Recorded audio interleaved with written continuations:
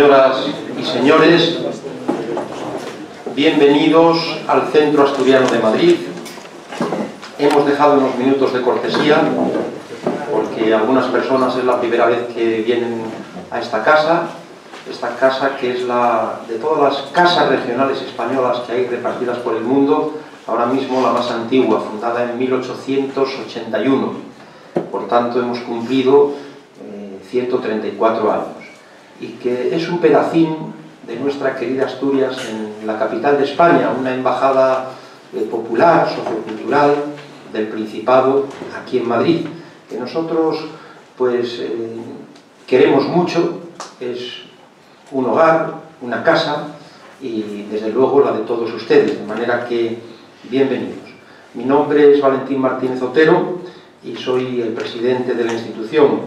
Les traslado que es un honor y una satisfacción enormes acoger un acto, un encuentro internacional de tanta relevancia. Según figura en el programa, nos acompañan expertos de Italia, de Marruecos, algunos amigos que he vuelto a encontrar después de algunos años, y de España, para debatir importantes temáticas sobre el hispanismo y la globalización. El Centro Asturiano de Madrid les agradece la elección, que nos hayan escogido, y desea que estas dos jornadas de trabajo sean fructíferas en todos los sentidos. Felicitamos a los organizadores, al Fórum Internacional, Intercultural y Ministerio también de Asuntos Exteriores, así como a otras entidades colaboradoras, me refiero a las universidades de Rabat, de Úbeda, Extremadura y Siena, así como al Instituto Italo-Latinoamericano de Roma. En concreto, contamos con la participación, según el orden en que se citan en la nota informativa del encuentro que me pasó el señor Cánovas.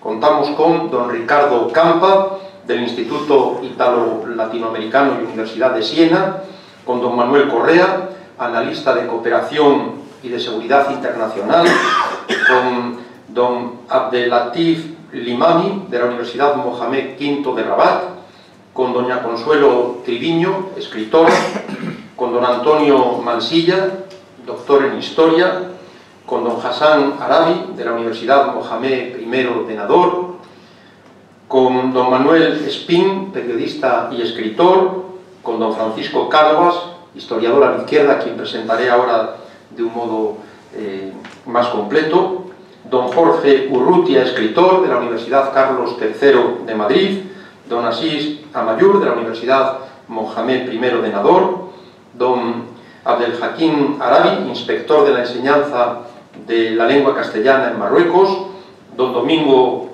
Barbolla, de la Universidad de Extremadura, don Manuel Rodríguez, de la Universidad Alicantina, don Ramón Margareto, director de cine, don Abderrahman El Fati, de la Universidad Abdelmalek El Sadi de Tetuán, don Rogelio Blanco, escritor y exdirector general del libro Archivos y Bibliotecas, doña Martina Robles, escritora, y don José Antonio Pascual, vicedirector de la Real Academia Española. A todos muchas gracias, y ahora, como acabo de señalar y con arreglo a lo previsto, presento sumariamente a don Francisco Cánovas, porque tengo que decir que estaba previsto también que nos acompañase don Gonzalo Robles Orozco, actualmente secretario general de Cooperación Internacional para el Desarrollo del Ministerio de Asuntos Exteriores, pero por normativa electoral no puede participar en ningún acto de este tipo, al ser candidato, de manera que queda excusado y lamentamos pues, que no pueda acompañarnos.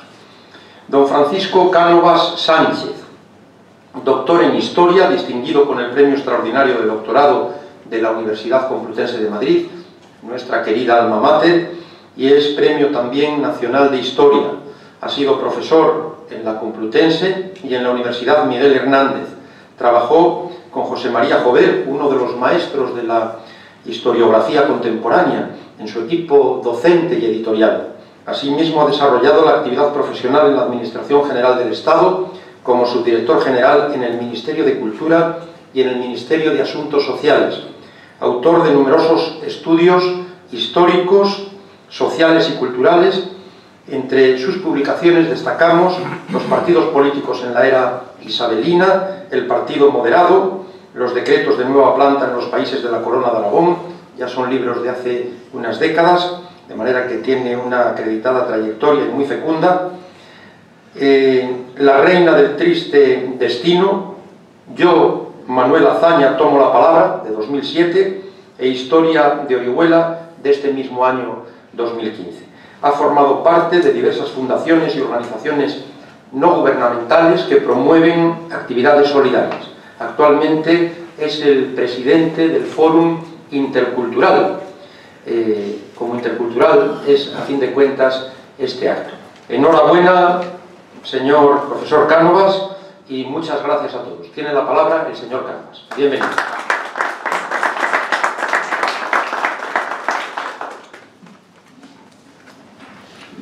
Muchas gracias, buenas tardes. Agradecer en primer lugar al presidente del Centro Asturiano en Madrid que nos haya acogido en esta casa, donde nos sentimos muy a gusto.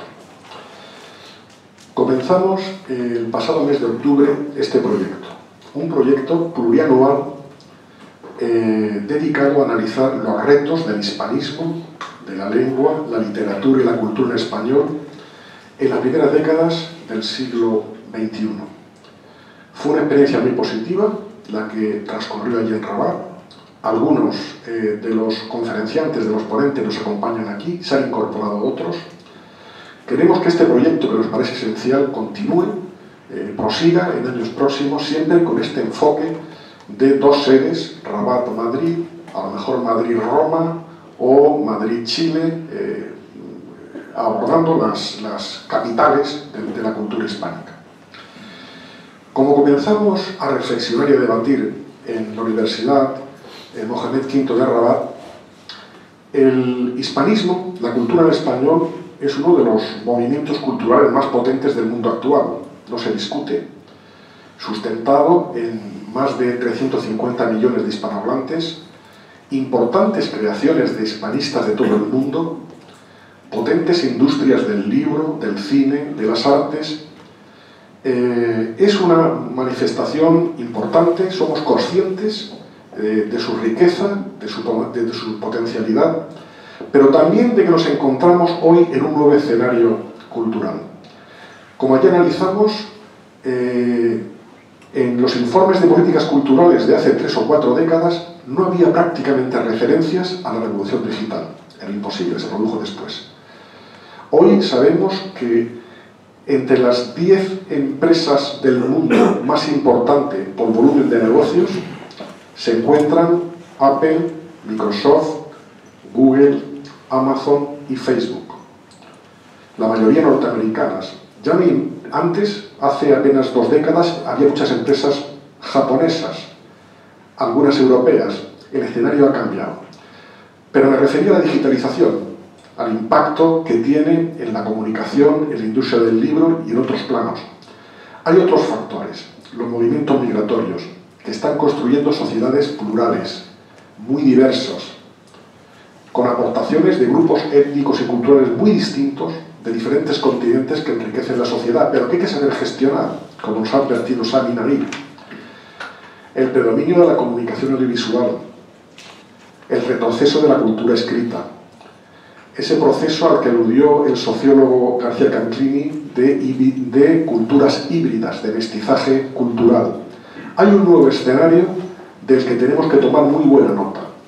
Tomar nota, analizarlo y dar cumplida respuesta para que con nuestra aportación esta no sea una globalización en la que predominen los intereses materiales, sino que sea una globalización presidida por la inteligencia, la cooperación y la solidaridad. Espero que estos días en Madrid constituya una experiencia grata en el plano personal y en el plano académico y que surjan sinergias que nos permitan continuar este proyecto el próximo año en otras sedes, en España, en Marruecos y en Italia. Muchas gracias.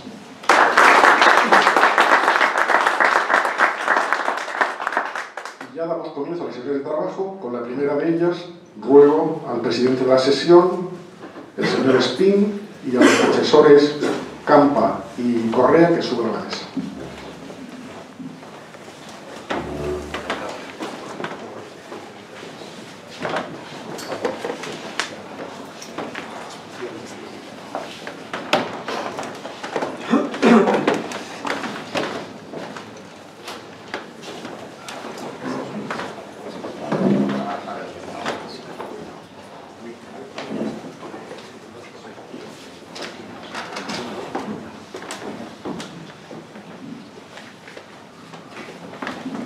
Bueno, buenas tardes a todos y a todas. En esta sesión se va a hablar de nuevos valores, interculturalidad y diversidad. Entendiendo que las sociedades contemporáneas son sociedades mestizas, vamos a decirlo así, en el mejor sentido de la palabra. Cualquier sociedad contemporánea, digamos en el mundo tanto europeo como en el mundo anglosajón, es hoy una sociedad plural en el sentido de los orígenes culturales, mezcla de culturas, presencias que de alguna manera tienen una impronta y que influyen en esa convergencia en modos, sistemas y nuevas formas culturales que además están ahí. Habría que hablar además de un elemento que me parece interesante a propósito de lo que decía Paco Cánovas, como son las identidades. Es decir, hoy hay que hablar de identidades plurales que además se combinan en unas multiplicidades, gracias en buena medida a las redes y a Internet. Yo, y perdonad que hable en primera persona, estoy con un trabajo que habla precisamente ahora mismo del tema de identidades, sobre todo en jóvenes, en el sentido de que a través de las redes sociales, a través de Internet, un joven o una persona joven puede estar en su espacio prioritario, que puede ser el barrio, la ciudad, pero a la vez está en un contexto totalmente distinto, alejado. Es decir, que físicamente no está próximo, pero con el que sin embargo tiene una comunicación. Esto evidentemente no sucedía en otras épocas. Lo estamos viendo por el peso que tienen las redes sociales cada vez más creciente. Habría que destacar también, y no quiero hablar yo, que creo que deben de ser los ponentes los que deben hablar, un elemento que me parece fundamental, que también apuntaba Francisco Cánovas hace un momento, como es el peso de lo que tiene que ver con el tema de los contenidos culturales.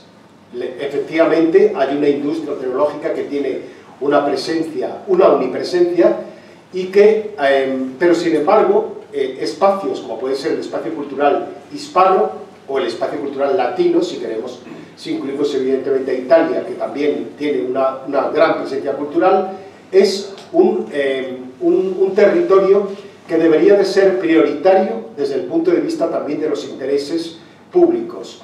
Aquí echamos en falta, por ejemplo, siempre decimos que anhelamos o que añoramos o que echamos en falta modelos como el modelo francés, en el que la cultura es una actitud de protección de Estado, es decir, que se defiende desde el punto de vista del Estado, esté quien esté en el gobierno y esté quien esté y gobierne quien gobierne. Es decir, la cultura es algo fundamental, no solamente desde el punto de vista del hecho cultural, sino también del hecho social.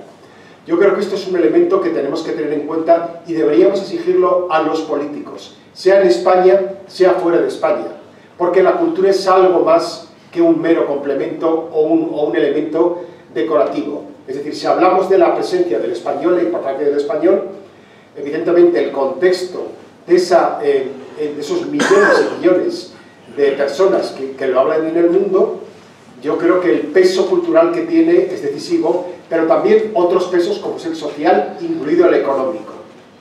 No podemos hablar hoy de cultura desde una presencia descontextualizada. Bueno, por hacer estas referencias, me parece interesante que empiezo a presentar a los dos ponentes. El señor Manuel Correa es analista de cooperación internacional y además especializado en estudios estratégicos y geopolíticos.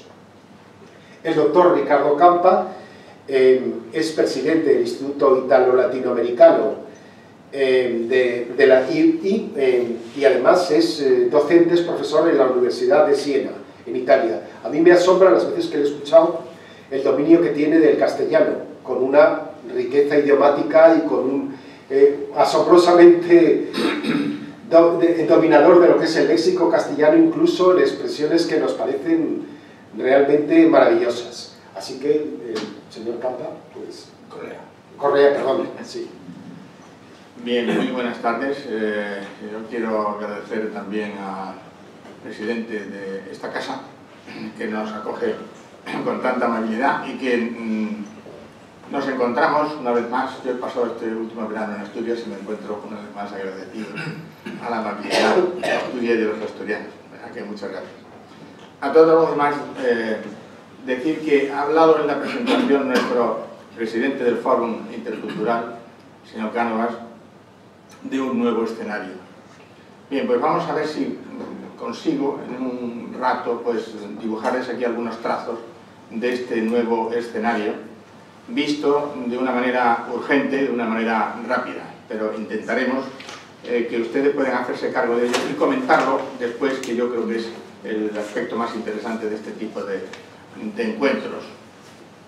Hemos llegado hasta aquí después de una aceleración de los cambios sociales, de un consumo que teníamos en el siglo XVIII, de una industrialización que produce una serie de elementos, una serie de utilidades que nosotros vamos consumiendo de una manera cada vez más acelerada.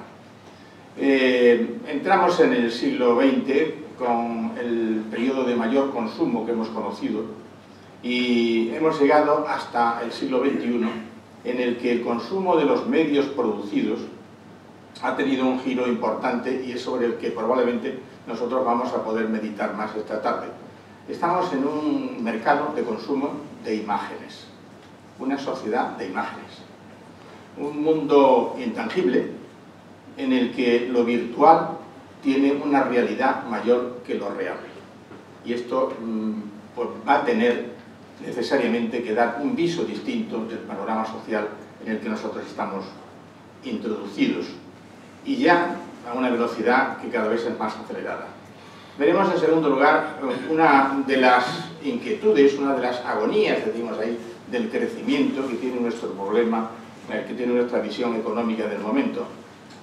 Se habla constantemente de que las cosas van bien si hay crecimiento. Si no hay crecimiento, estamos estancados y por tanto las cosas van mal. Los distintos gobiernos se afanan constantemente en darnos índices de crecimiento, como si no supiéramos por las leyes de la naturaleza que no se puede crecer de una manera indefinida y constante. Esto, en algún momento, debemos reflexionar, y sobre todo deben reflexionar los publicistas, deben reflexionar los filósofos, deben reflexionar los gobiernos, porque el crecimiento constante no es posible. Los recursos de la naturaleza, ya nos lo dijeron hace muchos años del Club de Roma, no son infinitos, se consumen. Uno de los aspectos que tenemos ahora encima del tablero y que su consumo y su posiblemente el momento de su consumo total hasta el momento que puede agotarse es el de ciertos productos que estamos utilizando para el bienestar, fundamentalmente la energía. Y otro de los aspectos que ya hace años que venimos trabajando sobre eso e insistiendo sobre ese otro aspecto es el mundo demográfico, los movimientos de la población.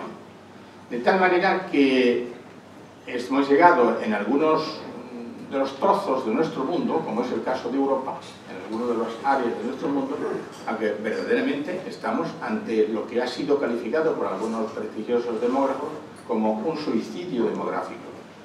Estamos abocados a cambiar el modelo demográfico o de lo contrario, la sociedad no podrá sostenerse. Hace algún tiempo en nuestro país crecía, nuestra región europea crecía a unos índices extraordinarios porque había una pirámide de población que nos permitía tener una expectativa esperanzadora del futuro. Había muchas personas que trabajaban para muy pocos que eran la población dependiente. Hoy se ha invertido esa tendencia y o hacemos algo en nuestro territorio o esa situación va a acarrear los problemas. Estamos de nuevo como en la Edad Media. En la Edad Media la población era un tesoro. La seguridad estaba en proporción al número de habitantes que tenía un determinado territorio.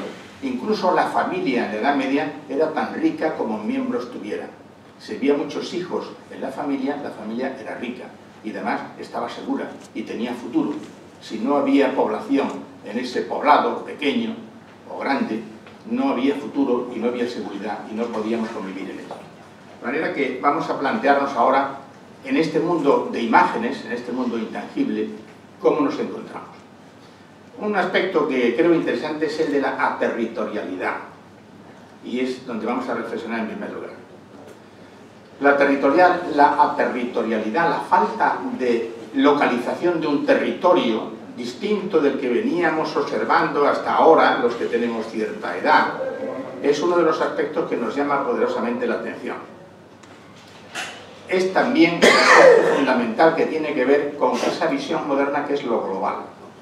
Hemos cambiado la visión de nuestro propio entorno y hemos levantado la vista y estamos considerando cómo son los aspectos que hay a todo nuestro enorme alrededor, que es lo global.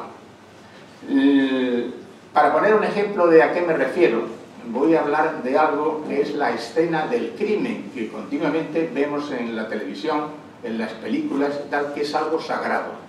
Cuando hay un suceso grave, cuando hay un crimen, a ese lugar llega la policía, acordona la zona y dice: este es el escenario del crimen, aquí no se puede entrar. Bien, el escenario del crimen prácticamente ya no existe, puesto que hoy los crímenes en mayor medida que se producen, y también los de mayor importancia, se producen a través de Internet. El mayor delito económico que se ha producido en la historia de la criminalidad se produjo en Nueva York, en el Barclay, en la central del Barclay, y supuso un desfalco como en ningún otro banco se ha hecho. Y se hizo desde Moscú un joven de 21 años con un ordenador bastante destartalado. Él lo había comprado, lo había cambiado por una botella de vodka, pero tampoco es que tuviera unos medios extraordinarios. Bien, ese desfalco enorme costó desentrañarlo para la policía, costó desentrañarlo 6 meses y volver y localizar quién lo había producido. Naturalmente, el escenario del crimen no es visual. Estamos fuera del territorio, estamos asistiendo a otro tipo de temas. La aterritorialidad también tiene que ver con las imágenes, que es la base del control de esta sociedad en la que estamos inmersos. Esas imágenes que nos sirven constantemente la observación de nuestros propios movimientos, ese gran hermano que ya fue predicho el siglo pasado, y que nosotros cada vez estamos más introducidos en el seguimiento de nuestros movimientos.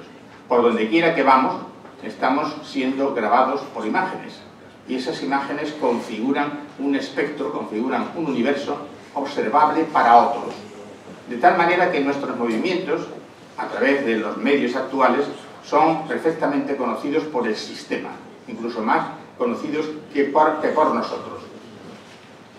Solo en el metro de Madrid, que algunos de los que estamos aquí lo conocen bien, solo en el metro de Madrid hay 9.000 cámaras que están grabando constantemente 24 horas al día.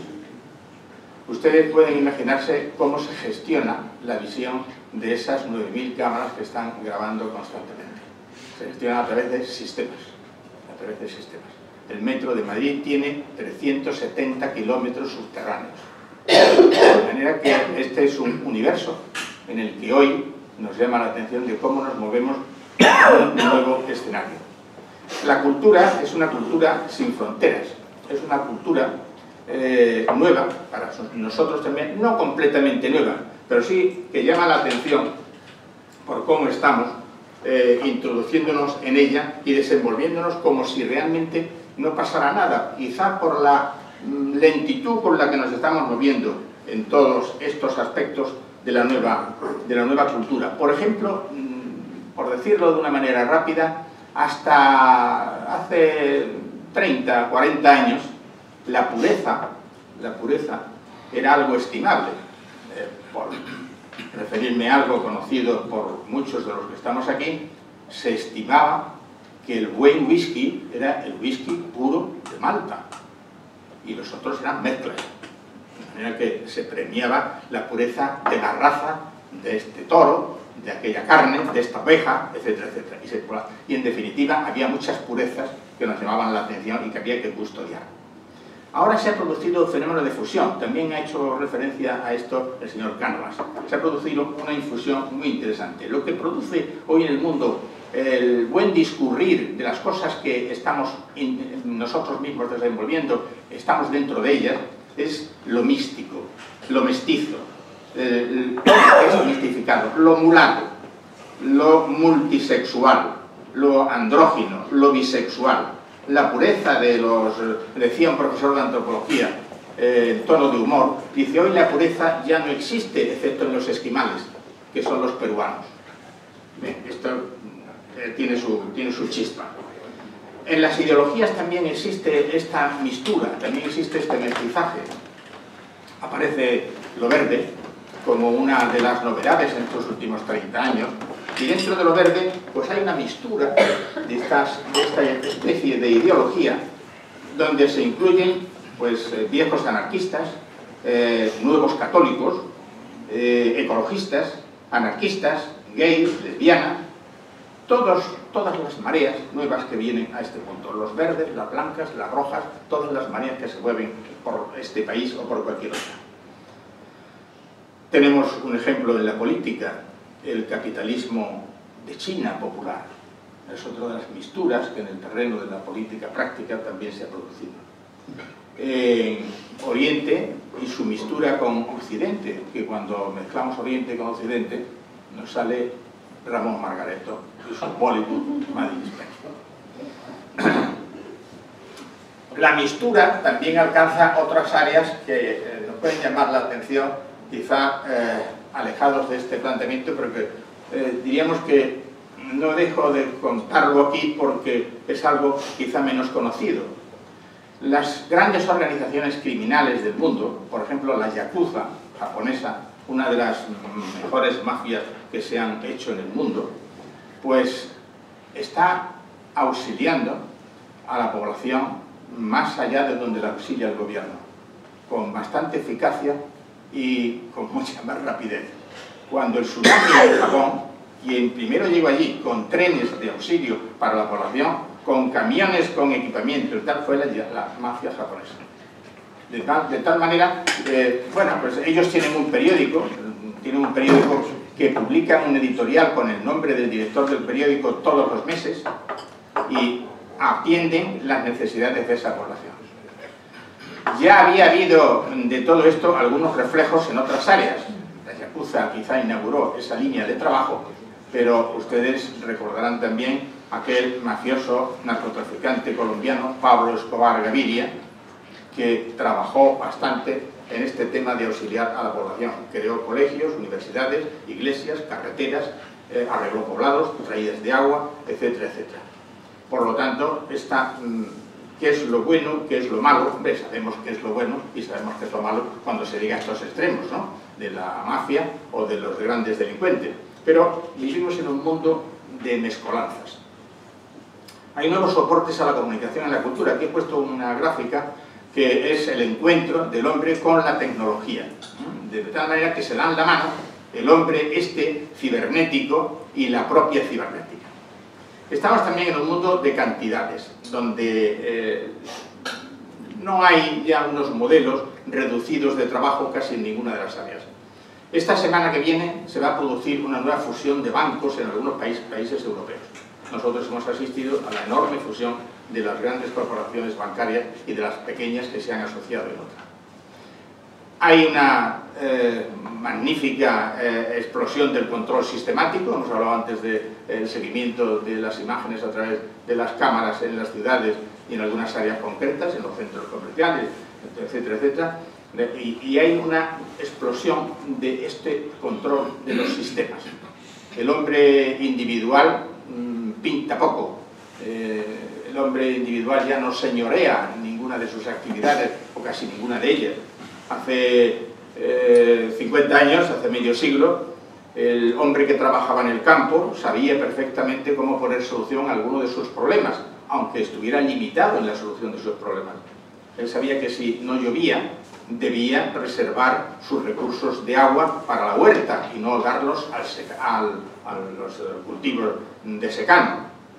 Él, si veía que la cantidad de tiempo pasaba cantidad de tiempo y no había llovido, él podía profundizar un poco más en su pozo y llegar hasta los veneros del agua.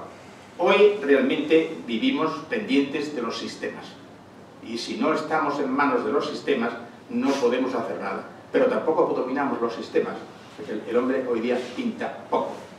Y vivimos en un sistema porque los sistemas nos controlan porque hay una organización de nuestros datos, hay una captación de los datos en grandes números. Es el Big Data que he puesto ahí, ¿no? Los grandes números de datos que se pueden recopilar, que salen de todas nuestras actividades.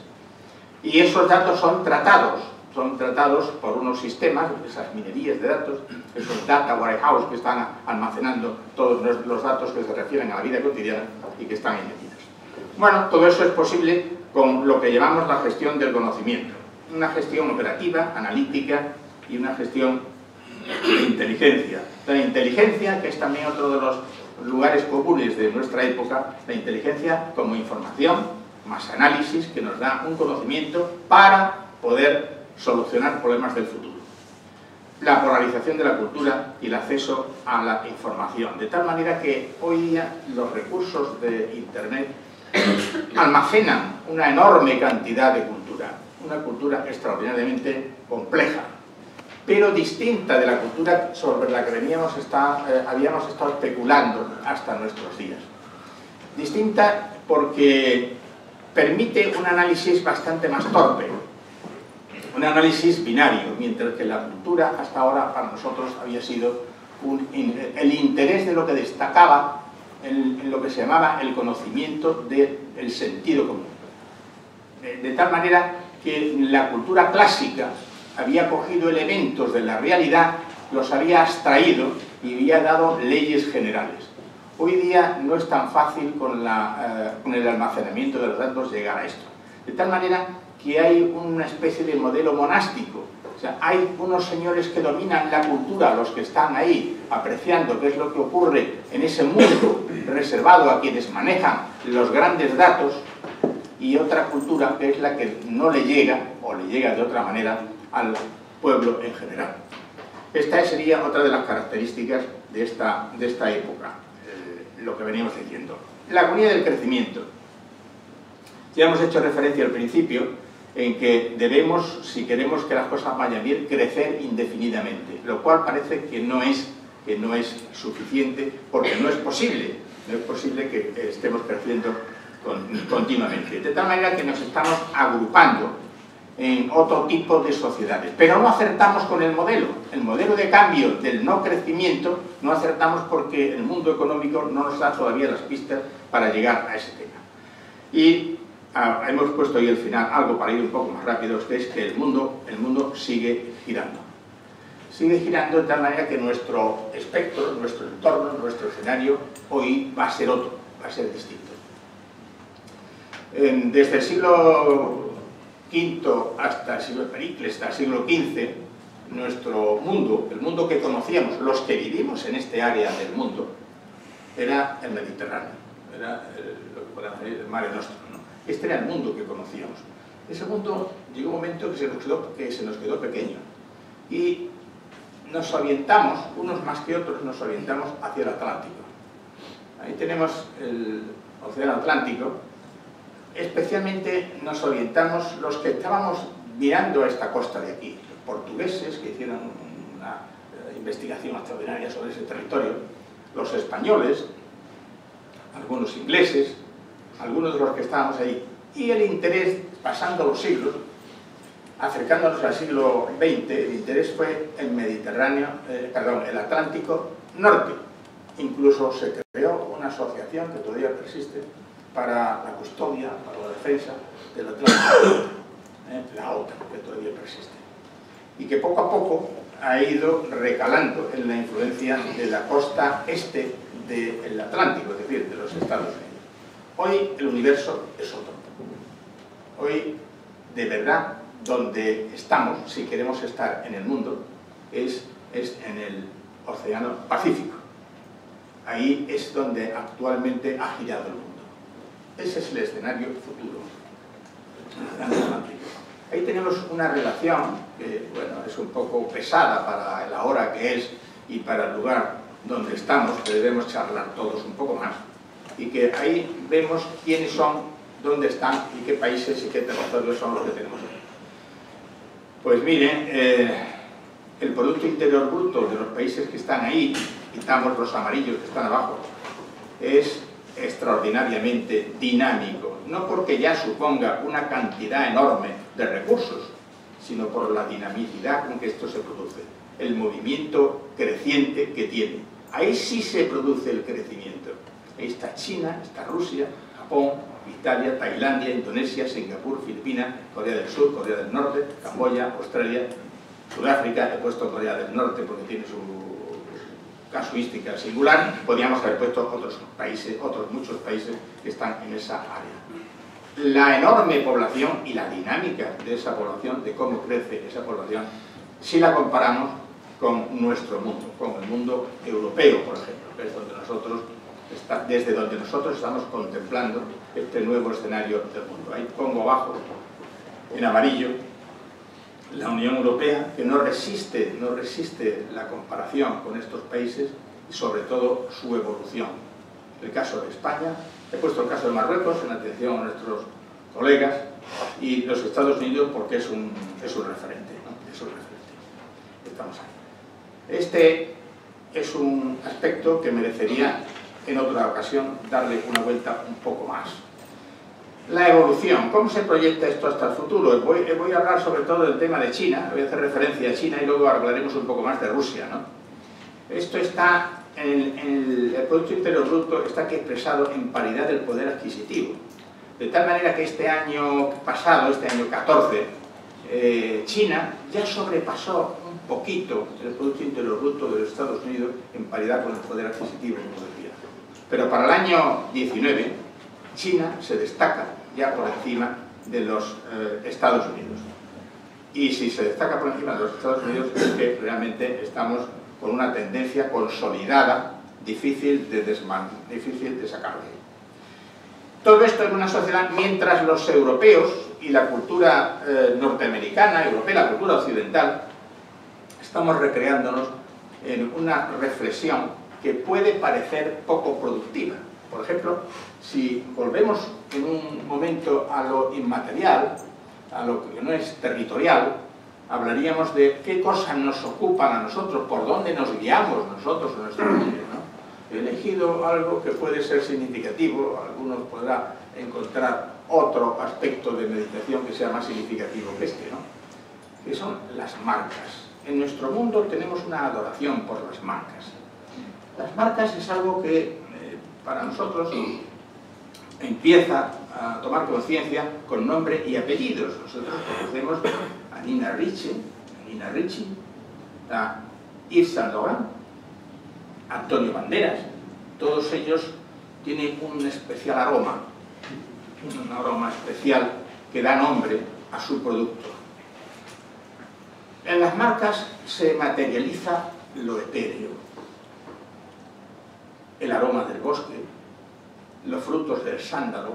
Cuando decimos que un vino es estupendo porque tiene un retrogusto que recuerda al sándalo, tiene para nosotros un mérito especial, aunque ninguno hemos probado el sándalo. Pero esa materialización de lo etéreo está ahí también presente. La niebla en Asturias se está promocionando ahora como un motivo de turismo, de tal manera que como esa niebla no hay ninguna. Probablemente es cierto. Y es algo precioso. El agua. El agua es un bien, pero ya el agua tiene marca.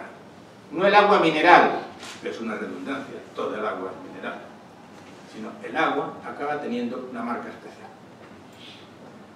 El ocaso visto desde la Alhambra, la puesta de sol desde la Alhambra, desde que estuve aquí el señor Clinton, a nadie se le escapa que es un emblema de lo que es un ocaso. En ningún lugar del mundo el matrimonio Clinton dio un ocaso como el que se ve desde la Alhambra.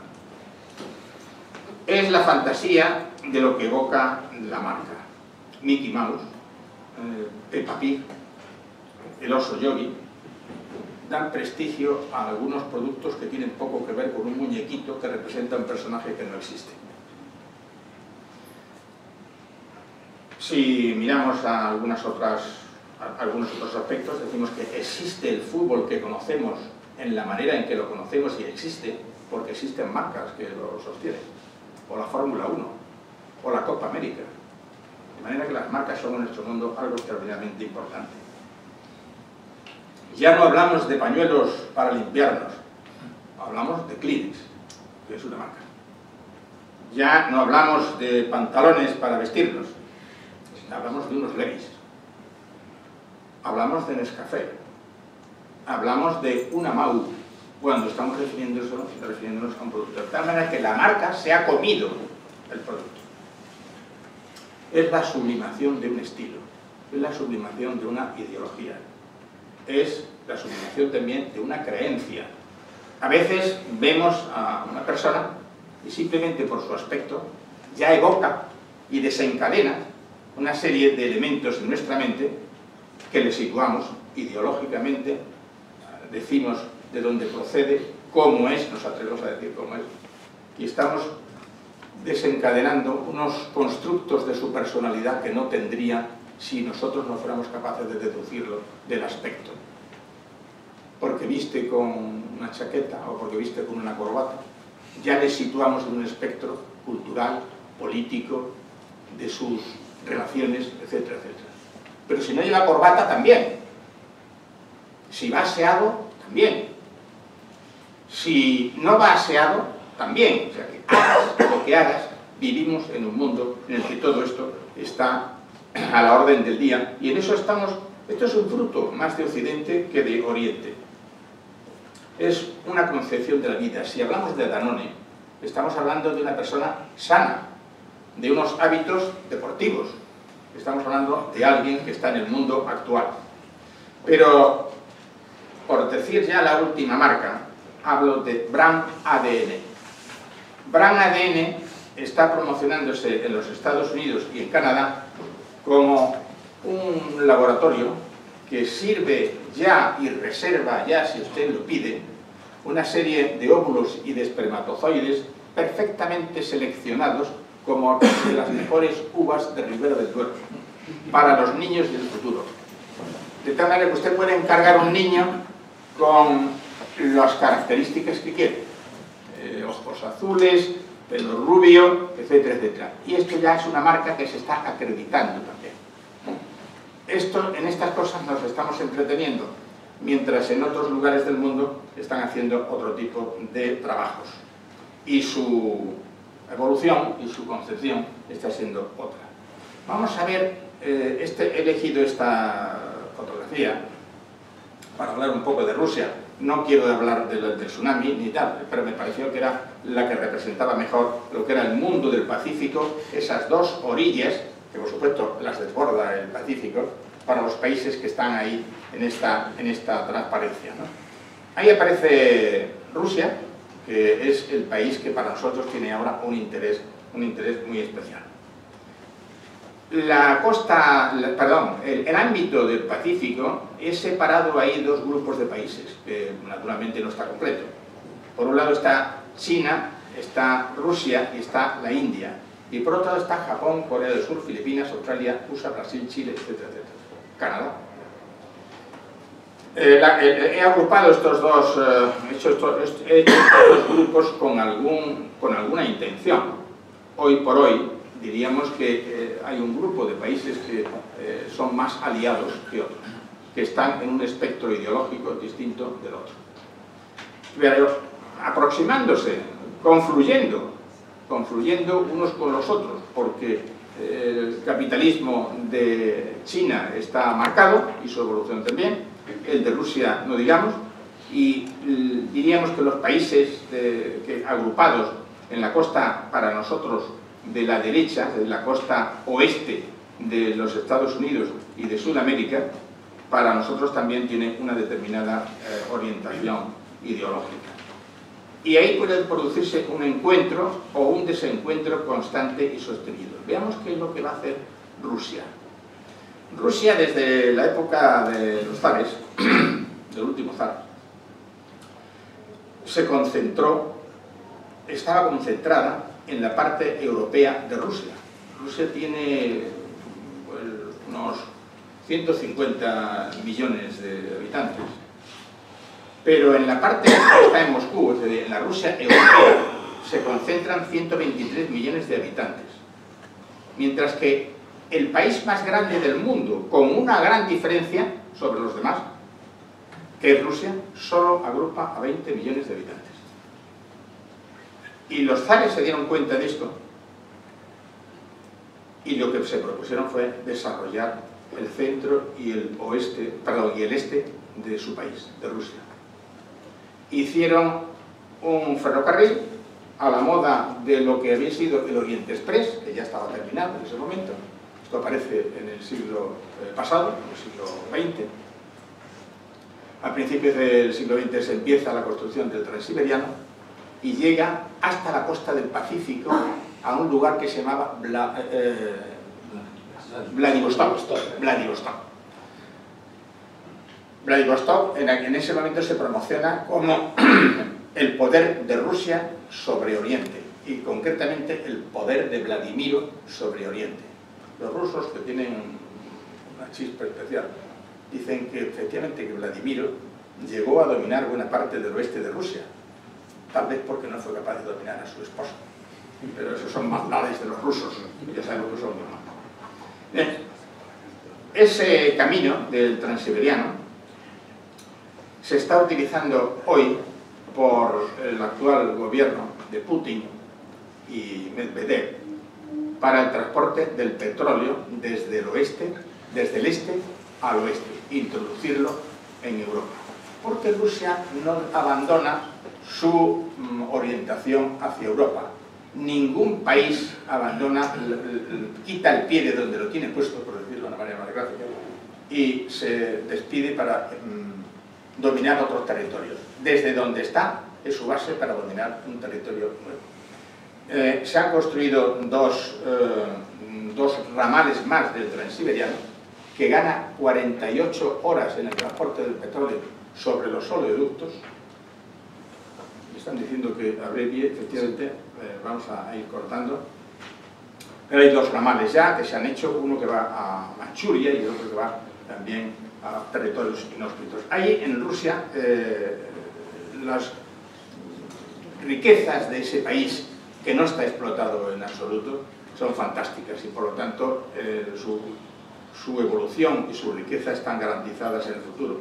Su potencialidad es extraordinaria. Como decíamos, que no abandona la posición actual. Su posición militar ha sido la de conquistar el Mar Negro recientemente. Ha establecido la salida, ha garantizado la salida de su flota al mar Mediterráneo, teniendo en cuenta que los norteamericanos han abandonado la sexta flota del Mediterráneo y se la han llevado cerca de Corea del Sur, es decir, al Pacífico, su nuevo mundo, ¿no?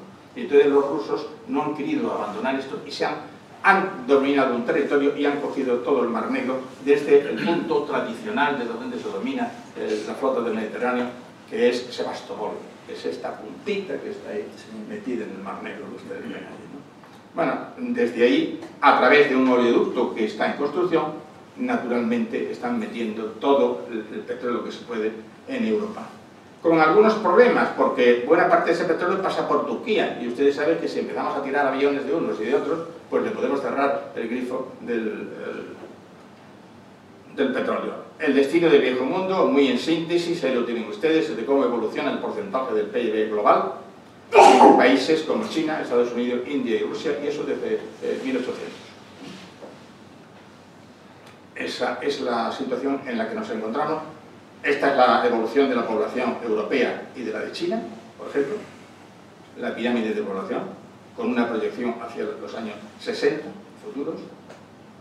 Y esto es en imágenes, en el mundo de las imágenes, en qué situación está Europa frente a los otros dos colosos que tenemos ahí.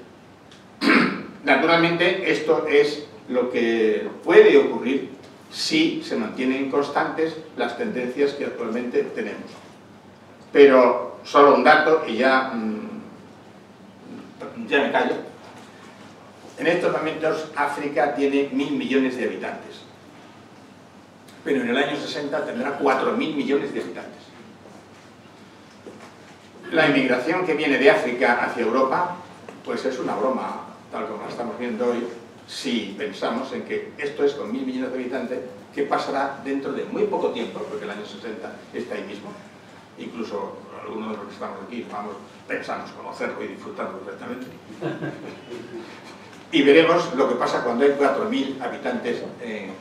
Si Europa trabaja bien y si Europa hace los deberes que debiera, esos habitantes que emigrarán hacia el norte, porque esa es su tendencia, podían ser la solución de los déficits demográficos de Europa, como ha visto la señora Merkel, que podían solucionar el problema algunos de los que vienen. Y nada más, señores, muchas gracias, no hagan mucho caso de estas cosas, pero piensen en ella.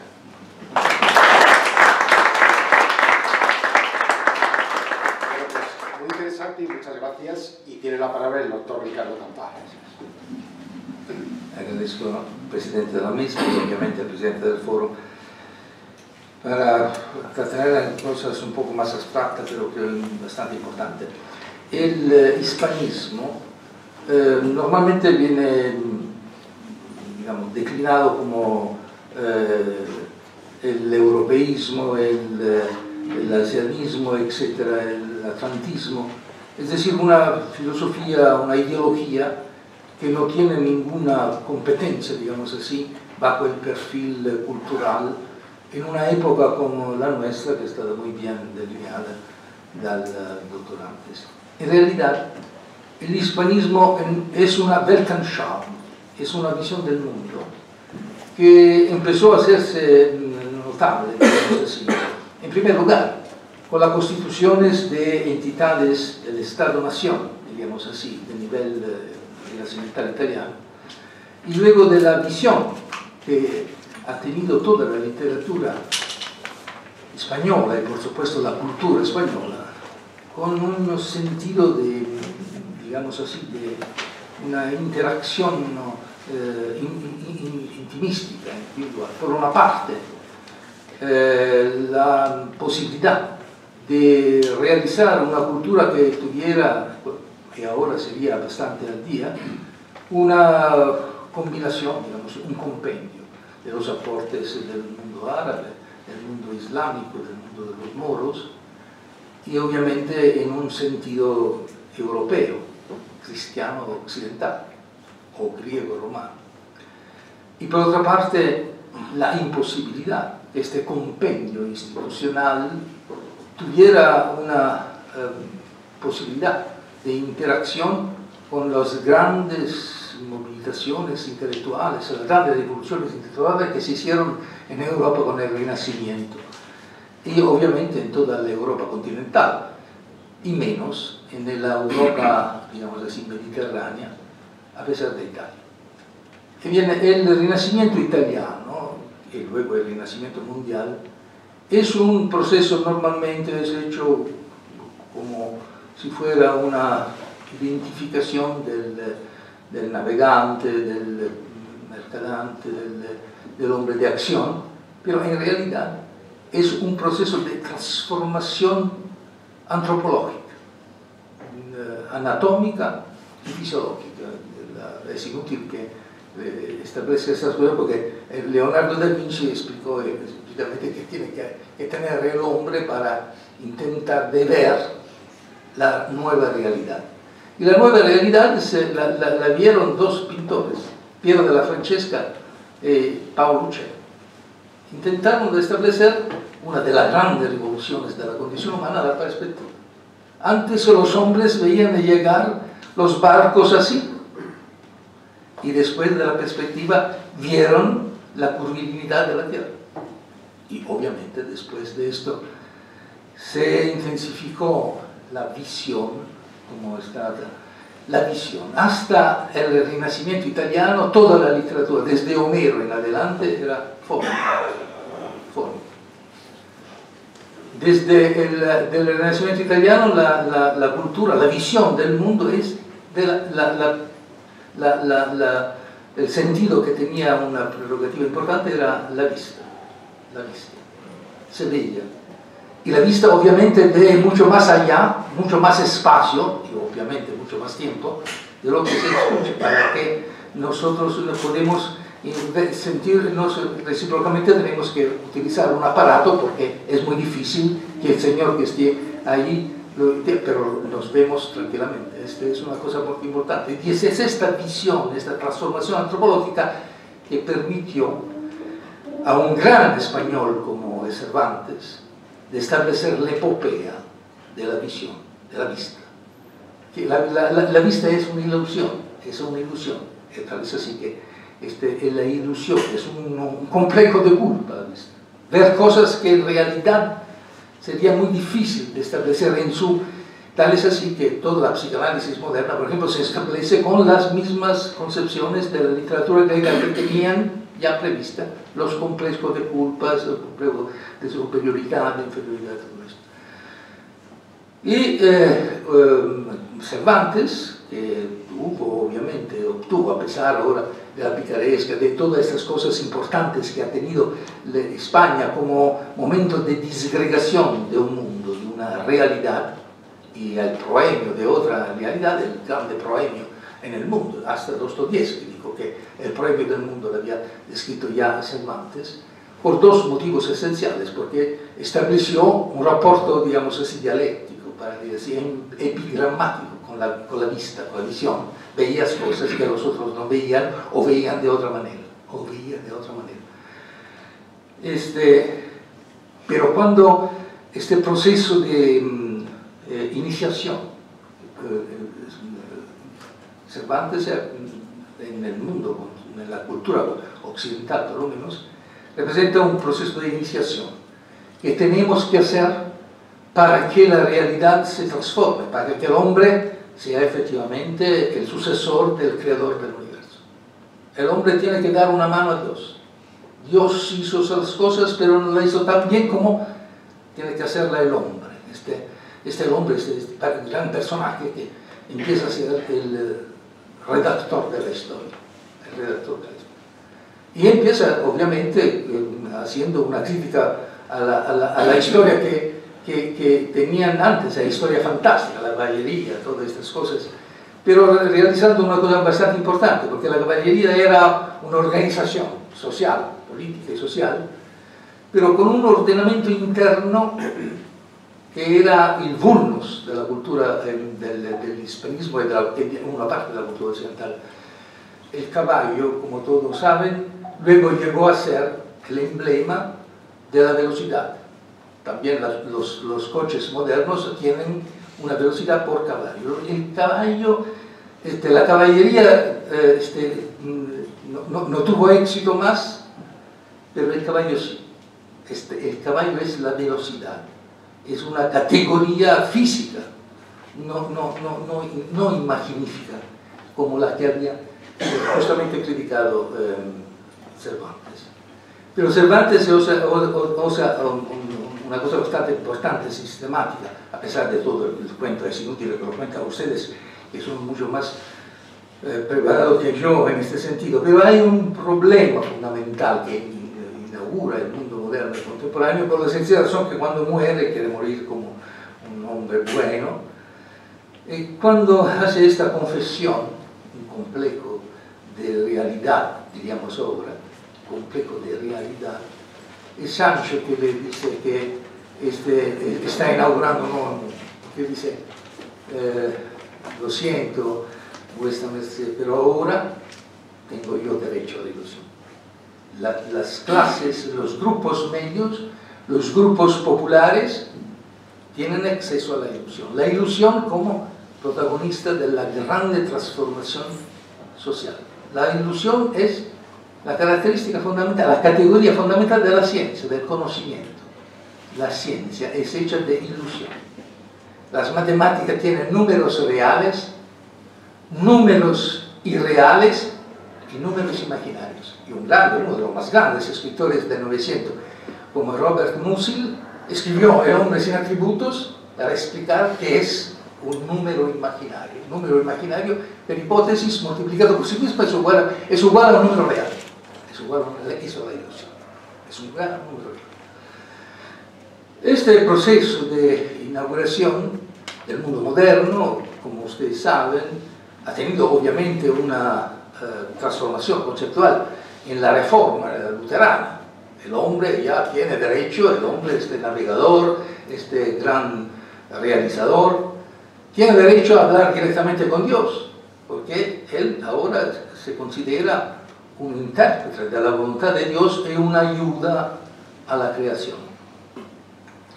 Y entonces este proceso implica una complementariedad de juicios, una dialéctica del juicio, que el mundo del hispanismo no llegó a cumplir. Con el barroco se realizó un aspecto muy fundamental de la cultura occidental, es decir, la modificación también fisiológica de los protagonistas, la visión curvilínea de la historia. La curva es mucho más importante de la línea recta, obviamente. Todo el mundo moderno es curvo, y lo inauguró, obviamente, el barroco español. Es inútil que lo diga, pero hubo en este momento, empezó a ese momento un problema fundamental que todavía sigue siendo un problema del hispanismo. ¿Por qué la concepción dogmática, heroica, artística, estética, no llegó a tener una relación muy conflictiva con la ciencia, con la visión problemática de la existencia?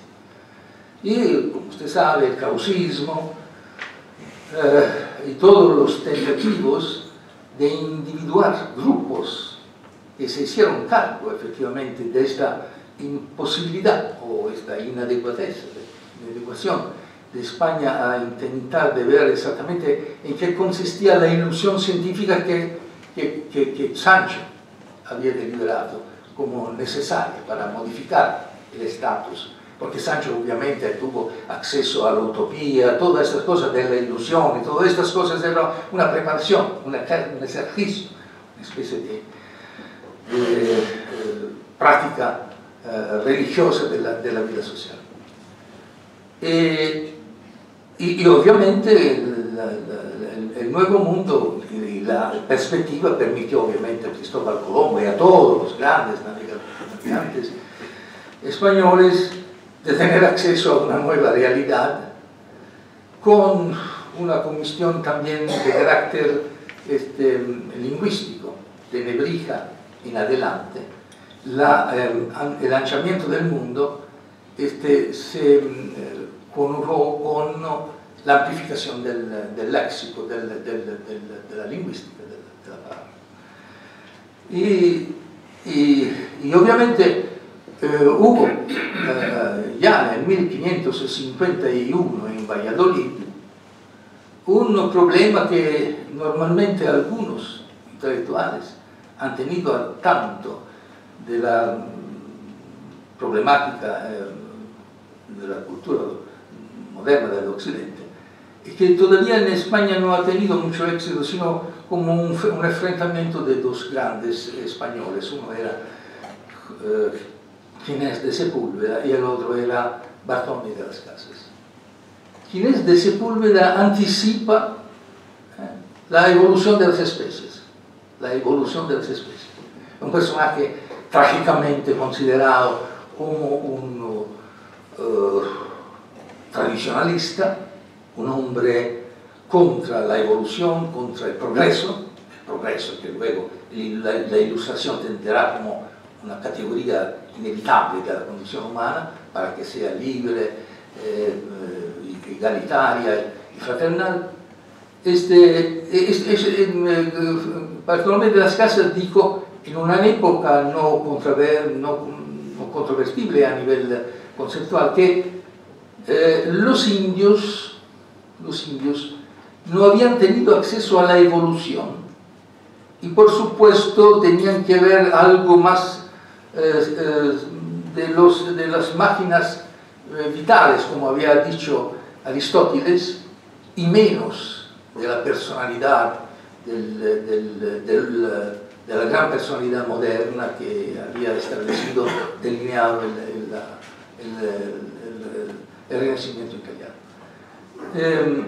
Bartolomé de las Casas era contrario, obviamente, había estado ya esclavista, pero se había obviamente modificado su actitud y consideraba que los indios habían tenido efectivamente acceso a la comprensión y que por supuesto eran a todos los efectos personas como los demás.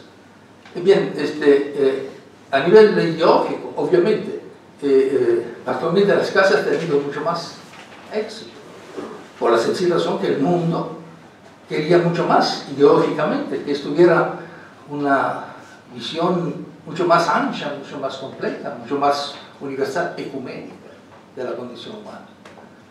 Y el otro anticipaba Darwin, el gran escritor de la evolución de las especies, se decía que no todas las edades, así que efectivamente no hubo una evolución global de las especies. Han tenido también formas recesivas algunas especies. Y entre ese tipo de recesión, quienes de Sepúlveda englobaban a los indios por la sencilla razón.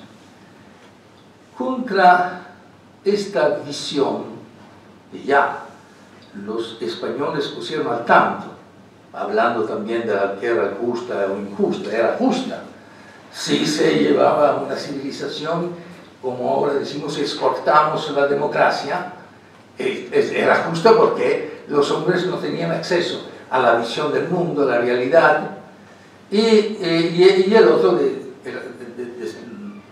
consideraba de manera positiva estas cosas.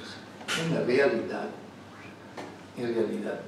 este fallo de interacción fue debido a un elemento fundamental que desde todo que los grandes intelectuales, Américo Castro hasta Miguel de Unamuno, hasta Ortega y Gasset, era siempre la falta de acceso a la ciencia, a la problemática científica del hispanismo. Y por la sencilla razón que los españoles, que tuvieron obviamente algunos problemas, porque organizar un imperio no era muy fácil, a pesar del hecho de que, como ustedes saben, el descubrimiento de América es bastante complejo en su definición. Ustedes saben que, a pesar de estos problemas de carácter científico, tecnológico, Cristóbal Colón inclusive se había hecho una especie de examen, digamos así, fisiológico en la isla de Clio para... Usted sabe que en una isla del Mediterráneo hay una posibilidad de potenciar los olfatos, otro sencillo sentido que es inútil ahora que, pero toda la gran literatura, Darío habla del hecho de que, a pesar de la dificultad que tenía Colón de llegar en América, porque había siempre alguien que estaba pensando que nunca hubieran tenido que tomar tierra, él con el olfato que tenía, había pensado que algunas algas que estaban ahí le daban al olor de una tierra que efectivamente descubrió. Y por una casualidad, esta tierra la llamó Indio, de indios, porque él pensaba, no sabe si en buena fe o no, de haber llegado en las Indias, porque con este sentido había hecho este viaje de la ilusión, él llamó indios, pero el léxico descubrió que esta ilusión, que esta puesta al día para entretener sobre todo a los reyes, en realidad era una realidad, porque los indios habían llegado por el estrecho de Bering a la época de la glaciación y que efectivamente eran indios.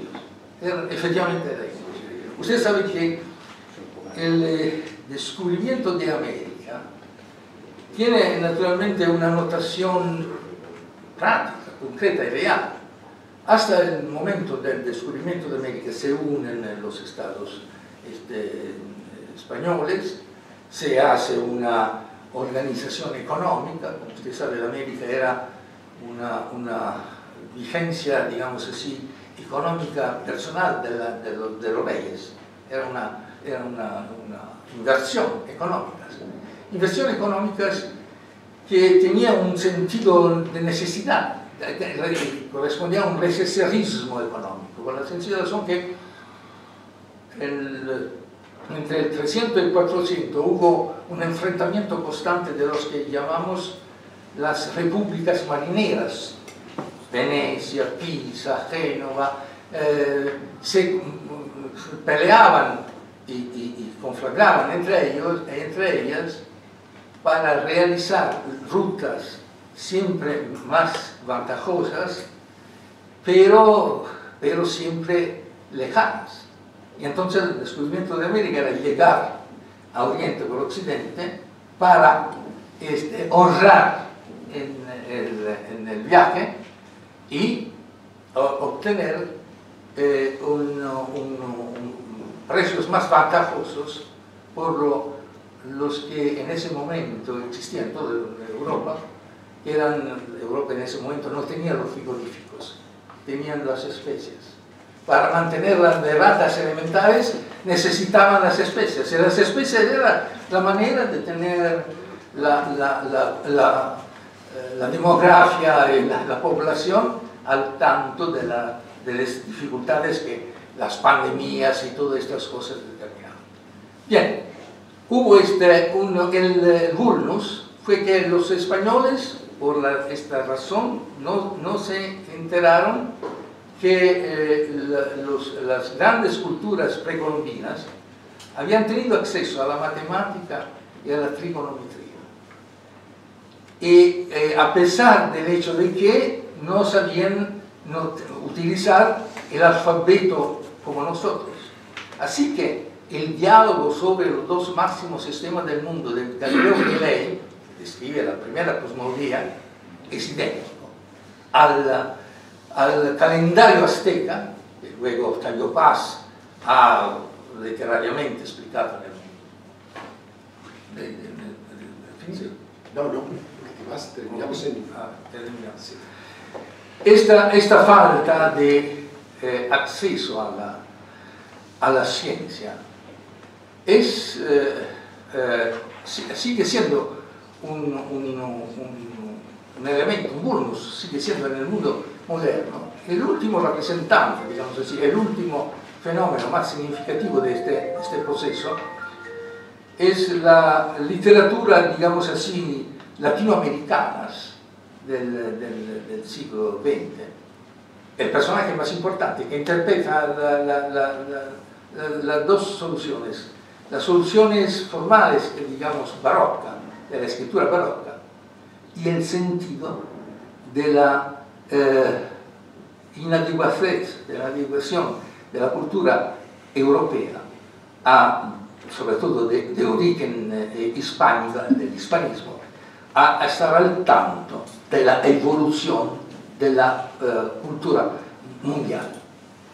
Y el libro que representa todo esto, a pesar de la crítica literaria, que es literaria y política además, es 100 años de soledad de García Márquez.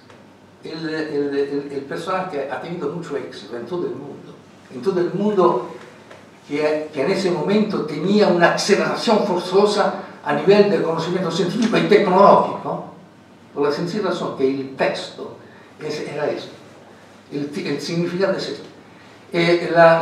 Algunos personajes europeos iban en los territorios de la Colombia de los pobres de la Colombia y pasaban como magos, porque llevaban el imán, el concepto de fuerza, de energía, de concentración, de ilusión.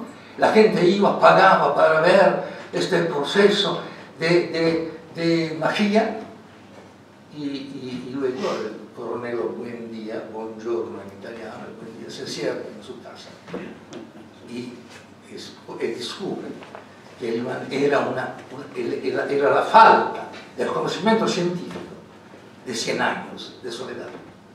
Y este proceso ha tenido un éxito fenomenal en todo el mundo, en un momento en el cual había la contestación de los jóvenes, el 86, el 67, los jóvenes de todo el mundo, los jóvenes más adelantados, digamos así, en el proceso de la tecnología moderna, aceptó este lenguaje, esta contestación, esta gran contestación hecha con la lengua, con el idioma del siglo de oro, con una falta, con un vulnus interior, que era la falta del conocimiento de la técnica, que en ese momento era el principio de indeterminación e el principio de complementariedad, el principio de Heisenberg, el principio de Newton.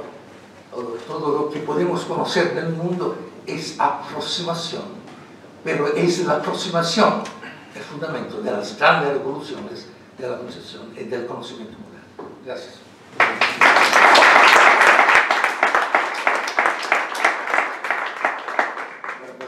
Muchas gracias a ambos, porque me parece que han sido dos conferencias interesantes y que además nos aportan muchísimas ideas. Yo, antes de dar brevemente la palabra, porque andamos mal de tiempo a ustedes, yo quería hacer a mí una pregunta a ellos, porque tanto en la intervención de cada uno de ellos se hace una referencia directa e indirecta a lo que es Occidente, o a lo que entendemos por Occidente, que es un concepto que no está hoy en día suficientemente, es decir, no hay, muchas veces nos encontramos con que no hay una idea de lo que es Occidente, porque es una palabra o un concepto muy manipulado. En España, concretamente, el concepto Occidente, no vamos a hablar del franquismo como lo utilizaba, sino que incluso ha sido un concepto totalmente tergiversado.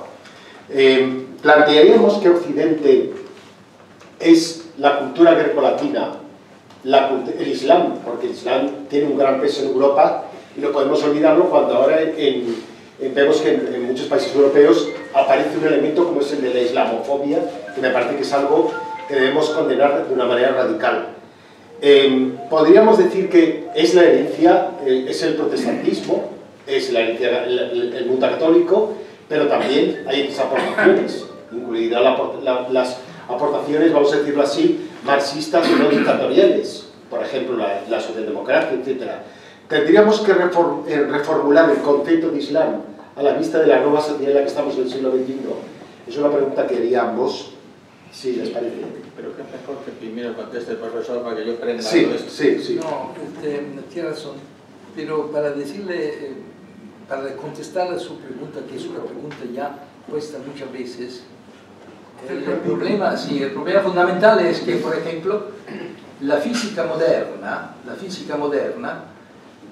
los grandes estudiosos modernos como Capra, por ejemplo, Volker Capra, un gran físico, está realizando una relación entre la relatividad, la teoría de los cuantos y la concepción de las religiones orientales. Porque efectivamente todas las religiones orientales son, ¿cómo decir?, expectativa del alma, mientras el cristianismo es racional, ¿no? Santo Tomás ha tenido una influencia notable en traducir Aristóteles en el cristianismo. En los otros países el concepto de la habilidad conceptual, de contradicción interior, de la indeterminación, esto efectivamente es de las otras. Efectivamente, yo dije antes que la cultura hispánica, por esta razón, yo considero el hispanismo una visión del mundo, una concepción importante, compleja, que inaugura el mundo moderno, el mundo contemporáneo, con sus contradicciones y sus limitaciones, porque por obvias razones ha tenido en cuenta el aporte del mundo árabe y del mundo islámico, es inevitable. Y ahora, por esta razón, yo considero que una visión menos ideológica y más al tanto de la distinta operatividad, leyendo todos los clásicos hasta la generación del 27, el 83, todos los grandes personajes que se dieron cuenta efectivamente de esta. Ortega y Gasset dijo una cosa muy fantástica: tenemos que germanizar España, alemanizar España. Eso lo dijo exactamente. Él estuvo en Bonn, pero se dio la sensación en los primeros días del siglo XX que efectivamente la germanización, también Menéndez Pidal, etc., tenían acceso al idealismo alemán. Era esta la inquietud y en un cierto senso anche el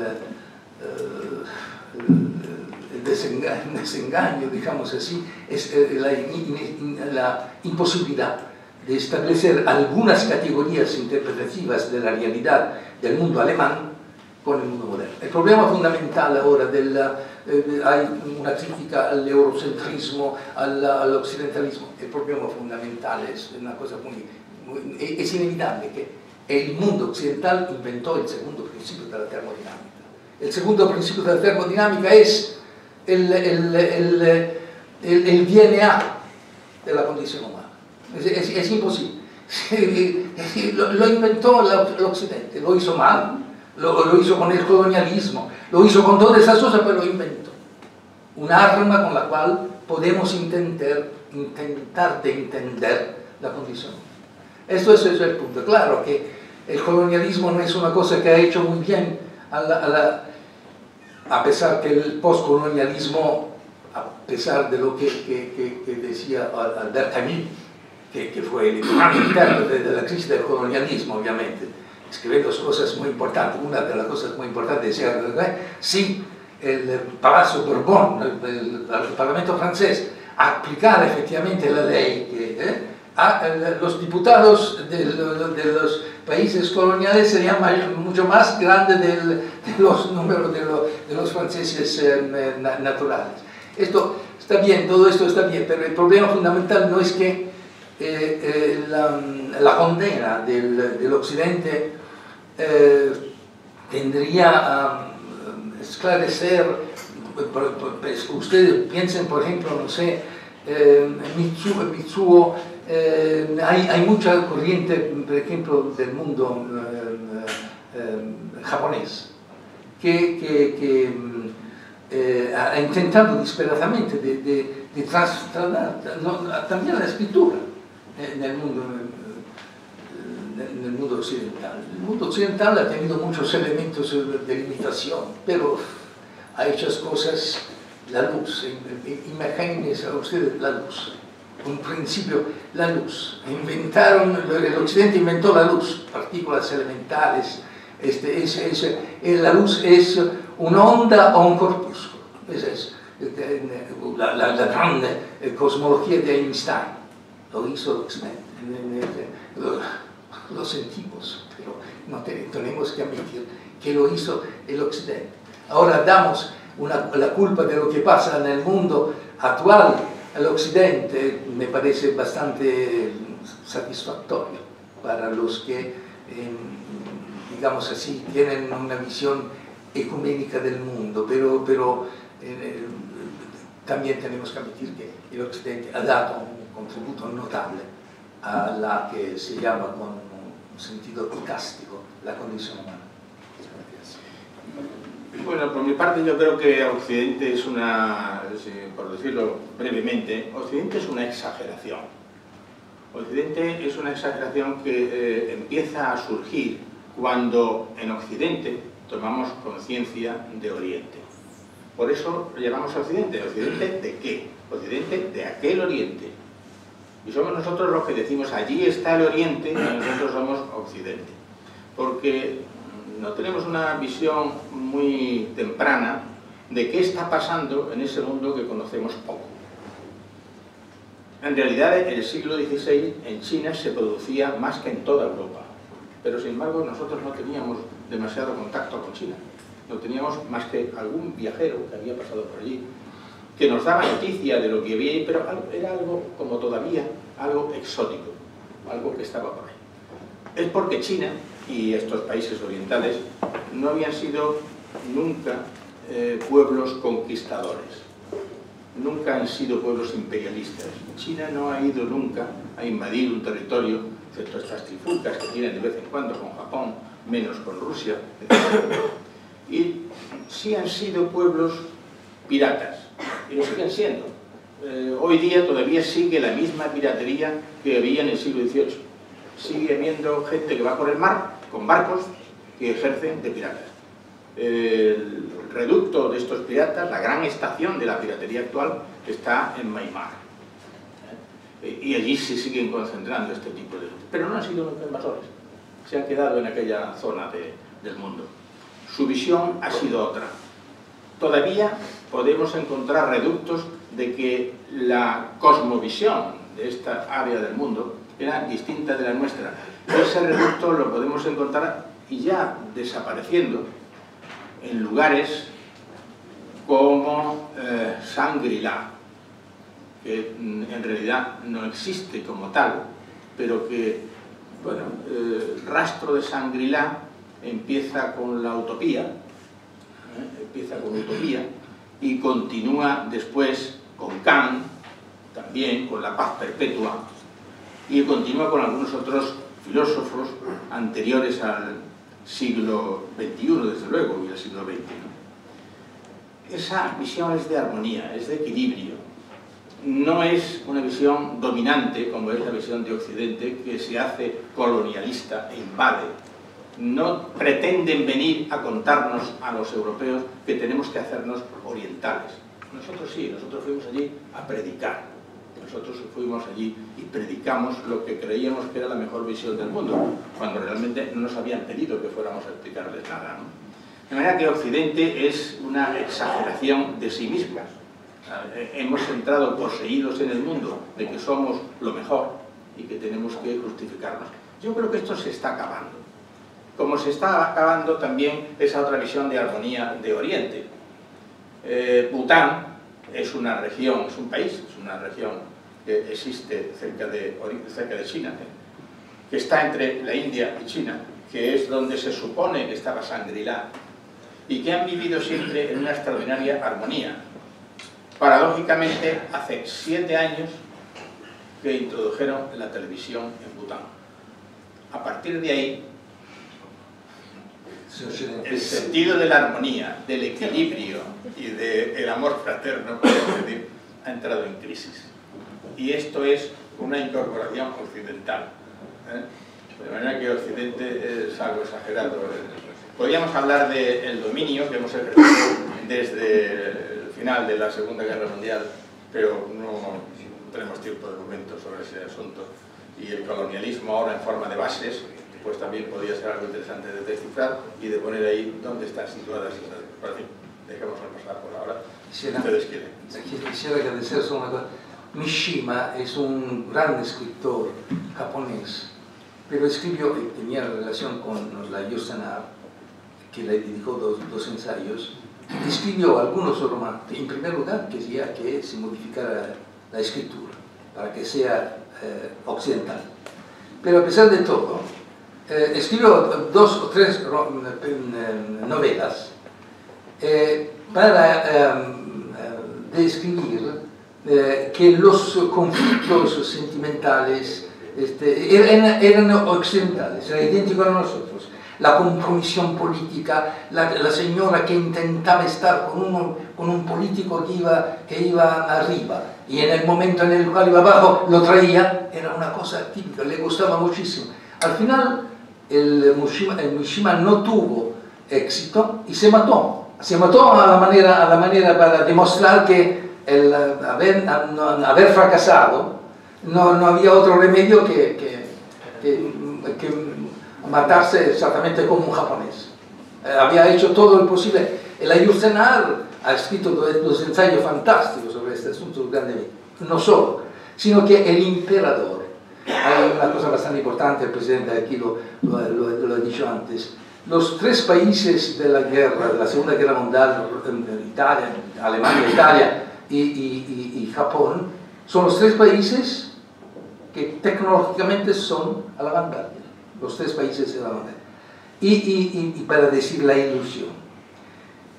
En Japón, hasta la Segunda Guerra Mundial, el emperador era invisible. Era invisible. Nadie había visto al emperador. No se podía ver. El emperador tenía que estar bien. Ahora la emperadora, sabemos exactamente cuál es el feto que tiene a los 2 meses, o los 3 meses, o los 4 meses de embarazo. Esto es como una transformación occidental tan violenta que es casi una operación mediática, digamos así, una transformación ideológica mediática. ¿Alguna pregunta? Porque vamos un mal de tiempo. ¿O algún comentario?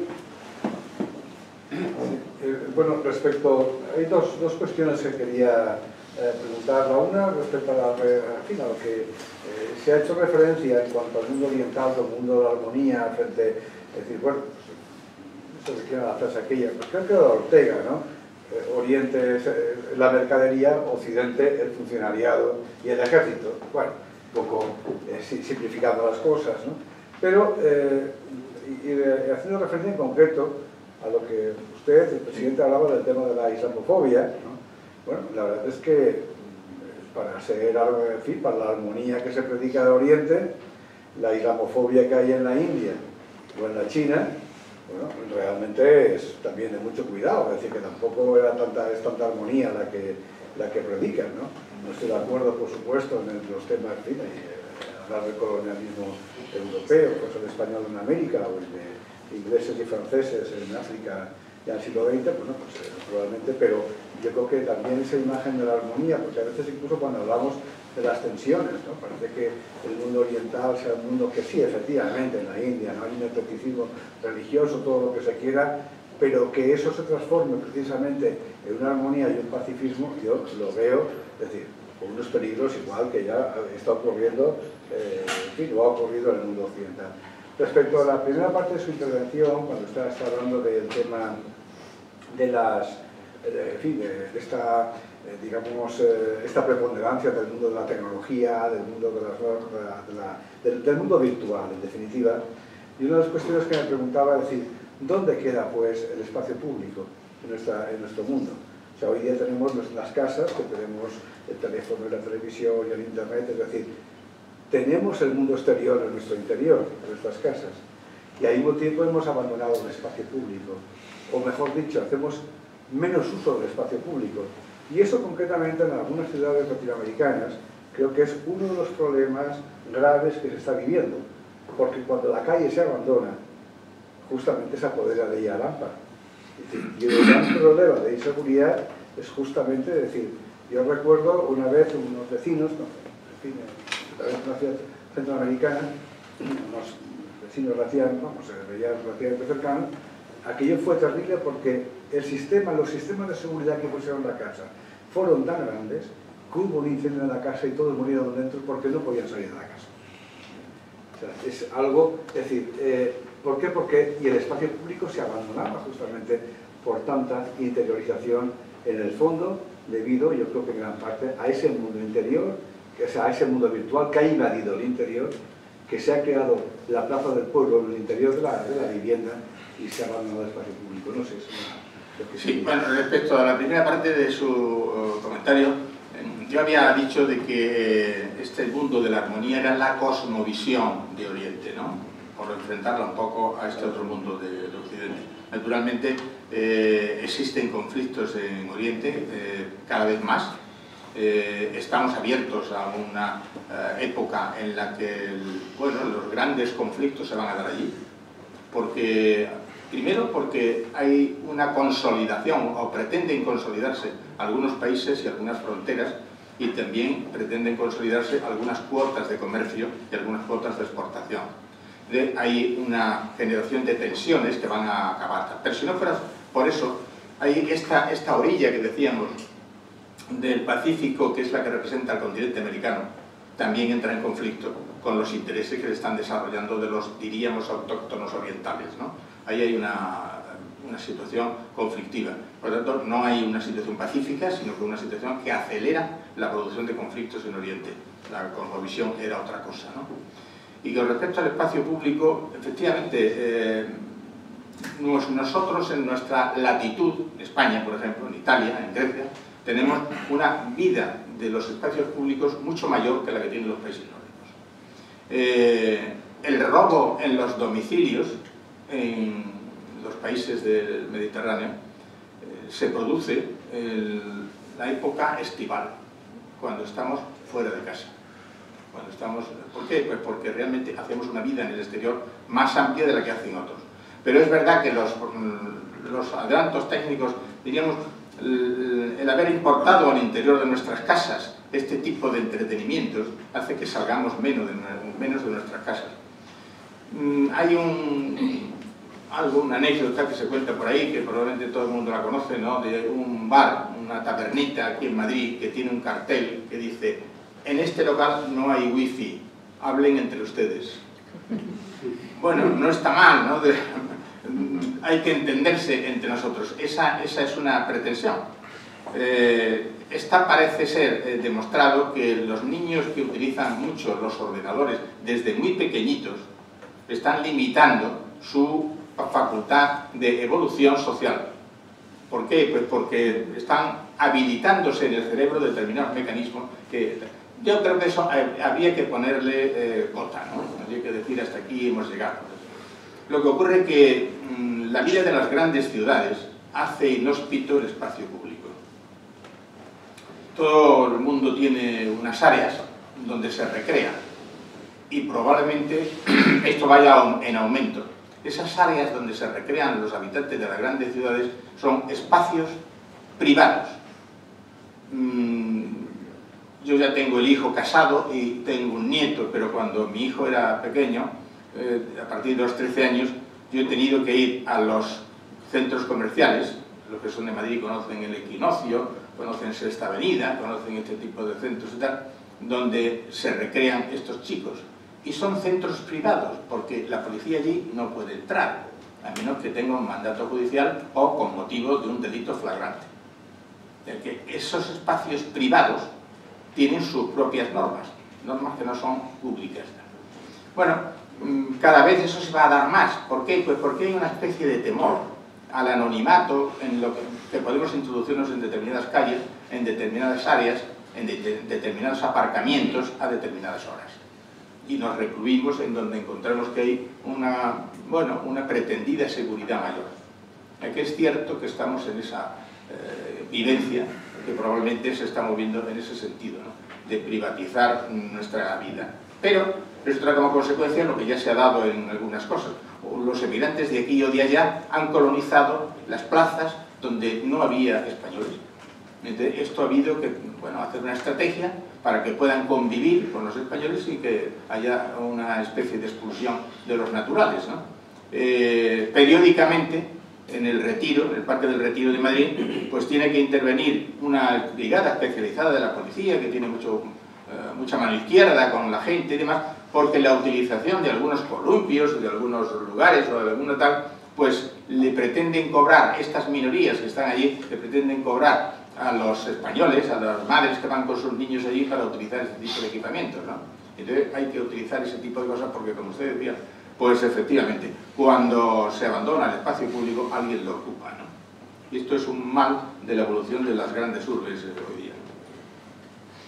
Bueno, pues por razones de tiempo hay que agradecer a los dos ponentes y también las intervenciones que se han hecho. Lamentablemente no podemos atender a otras opiniones, pero esperamos que en las siguientes mesas se pueda opinar y se pueda seguir debatiendo. Muchas gracias a todos.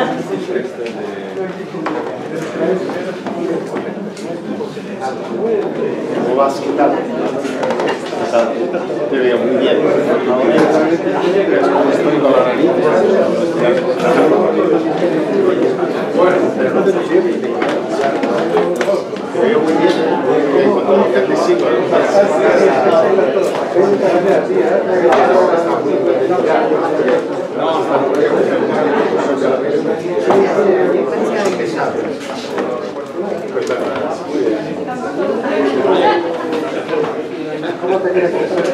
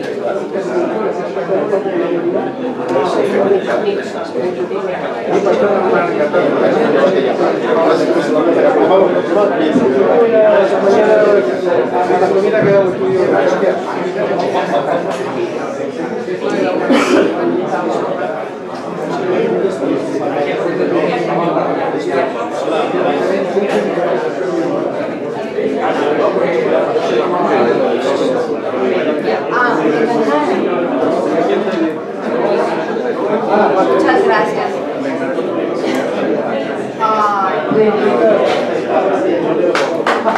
Gracias.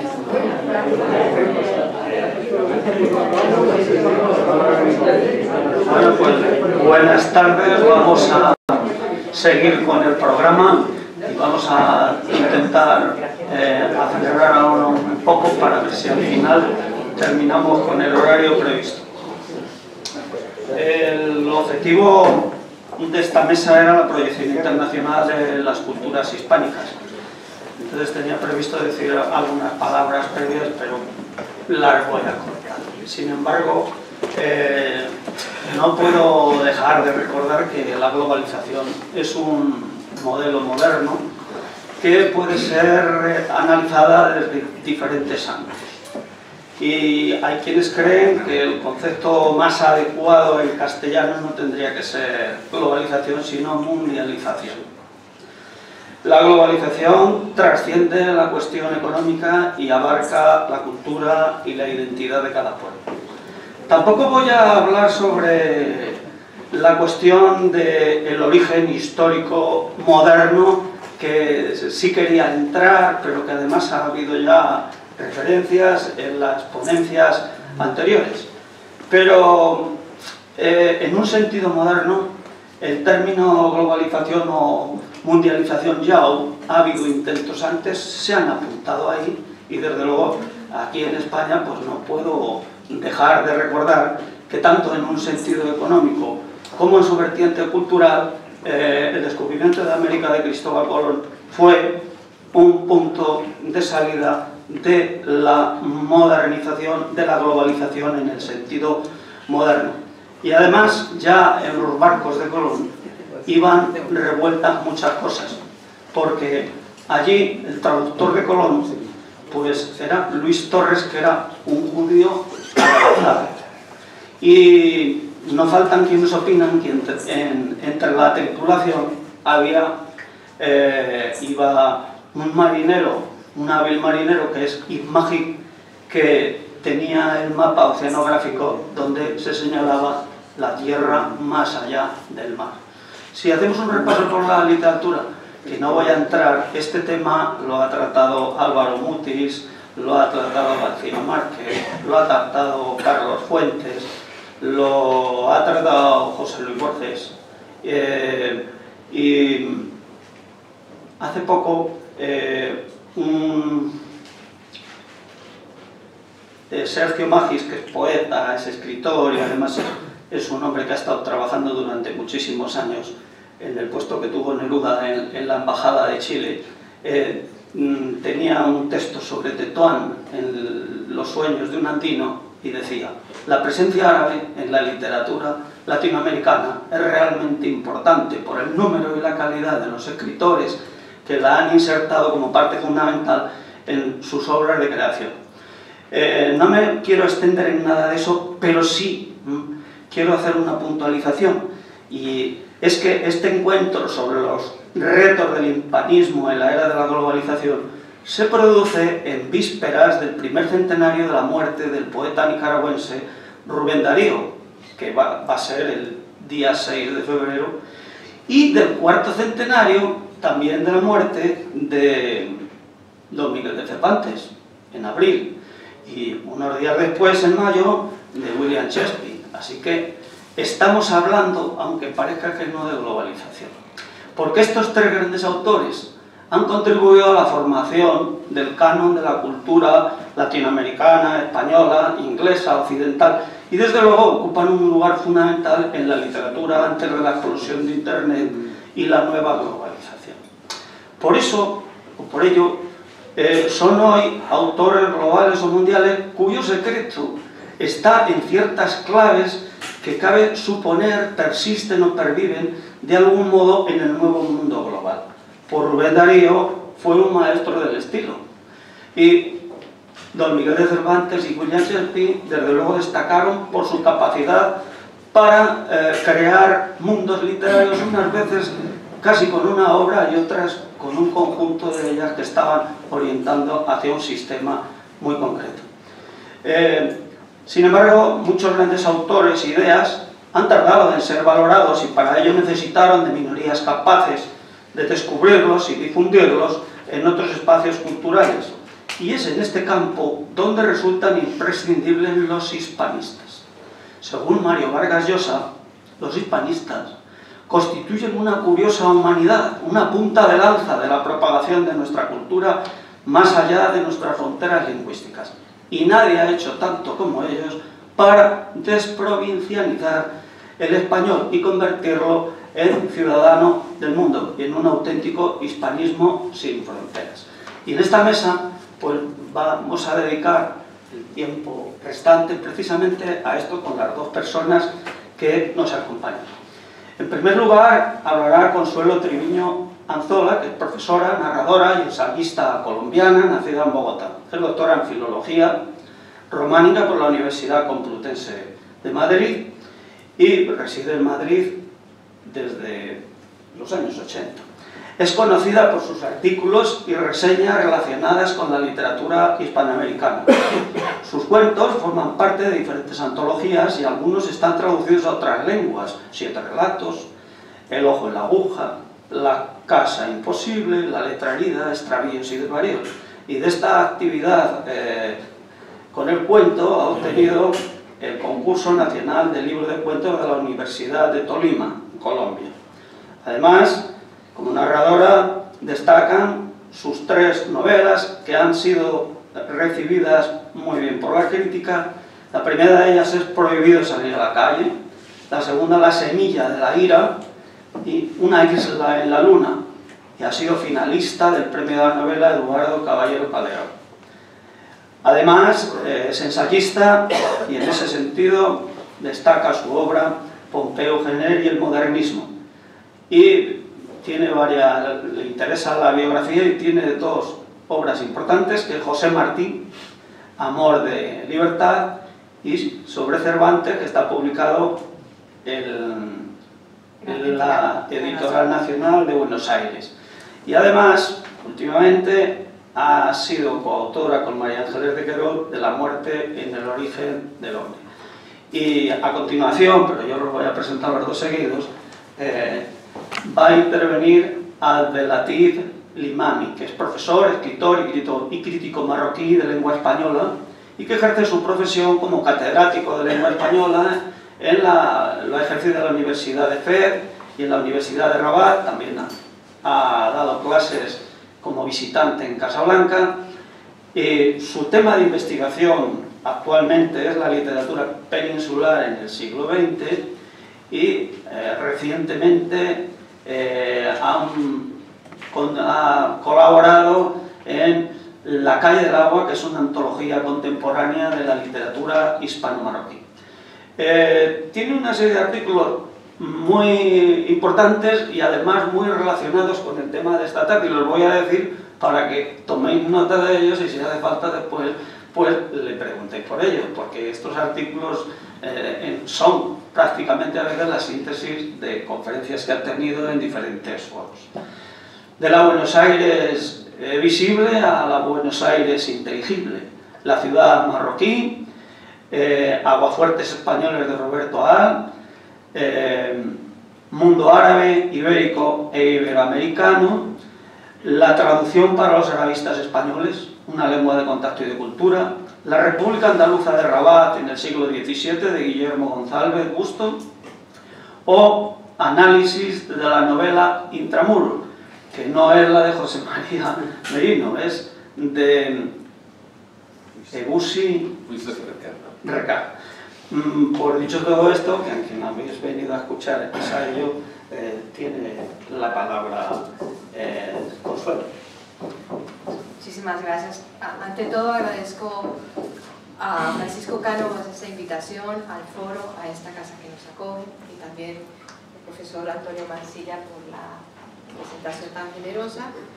Es un honor estar en esta mesa, compartir esta mesa con el hispanista Abdelatif Limami. Y me ha gustado mucho todo lo que has dicho, sobre todo sobre Rubén Darío, que me llega al alma, porque efectivamente en el 2016 se cumple el centenario de la muerte de Darío, pero también el centenario de alguien tan importante como Rubén Darío, que es José Enrique Rodó.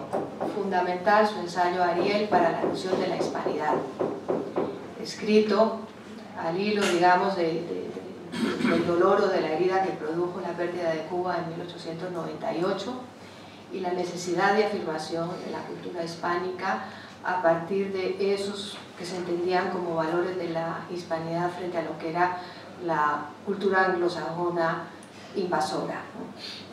Y ese ensayo de Ariel es un referente para la cultura hispánica. Yo hablo fundamentalmente como escritora, como creadora, escritora colombiana que reside en España, como personaje híbrido producto de la globalización, pero también hablo pues como crítica literaria, así que tengo dos perfiles y me voy a limitar a algo muy concreto, que es a desglosar la noción de lo que es hispanismo y lo hispánico en el contexto actual. El hispanismo en el mundo global ya lo tenemos claro, no puede asumirse sino a partir del reconocimiento del multiculturalismo. Pero ¿qué entendemos por hispanismo ahora, en el contexto global? ¿Me escuchan? ¿Sí? ¿Se escucha esto? Bueno, la definición de hispanismo de la RAE de 1970 era la siguiente: afición al estudio de la lengua y la literatura española y de las cosas de España. Eso era lo que se consideraba hispanismo aquí en España, ¿no? Desde el punto de vista del diccionario de la RAE. Pero esta definición cambió en 1984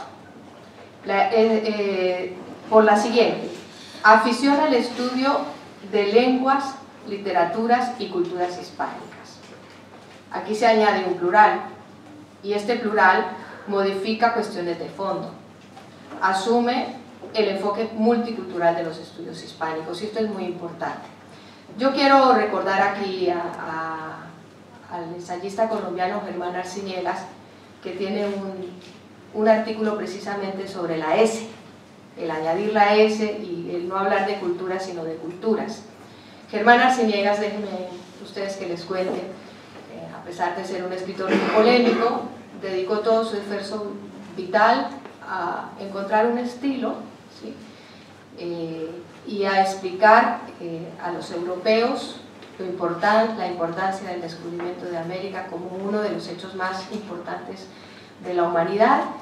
En primer lugar, porque la noción de redondez de la Tierra se concreta en la experiencia, ¿no? Cambia la noción del mundo de los europeos, y todo su esfuerzo dialéctico, vital y de estilo se centra en explicarle a los europeos lo que América le dio a Europa, más que lo que Europa le dio a América, y hace una serie de enumeraciones sobre esto.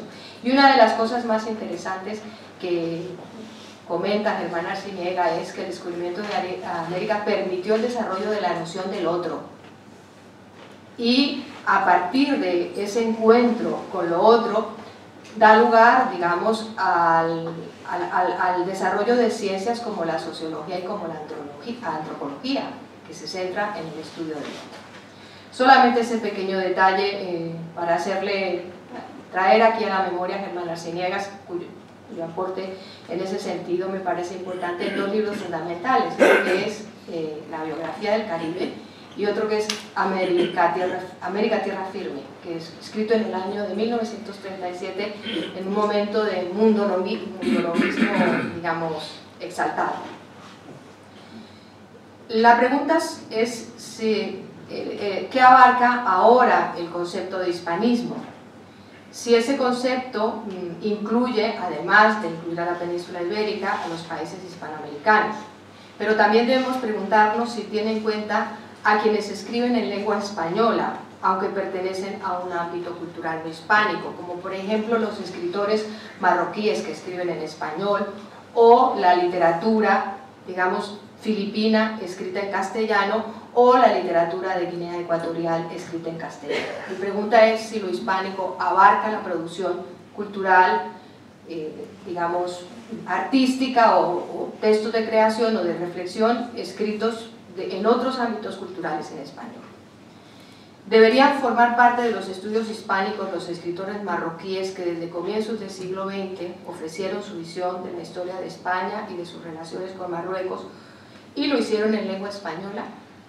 ¿Qué lugar ocuparían en el canon de la literatura en lengua española escritores de Guinea Ecuatorial como Esteban Boal o Andrés Iguaca, cuya literatura arraigada en la tradición oral se escribe en castellano?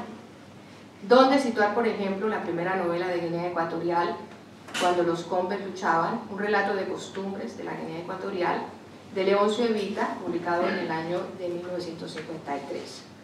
Dejo estas preguntas abiertas para volver sobre la complejidad de los términos hispanismo, hispánico, que cambia según el contexto en el que se utilicen. Como sabemos, un sector de la sociedad americana prefiere la denominación de Latinoamérica a Hispanoamérica. La tensión por el uso de uno u otro término se agudizó, creo recordar, con la producción de textos oficiales a propósito de la celebración del 5º centenario del descubrimiento de América, donde intervino muy activamente Germán Arciniegas, que todavía vivía. Los políticos llegaron entonces a un consenso y se optó por el término inclusivo de Iberoamérica, que tenía en cuenta la relación de Portugal con Brasil y la realidad geográfica de un país vecino de ámbito lingüístico portugués, pero de afinidades culturales indiscutibles con el resto de los países de esa zona geográfica.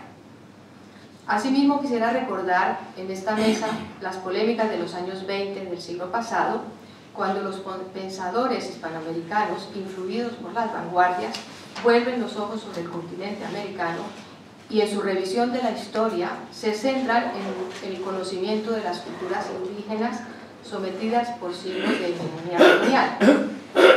Para algunos, como el socialista José Carlos Mariátegui, el nombre de América debería ser Indoamérica. Con ello marcaba la diferencia respecto a la tradición hispánica, para él ligada a un pasado colonial opresivo. Los sectores ideológicamente más radicalizados en la actualidad asocian la intervención de los mercados globales en Hispanoamérica a estrategias neocolonialistas del pasado, y en ese contexto el término hispanismo o hispánico adquiere connotaciones negativas. Veamos qué sucede en el ámbito académico con el hispanismo. En el siglo XIX el hispanismo se consideraba una disciplina académica dedicada al estudio de la cultura española y de su literatura. Como sugería Dámaso Alonso, dirigiéndose a los hispanistas en un encuentro de la Asociación Internacional de Hispanistas en 1965, Perspectivas del Hispanismo Actual, precisamente, tenía como lema ese encuentro, decía Dámaso Alonso: el hispanismo es ante todo una posición espiritual, una elección de lo hispánico como objeto de nuestros trabajos y también de nuestro entusiasmo, de nuestra ardiente devoción. En unos, en los que somos hispánicos, es la inclinación bien fácil de comprender, pero en vosotros, los no hispánicos, es ya una selección en la que tuvo que haber un cotejo y aún un forcejeo de culturas que os querían para sí. Sin embargo, la construcción de lo hispánico por parte de los extranjeros nunca estuvo a salvo de tópicos y prejuicios. Las observaciones de los viajeros europeos por España ofrecían una imagen pintoresca del país que se sustentaba en los mitos de la literatura del siglo de oro. España fue para los románticos un país de pasiones brutales, como en el drama de Carmen, de Merino. De la misma manera, la imagen de Hispanoamérica que dominó en la escena internacional fue la de la literatura que se inscribe dentro de la corriente del realismo mágico. Preponderancia del mito sobre la historia, primitivismo, atraso, provincialismo, etc., pensamiento mágico y todo lo que se puede deducir de ahí como tópico. No estoy cuestionando la grandeza, ni la vigencia, ni la universalidad de García Márquez, sino la utilización del recurso del realismo mágico y el que esa estética fuera la que se considerara como propia de Hispanoamérica. Como escritora colombiana, por ejemplo, viviendo aquí en España, comprobé de qué manera esta corriente abarcaba todo lo que se entendía por hispanoamericano. Muy difícil para un escritor experimentar e intentar salirse de esa corriente al uso. No se tenían en cuenta, por ejemplo, las diferencias regionales, por ejemplo, que motivaron una mayor profundización. También es verdad que con el apoyo teórico de los cultural studies, tan de moda en el ámbito anglosajón, se empezó a diferenciar y a desglosar las diferentes regiones o espacios culturales de América Latina para entender que América Latina es diversa en tiempos y en, digamos, y en pensamiento y en culturas. Así empezaron a proliferar trabajos de tipo literatura del Caribe, literaturas andinas, literaturas orales, literaturas del Río de la Plata, y los estudiosos del hispanismo, del americanismo, o de el hispanismo tuvo que abrirse a una bisagra enorme, que es toda la diversidad de América Latina. Hoy no se podría reducir el concepto de hispanismo a los estudios lingüísticos o literarios centrados en España, ya que incluso la realidad política de España es multilingüe, multicultural y exige nuevos enfoques. Obliga a pensar en países multiculturales y multilingües, a la vez que estos países conforman algo como unificador, que es el hecho de que 500 millones de personas hablan una misma lengua, que es la lengua española. De este universo no pueden quedar fuera escritores de distintas nacionalidades que han escrito en lengua española. Si es tan multicultural, tendría que ser inclusivo, digamos, de estas realidades que planteé al comienzo de la intervención. La lengua española como elemento de cohesión fue previsto sabiamente por Andrés Bello en un momento fundacional, de las jóvenes repúblicas independientes a principios del siglo XIX. No se puede negar entonces la eficacia de ese potencial. Sería insensato, digamos, negarlo en este momento, no sería tampoco operativo, de modo que lo hispánico adquiere peso como lengua común y punto de encuentro de países y culturas diversas. La intelectualidad de finales del siglo XIX, latinoamericana y española, lo entendió de esa manera. Pensemos en el libro que cité, que es Ariel, del uruguayo José Enrique Rodó, de quien, como ya he dicho, se cumple el centenario de su muerte ahora en 2016. También debería recordarse, y es por eso agradecí tanto y me sentí tan conmovida, a Rubén Darío, que es una figura fundacional en el sentido de que por primera vez en España un escritor latinoamericano o hispanoamericano modifica, le da un nuevo un giro a la lengua, introduciendo, digamos, ritmos de otras lenguas y culturas, y cómo le da mucho más plasticidad a la lengua española.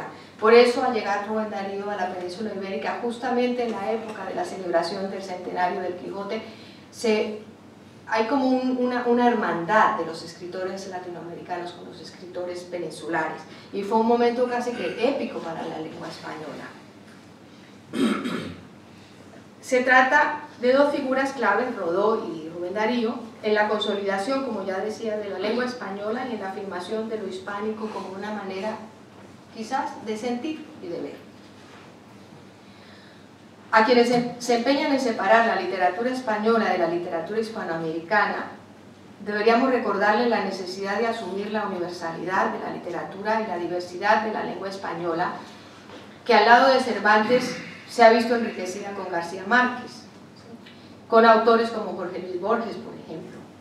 La marginalidad a la que se reduce una literatura escrita en un contexto cultural distinto es la que sienten, por ejemplo, escritores en lengua inglesa. No estamos, digamos que los escritores anglosajones no están a salvo, digamos, de este sentimiento de marginalidad o de cultura periférica. En la India, por ejemplo, la literatura escrita en lengua inglesa se designa como, no como literatura inglesa, sino como literatura de la comunidad inglesa, concepto que el novelista anglo-hindú Salman Rushdie en Patrias Imaginarias considera paternalista, porque separa la literatura escrita por personas que no son inglesas, ni blancas, ni irlandesas, o ciudadanos de los Estados Unidos de América. Es decir, que en el mundo anglosajón se siente esa fisura, esa separación y esa marginalidad. Podemos hablar entonces de un hispanismo marroquí de finales del siglo XIX y principios del siglo XX, por ejemplo, de crónicas en castellano acerca de la visita de una representación diplomática española a Fez, que fue publicada en el Imparcial en lengua española en 1877, en una época temprana. Y a partir, digamos, de ese momento, me dirá el profesor, hay una gran literatura en Marruecos escrita en español, que debería incluirse en el canon de la literatura hispánica. En la era de la globalización, por tanto, y del multiculturalismo, suceden encuentros entre personas de diferentes grupos sociales que cuestionan o redefinen lo que se considera como tradicional o como identidad, haciendo que la gente busque expresar su autenticidad de forma material. Y ahí hay una tensión, digamos, se va perdiendo con la globalización parte de la identidad, y entonces hay como una especie de repliegue hacia lo propio, hacia lo autóctono. Pero creo que existe la literatura da lugar, digamos, a esa flexibilidad entre, como decía era Tolstoy, ¿no? Describe tu aldea y serás universal. Digamos, mientras logres la universalidad, ¿qué importa que te refieras solamente a tu pequeña localidad, a la lengua reducida, o al léxico, o al idiolecto, o al geolecto que tú cultivas, si consigues darle ese carácter universal, como consiguió, por ejemplo, Rulfo con Pedro Páramo? ¿Sí? Tenemos grandes ejemplos en la literatura latinoamericana de que no necesariamente la globalización no te... ¿Ya? ¿Se me acabó el tiempo? ¿Ya? ¿Tengo tiempo? Bueno, no, si ya, yo ya termino con esto. Si lo único que quiero, como conclusión, es que lo local no tiene por qué reñir con lo universal. Es un tópico, pero viene aquí a colación a propósito del repliegue que se produce en algunas comunidades o sectores a tratar de recuperar lo que sienten amenazado por la globalización. Muchísimas gracias.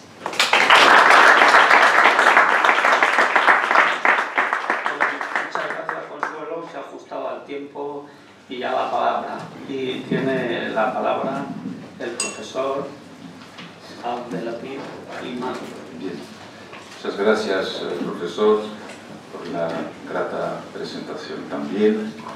Me gustaría, para empezar, dirigir mis agradecimientos al doctor don Paco Cánovas por su amable invitación y, en su nombre, por supuesto, al Foro Intercultural y a las entidades que han hecho posible este encuentro. Saludo perfectamente al Ministerio de Asuntos Exteriores y de Cooperación y, por supuesto, al presidente de este Centro Asturiano de Madrid que nos acoge. El tema que me incumbe dar pues marca dentro del título siguiente la proyección internacional de la cultura, las culturas hispánicas, con este plural del cual estaba hablando mi colega. En el caso de Marruecos, en primer lugar, hay que subrayar que es un caso un poco aparte, porque el español no es el primer idioma. El primer idioma es el árabe, luego pues el francés por motivo de la colonización. El español en boga es verdad más en el norte, pero predomina también a nivel administrativo el francés. Pero de manera general aprendemos español cuando ya estamos a un nivel ya bastante avanzado de nuestra escolaridad. Lo que supone pues un encuentro con no solamente una lengua nueva, sino con un mundo nuevo, diverso, plural, lo que para mí personalmente ha supuesto mucha riqueza.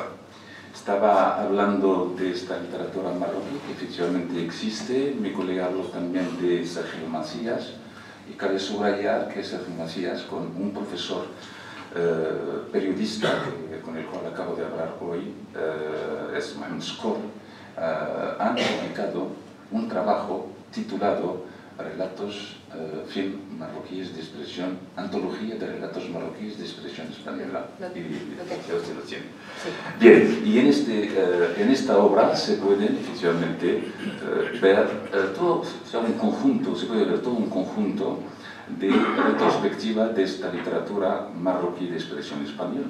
Pero también hay dos revistas que han desempeñado un papel fundamental en la divulgación de esta cultura y que muchos marroquíes, muchos hispanistas y arabistas también conocen y que nacieron desde Tetuán, en la mayoría de los casos. Son revistas en que escribieron los primeros hispanistas marroquíes, las primeras plumas, eran una especie de traducciones, eran testimonios, eran cuentos, etc. El trabajo como fin para enmarcarlo en el tema retenido para esta segunda mesa ha sido justamente esta proyección. La proyección, pero fin en el caso mío entonces, la proyección en Marruecos. Y yo intenté pues hacer esta proyección partiendo de tres conceptos que forman realmente pues casi el núcleo de la temática sobre la cual estamos trabajando. Una parte, la globalización, que el encuentro lleva el subtítulo Los retos del hispanismo en la era de la globalización. El segundo término es la traducción y el tercer término es la creación literaria. ¿Por qué la creación literaria? Porque Marruecos, un caso un poco particular, ahora empiezan a aparecer otros hispanistas en otros países del Magreb. Túnez, por ejemplo, con Dorli, que escribe también relatos, que escribe poesía en lengua española y siendo hispanista, pero hace muy poco, pues Marruecos ha sido un caso un poco aparte de escritores que escribían marroquíes, que escribían en lengua española. No eran todos del norte, para hablar solamente del impacto de la lengua española en el norte de Marruecos, en un momento en que no había antenas parabólicas, etc., pero se podía captar fácilmente la televisión española desde Tetuán, etc. Entonces el impacto era clarísimo. Pero el fenómeno era, pues, profesores y creadores marroquíes que escribían en lengua española y que no residían en el norte. Por ejemplo, en Casablanca, en Rabat, en Meknès, en Oujda, etc. Son plumas críticas, plumas de creación literaria, etc., pero no forzosamente ubicadas en el norte. ¿Esto qué quiere decir? Quiere decir simplemente que el español está en Marruecos y que cada vez más nuestros alumnos, nuestros estudiantes están intentando justamente aprender, conocer, y como no aprender el idioma del vecino inmediato, la cultura del vecino inmediato, en este caso, pues España. En un tanto, en primer lugar, para fijar, digamos, los términos, diría que la globalización es un concepto de reciente creación, pero cuyo significado es de origen bastante remoto, ya que todas las civilizaciones, las más arraigadas en la historia, han siempre soñado con la extensión de su poder más allá de sus comarcas y de sus fronteras.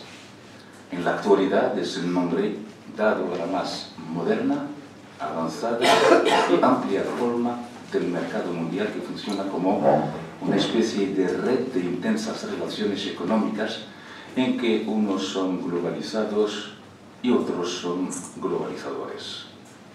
En cuanto a la traducción, siempre en este intento de fijar los términos, es una actividad que comprende la interpretación del significado de un texto cualquiera a una lengua, texto de origen, a otro texto equivalente en otra lengua, es decir, el texto meta.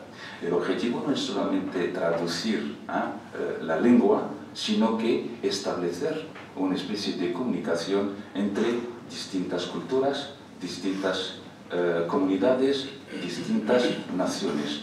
De ahí que la traducción yo no la tomo simplemente como un ejercicio lingüístico en que se pasa de un idioma al otro, sino que se tiene que concebir como una especie de operación de alta significación en que uno pasa de una cultura suya para transmitirla al otro y al mismo tiempo el otro como receptor para recibirla y tener pues otra visión del otro. Si nos situamos en las dos orillas del Mediterráneo, entre por ejemplo el norte de Marruecos y el sur de España, pues se trata de un va y ven a nivel de la traducción en que cada uno intenta descubrir, conocer al otro. Y sobre todo cuando se trata de intelectuales marroquíes que escriben en español. Por supuesto no hablo de los intelectuales españoles que escriben en español y cuya obra nos llega a través de las librerías, pero también a través de los medios tecnológicos actuales como son Internet, etc. Pero lo más significativo y a lo mejor lo más, digamos, lo que constituye un caso un poco aparte es esta literatura en español que sale del sur para abrazar el norte y en lengua española. Y en esto hay que efectivamente pues saludar a todos los intelectuales marroquíes que siguen haciendo suya esta herramienta. Ya no hablan, o sea, que muchas veces hablando con ellos digo, no, pero ¿por qué usted, conociendo y manejando muy bien el árabe, el francés, por qué no escribe en francés? Dice, yo no conozco muy bien el francés, no lo siento. El árabe es mi idioma, pero para la creación y debido a mi propia formación como alumno en primer lugar, estudiante en la universidad, profesor luego, pues me siento más con capacidad para traducir lo que yace en mis entrañas a través de la lengua de Cervantes que ya he emanado desde hace unos años. Y yo creo que esto es fundamental y la traducción ha desempeñado un papel fundamental. Como estamos hablando de la nueva novela hispanoamericana y de Rulfo, bien, en fin, hay otros escritores, no hay que olvidar el papel que ha desempeñado la traducción al francés de las obras de estos grandes escritores hispanoamericanos. Yo he aprendido en primer lugar, estando en Francia en mis años de formación, he realmente tenido el primer contacto, pero muy fuerte, con esta novela film hispanoamericana a través de las traducciones. Hasta tal punto que ya en mi país, siendo profesor de español en el departamento de hispánicas y viendo que había una posibilidad dentro del departamento de francés que tenía un máster, propuse y se hizo y tuvo realmente pues, el entusiasmo de todos, es la de hacer una especie, en el marco de la literatura comparada, ver un poco la traducción. Estamos en el departamento de francés, entonces estamos estudiando textos en francés, pero la traducción, o sea que el texto escrito en francés, pero que vehicula no el mundo de Mérimée, no el mundo de Balzac, no el mundo de film Stendhal, etc., sino el mundo de García Márquez, el mundo de Carlos Fuentes, el mundo de Manuel Puig, etc. Y la experiencia tuvo efectivamente mucho éxito, ya que pues, a través de esta experiencia el estudiante de un departamento esencialmente de francés descubrió que hay otro mundo, que hay otra cultura totalmente diferente, pero complementaria, y entonces empezó justamente este interés por la literatura. Entonces quería solamente subrayar el papel fundamental que han desempeñado los traductores en Francia para dar a conocer la literatura hispanoamericana. Y es la misma tarea, más tímida, por menos posibilidades, que están haciendo nuestros colegas, nuestros hispanistas, para dar a conocer. Hay que ver los periódicos, donde uno traduce un texto del film, un poema de Lorca, un poema de Miguel Hernández, un texto de Ortega y Gasset, etc.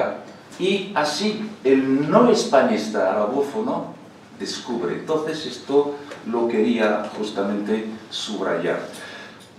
Quería abordar en la segunda parte, para determinar el término, después de haber fijado el segundo término, que es el término de la traducción, del hispanismo, pero en fin, yo creo que mi colega lo ha ya determinado bastante, entonces no voy a hacerlo. Bueno, en fin, pero son traducciones que podemos encontrar incluso en el diccionario de la Real Academia Española. ¿Quién es el hispanista? A mí lo que, en fin, simplemente para un paréntesis, para corroborar lo que dijo mi compañera, es que hispanista no es el otro, hispanista es también el español. Porque cuando veo la Asociación Internacional de Hispanistas, yo formo parte, como otros, pero forman parte también colegas españoles, franceses, etcétera, etcétera. Esto hay que subrayarlo, que pues casi diría con mucho cariño, con mucho respeto, mucha humildad también, que nadie tiene ya el monopolio del hispanismo cuando lo llevamos nosotros también dentro y crecemos con él y lo defendemos. Bien, entonces yo quería justamente hablar, también pensando en el tiempo, cuál es lo original de esta visión del hispanismo marroquí. Lo original es justamente la proliferación. O sea que me preguntaba antes si había pues unas obras, etc. Una proliferación de pues escritores marroquíes que están pues escribiendo en español. Yo en otra ocasión, que ha sido también una publicación, hablé de dos generaciones y hablé de los fundadores y de los forjadores. Los fundadores son quienes justamente recoge la obra de Sergio Macías y de Mohamed Shukor. Estoy hablando de los escritores como Abdel Khatib en La proscrita, Tzemsemeni, La guagua, Zuleja o La historia del cabo, Abdelkader el Uriashi, etcétera, etcétera. Hay toda una serie de nombres con relatos cortos de interés.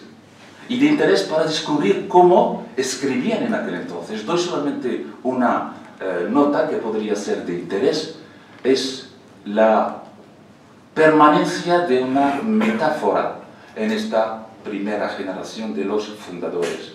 Es la figura del loco, el loco sabio. Muchos escritores pues tienen un relato donde reproducen esta figura. Pero ¿qué es finalmente la figura del loco sabio? Es la figura de un loco que dice todo lo que le apetece, pero dice lo que nosotros rumiamos en silencio. Es un loco, puede decir todas las tonterías que quiera. Y entonces él puede criticar, y estamos en los años 60, 70, los años de plomo en el régimen marroquí. Entonces, bueno, en fin, el loco puede decir todo es lo que me ha conducido justamente a hacer un trabajo sobre del loco sabio en la literatura en la literatura marroquí de expresión española, y efectivamente uno puede notar que pues lo que no puede decir el propio creador, estoy hablando no del personaje, estoy hablando del creador incluso, a través de su personaje narrador, etc., pues simplemente le toma la distancia y dice, bueno, fíjense el personaje quien habla, y además es un personaje que no es normal, es un personaje espectacular. Esto ya y otros temas constituyen entonces el leitmotiv de esta primera generación de los fundadores. Luego tenemos otra generación, la generación que es llamado los forjadores, son los dos jóvenes.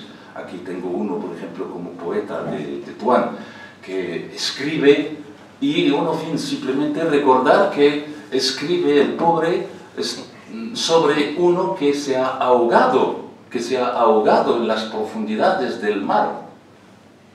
Estamos hablando de las parejas, estamos hablando de la crisis, estamos hablando de las tragedias, pero dentro de su poesía el personaje, en fin, muere, pero en fin, muere con su anillo, y este anillo pues va en las profundidades del mar, lo que quiere decir que el propósito suyo, que era de poder volver con el anillo y hacer una vida, etc., pues queda con los tiburones, y a lo mejor el anillo estará en el vientre de uno de los tiburones u otro. Pero en fin, hay una nueva generación, pero que escribe de otra forma. Escribe incluso intentando acercarse a lo que podemos denominar pues, los clásicos de la literatura hispanoamericana. Por ejemplo, cuando me presentó el profesor, habló de una novela, Intramuros, de Lucifer Cap. Resulta que esta novela, Lucifer Cap, él es un hispanista. Además de hispanista, exactamente en su especialidad, es americanista. Partiendo de esto, yo he leído la obra suya, y yo no podía leer esta obra sin pensar en la muerte de Artemio Cruz, y sin también pensar en Laura, un relato corto de Carlos Fuente, y el otro, de Carlos Fuente. Sí, los dos. Y los dos, el denominador común es la utilización de la segunda persona gramatical, el tú. Entonces, claro, yo sabía, como americanista, porque era mi formación, yo sabía que por ahí iba, que había la muerte de Artemio Cruz ahí, de Carlos Fuentes, y había también Laura. Y el personaje, por ejemplo, estaba, en fin, digamos, estaba en busca de un ligue. Y entonces, en un momento determinado, interviene el tú. O sea que tú, pues, no le vas a hablar en público. Tú vas a entrar con ella de noche sin que nadie te viera. Tú, etcétera, etcétera, porque tú quieres parecer realmente la persona modelo, la persona que tiene, digamos, una nobleza y al mismo tiempo unas bases. El tú, ¿qué es? Es el yo acuso. O sea, el yo que me veo en el espejo y acuso. Entonces, no voy a tardar, pero se trata de una nueva generación que cambia completamente el sentido, pues, de la producción literaria de la primera generación de los... hablando finalmente de todo esto, ¿qué podemos decir? Traducción, hispanismo, creación literaria, primera generación, segunda generación. Es que el hispanismo ya se ha convertido en Marruecos como una necesaria herramienta que permite tanto la divulgación de la lengua, porque somos profesores y tenemos que dar a conocer la lengua española a nuestros alumnos, pero también como investigadores, ese es el segundo punto, investigar. Investigar, es decir, pues leer, y como estamos en la globalización, trabajábamos sin librerías, en mi época sin librería, ninguna. O sea, en Meknes, Fes, en la universidad, no había ni una universidad, y no había en aquel entonces el Internet de hoy. Hoy me ha salvado el Internet, no para copiar, pegar, etc. Estoy en contra porque lo digo también a mis estudiantes, pero me abre camino, un camino del cual no disponía antes. Entonces, también hay que subrayar este punto acerca de la, de la investigación. Pero también es una herramienta que facilita el diálogo con el vecino. Como como marroquí hispanista, tengo que meterme en los asuntos altibajos entre mis dos países, incluso puedo decir. Los altibajos, es decir, lo que es conflictivo, pero que se tiene que subsanar, y lo que es totalmente apertura y que tengo que, por supuesto, reforzar. Y en este sentido, pues va, digamos, la orientación de los hispanistas. No me gusta, en fin, ¿tengo más tiempo o hay cuánto tiempo para ver? Poquito como no, porque si no, paso. Bueno, cuando tenga solamente 5 minutos, usted me avisa y ya concluyo, ¿vale? No, para respetar la gente. Bien, entonces esta escritura, también si queremos hablar de ella, es una escritura desigual. No podemos compararla, por ejemplo, con la escritura marroquí de expresión francesa. Ahí tenemos Tarnus-Lund, que ha obtenido pues, un premio, el premio Goncourt, tenemos otros argelinos, etc. Pero no podemos comparar. Primero porque el francés ha tenido mucho más años de presencia, incluso pues, desde la independencia ha sido, pues, digamos, respaldado por el país. En segundo lugar, porque pues, el francés se mama, si queremos decir, desde la escuela primaria, mientras que el español, nosotros entrando en el colegio, al final, incluso en el liceo, o sea, 3 años antes del bachillerato, y luego, o sea, 2 horas o 3 horas semanales, y luego ya empezamos directamente la universidad. Y luego, pues, en fin, en el caso mío, pues me mandan a Francia para ser hispanista, porque en aquel entonces no había un acuerdo cultural entre Marruecos y España. Felizmente ahora existe y nuestros estudiantes también van a pues, España, etc. Entonces son creaciones desiguales. Yo lo quiero subrayar simplemente porque ustedes van a ir, van a buscar. Hay publicaciones realmente de buen nivel, pero hay también publicaciones que carecen también de, digamos, problemas de sintaxis, problemas gramaticales, etc. Pero a pesar de los pesares, yo apoyo. Apoyo simplemente porque si quiero que Marruecos conozca mañana el nivel que ha tenido la novela marroquí de expresión francesa, pues este primer paso, o estos primeros pasos, uno los tiene francamente que apoyar, etc.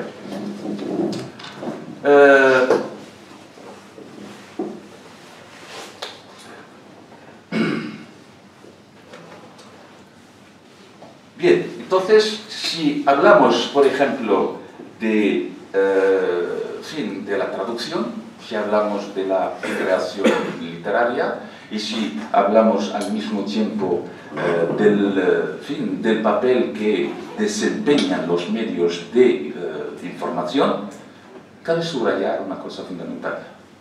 Esto ha sido posible gracias al esfuerzo de los dos países, tanto de España como de Marruecos.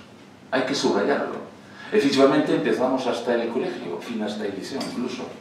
Pero saber que Marruecos cuenta con 6 institutos Cervantes. Esto es un caso particular, porque dejando aparte el caso de Brasil, en ningún país hay 6 centros Cervantes, lo que supone una inversión para España. y además que cubren casi pues todo, en fin, toda la geografía de Marruecos. Tenemos Fez, Casablanca, Rabat, tenemos Marrakech, etc. Tenemos casi 22 colegios españoles, y en estos colegios españoles no van solamente los españoles, que constituyen una minoría, van los hijos de los marroquíes, o bien por tener lazos con España a nivel personal, etc., o simplemente porque, pues como yo profesor, me gustaría que mi hijo, por ejemplo, en vez de ir a una institución pública marroquí, me gustaría, por ejemplo, dirigirle a una institución pues española, no para comparar en niveles de mejor, no, simplemente por ser yo un hispanista y que me gustaría que mis hijos pues siguieran, digamos, la misma trayectoria. Esto es también fundamental y hay que subrayarlo. Además tenemos dos consejerías, la Consejería Cultural, la Consejería de Educación, y los dos obran para apoyar toda iniciativa que realizan los colegios, los institutos, pero también la universidad. Cada vez que estamos, en fin, como profesores en la universidad, responsables, pensando en una posible actividad cultural, pues contamos también con pues la ayuda y el apoyo del Cervantes, en fin, de nuestra ciudad, es decir, Rabat, generosos, pero a partir del 2008 es verdad que hay una crisis, y la crisis, bueno, en fin, se nota también en España, entonces, ¿por qué no se va a notar también en la cooperación entre pues el Instituto Cervantes y los demás institutos? Bien, hay también por la parte marroquí la Escuela de Traductores, donde hay también se imparte el español como segunda lengua.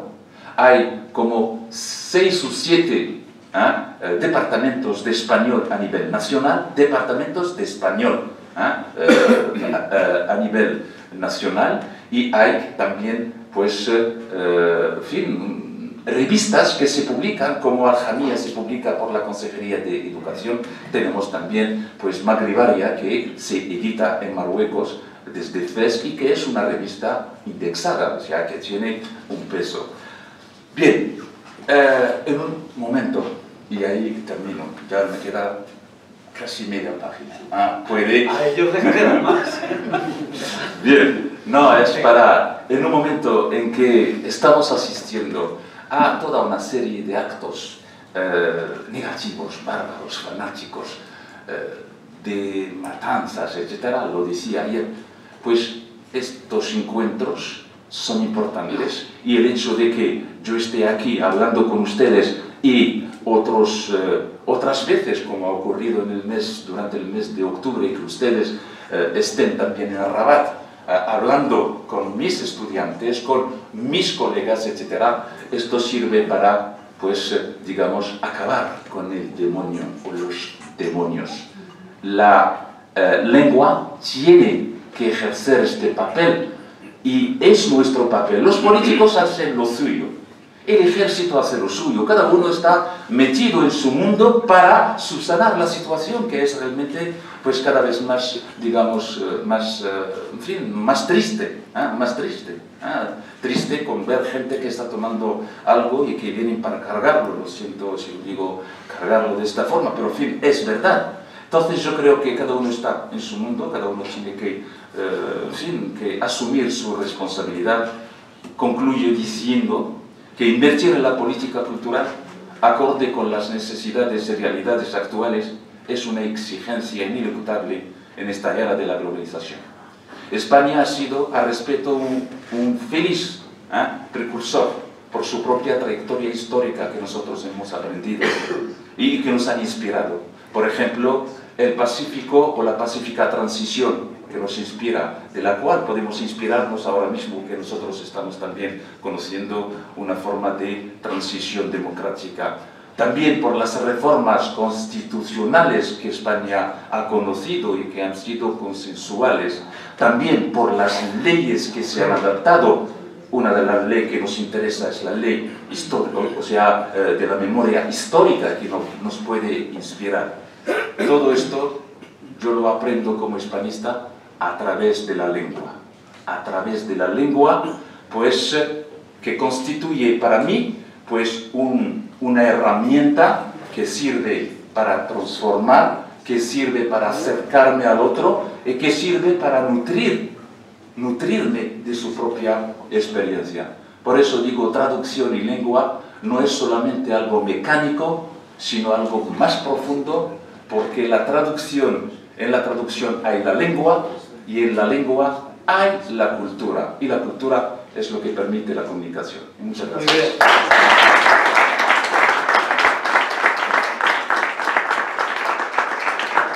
Muchas gracias por su exposición y por su atención, que vamos a seguir deprisa de tiempo, entonces no va a haber preguntas y pasamos a la siguiente.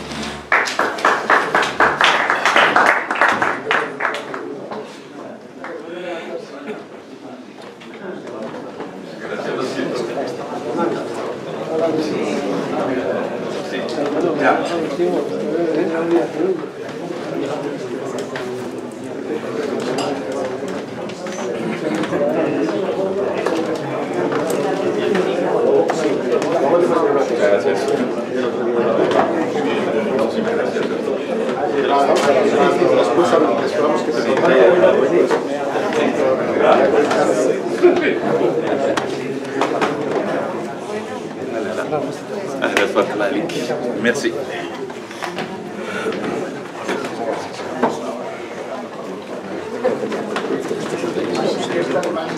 Ah, no, no voy a estar mañana. Muchas gracias.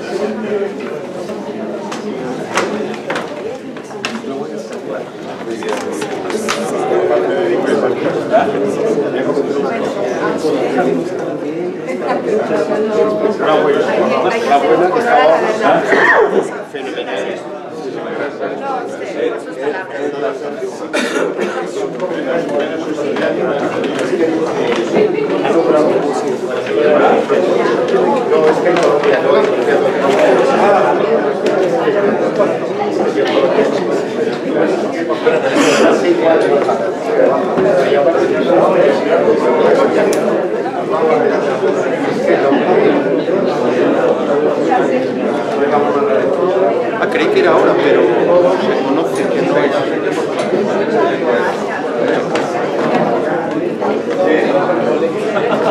Ah, sí, sí.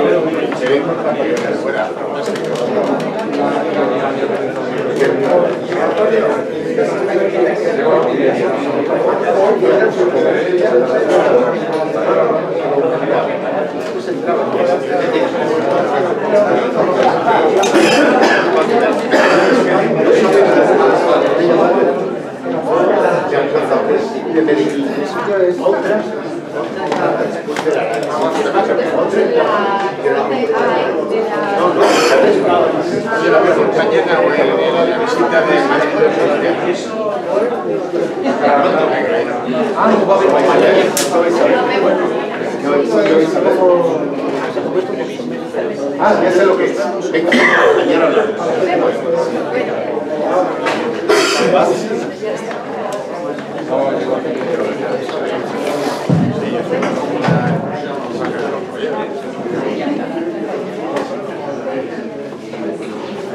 Bien, bueno. Somos 40 millones, somos 40 millones.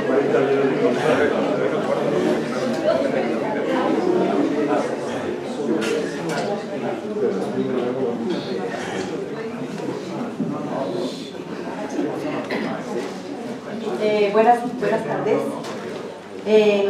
Recordarles, nos encontramos en el segundo encuentro internacional, los retos del hispanismo en la era de la globalización. La lengua y las culturas españolas e hispanoamericanas se desenvuelven hoy en un nuevo escenario internacional. La revolución tecnológica, la globalización, la comunicación audiovisual, los movimientos migratorios y la interculturalidad están perfilando un nuevo paradigma que plantea nuevos retos, incertidumbres y exigencias. La finalidad del encuentro es promover un encuentro de hispanistas para analizar y debatir los retos de la lengua y las culturas española e hispanoamericana en las primeras décadas del siglo XXI. Tenemos en la mesa a don Valentín Martínez Otero, profesor de la Universidad Complutense. Ha publicado artículos y libros de teoría de la educación, pedagogía y psicología. Y también temas asturianos, como no, como corresponde al presidente de la casa. Y a mi derecha tenemos a El Hassan Arabí. ¿Sí? ¿Está bien pronunciado? Arabí. Profesor de la Universidad Mohamed I de Nador, presidente de Assisi, por la integración de los inmigrantes en la comunidad española, y escribe artículos o es articulista habitual de El Siglo. Tenemos muy poquito tiempo, así que les rogamos que por favor sean lo más concisos posible. Y bueno, comenzamos con El Hassan. ¿No? Muy bien. Voy a empezar. En primer lugar, pues voy a agradecer en primer lugar el Centro Asturiano y mi amigo Valentín por acogernos en esta casa, la casa que siempre hemos venido aquí y hemos sido muy bien acogidos. A mi querido amigo Paco Cánovas también por invitarnos, por reunirnos aquí para hablar de un tema muy importante. Pero también a mi amigo Paco le voy a decir una cosa, que normalmente en los conciertos siempre se dejan los buenos al último. Debió dejar los buenos, el último me ha dejado a mí, entonces, quiero decir, voy a tener que mantener el foro. De todas formas, yo, el tema donde estoy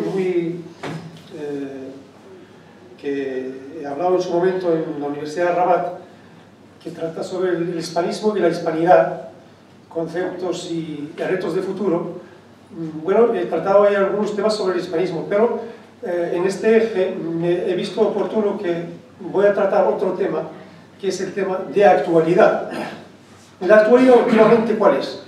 La actualidad es que todo el mundo está hablando sobre el tema de la seguridad.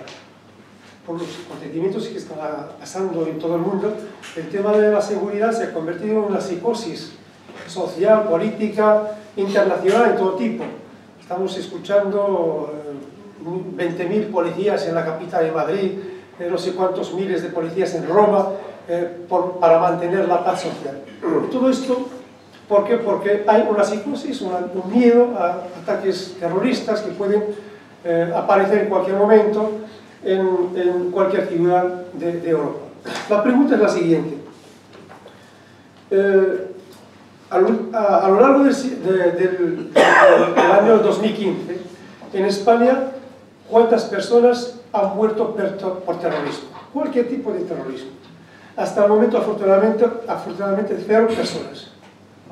Significa que estamos bien. De momento no hay ninguna persona que ha fallecido por terrorismo, o sea, terrorismo etarra tradicional que está en España, o terrorismo yihadista, o cualquier otro tipo de terrorismo. Pero sin embargo, hoy, esta mañana, leyendo en el periódico, que estamos yendo por la mujer 54, 55 matada por terrorismo, yo le llamo terrorismo machista. Tenemos más de 2.000 personas fallecidas en accidentes de tráfico.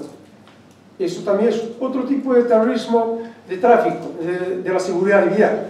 O sea que tenemos, en el tema de la seguridad, tenemos bastantes ejes que tratamos, pero en general, pues por la opinión pública, por el interés político, siempre se incide en algún punto muy bien concreto sobre el tema de la seguridad. La seguridad tiene una dimensión muy amplia. Estamos podemos hablar de la seguridad medioambiental, que hoy también está un poco de moda por el tema de París, el tema de la seguridad medioambiental. Hablamos de la seguridad alimentaria, hablamos de la seguridad social, y quien no tiene la seguridad social no tendrá una seguridad sanitaria. Hablamos de muchísimos tipos de seguridad. Pero hay una cosa muy importante, que yo creo que es muy importante, es relevante, yo creo que es la seguridad cultural. La seguridad cultural. Yo creo que hasta el momento hay poquísima gente, poquísimos intelectuales que han tratado el tema de la seguridad intelectual o la seguridad cultural. Y cuando hablamos de la seguridad cultural podemos hablar de la seguridad cultural en sus dos vertientes.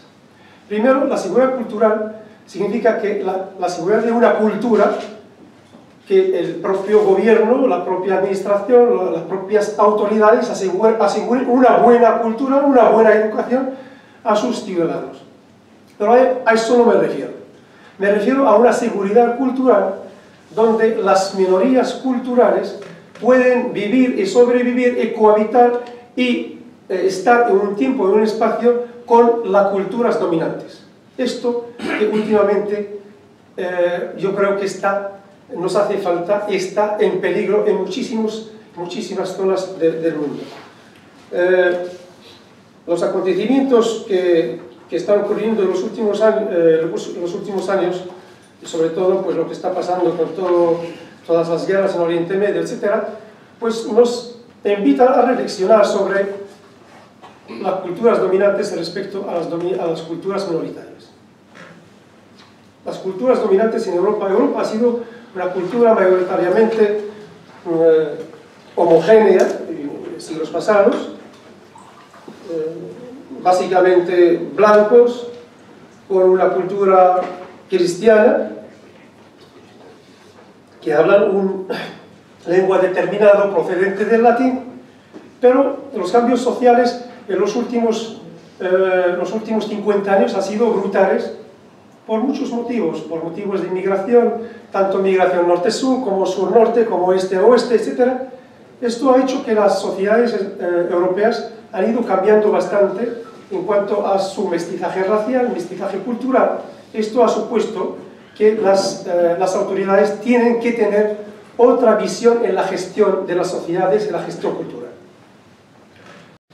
Por lo tanto, estamos aquí ante dos cosas. Ante unas sociedades que están cambiando a un ritmo muy alto, muy acelerado, por los motivos que sean, sobre todo por lo que he dicho, por los motivos migratorios y por el mestizaje racial y cultural que se ha producido en los últimos años, pero en cambio hay una resistencia en cuanto a las autoridades en la gestión de la diversidad, porque hay una mentalidad de los gobiernos, sucesivos gobiernos en toda Europa, que consideran que la gestión de la diversidad, o que consideran que gastar en la gestión de la diversidad es un gasto inútil que no va a llevar a ningún sitio.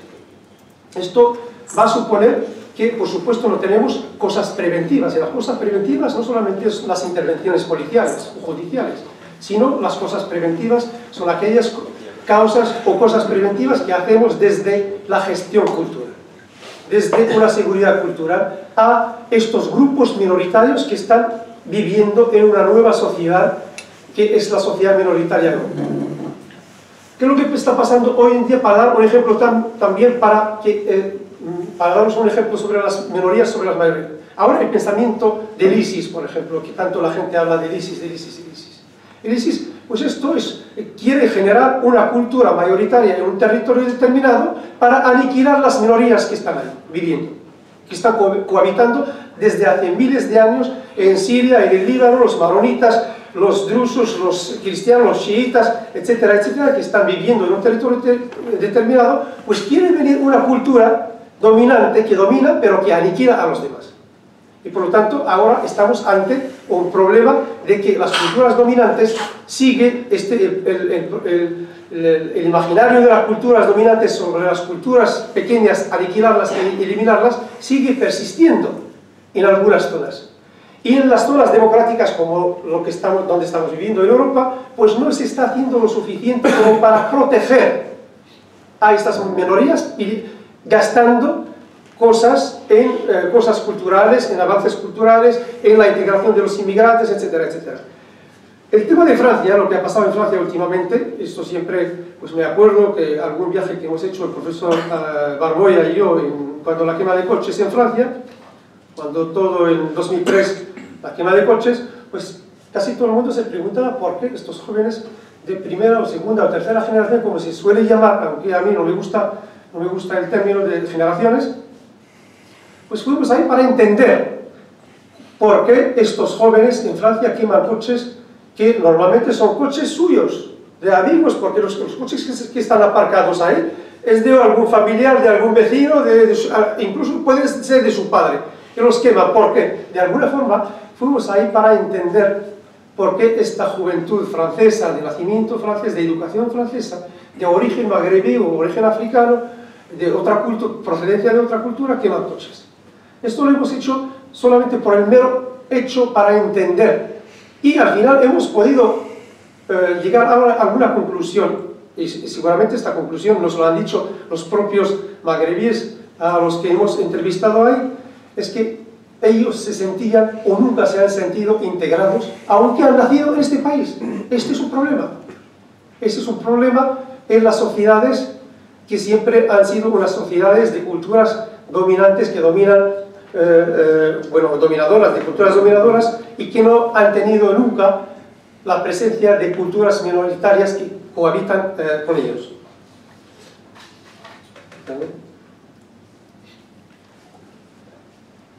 Estos jóvenes en Europa, los jóvenes franceses en este caso, bueno, incluso puede pasar también con los jóvenes españoles. Me acuerdo también con el profesor Barboya hemos hablado que en el 2003, esto puede ocurrir alguna vez en España. En el 2003 hemos presentado un proyecto para a ver si podemos prevenir algunos actos de violencia en Madrid, y curiosamente un año después pasó lo de Madrid. Un año después pasó lo de Madrid. Porque estos jóvenes en general quieren pertenecer a un grupo, porque es un problema identitario, es un problema de la pertenencia a algún grupo determinado, a alguna clase o un grupo determinado. Ellos en Francia no se sienten identificados con la sociedad francesa, porque el grupo francés no les ofrece lo que ellos querían, el país de origen de sus padres no se sienten tampoco identificados con ellos porque casi nunca han vivido ahí o se van de vacaciones, y por lo tanto están en el limbo. Están viviendo entre dos culturas que ninguna cultura les acoge como ellos querían. Y por lo tanto estos jóvenes tienen un vacío de identidad. Un vacío. Este vacío pues puede estar llenado por cualquiera que viene desde fuera, para bien o para mal. Lo que pasa a los jóvenes europeos que viven en Londres, en París, en Madrid, y cogen la maleta, dejan a sus hijos y se van a explotar en Siria o en Líbano o en cualquier otro país. Estos jóvenes no lo hacen solamente porque tienen un vacío identitario. Tienen un vacío identitario en cuanto a la cultura. Y por eso yo quiero tratar el tema de la seguridad cultural. Estos jóvenes no tienen una cultura asegurada. No tienen una cultura a quien le puede dominar, le puede dar cobijo, le puede dar un grupo donde se pueden sentar y asentarse seguros en un país determinado como una minoría que tiene sus ventajas y no se siente, como nos han dicho en su momento, que nosotros vivimos en un país de primera, pero nos sentimos unos ciudadanos de segunda. Entonces, este es un problema muy, muy gordo. ¿Qué es lo que hacen estos jóvenes? Pues buscar una pertenencia a un grupo determinado. Este grupo lo pueden encontrar en internet. Entonces, estos grupos es más fácil que sean unos grupos captados por mediación cibernética. Forman grupos por internet. Estos grupos pues pueden ser unos grupos violentos, unos grupos de hobbies, unos grupos de cualquier índole, pero son grupos virtuales. Hay algunos muchos grupos de este tipo. Hay los stalkers, yo tengo aquí quitados unos cuantos sacados que buscaban, los stakers, los rollers, los floggers, etcétera, que son unos grupos como una especie de subcultura o tribus, los llaman las tribus urbanas, cibernéticas o virtuales. Estos grupos normalmente, si no están dominados, si no están controlados, son grupos muy peligrosos. Son grupos muy peligrosos. Lo que está pasando con estos grupos que han sido captados desde el ISIS, desde las páginas de los terroristas, captan pues una persona de Chile que está combatiendo en Siria. Esto no le puede entrar a nadie, un chileno que habla de la jihad en Siria, o de uno de Australia que habla de la jihad. ¿Por qué? Porque este grupo virtual ha podido manipular la mentalidad de unos jóvenes que tienen una crisis identitaria y por lo tanto necesitan formar un grupo para sentirse que existen. Ellos también existen, una reivindicación de su existencia dentro de una cultura dominante. Entonces, ¿qué tipo de cultura nosotros queremos? Para tener una seguridad, lo que hablamos de la seguridad cultural. ¿Qué es lo que deseamos? Es la gran pregunta que hacemos todos, hacen los políticos, hacen los medios de comunicación y hace la opinión pública. ¿Qué tipo de cultura deseamos? Pues deseamos y queremos una cultura que potencie y afiance bien lo que son los valores culturales, pero los valores éticos, culturales y morales que inciten a la tolerancia, que inciten a los valores democráticos y el respeto a la diversidad, a la diferencia, al otro.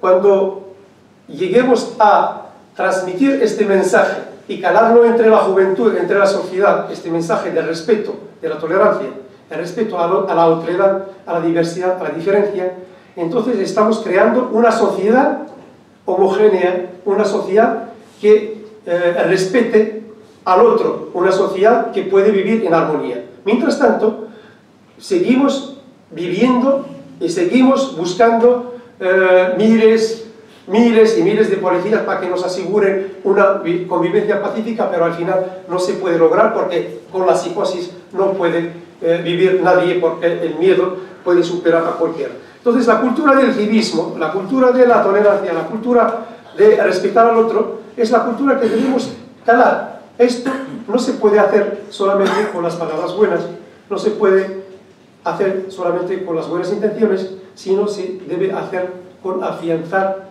los foros, afianzar el Ministerio de Cultura, afianzar lo que es los actos culturales, gastar y financiar los actos culturales.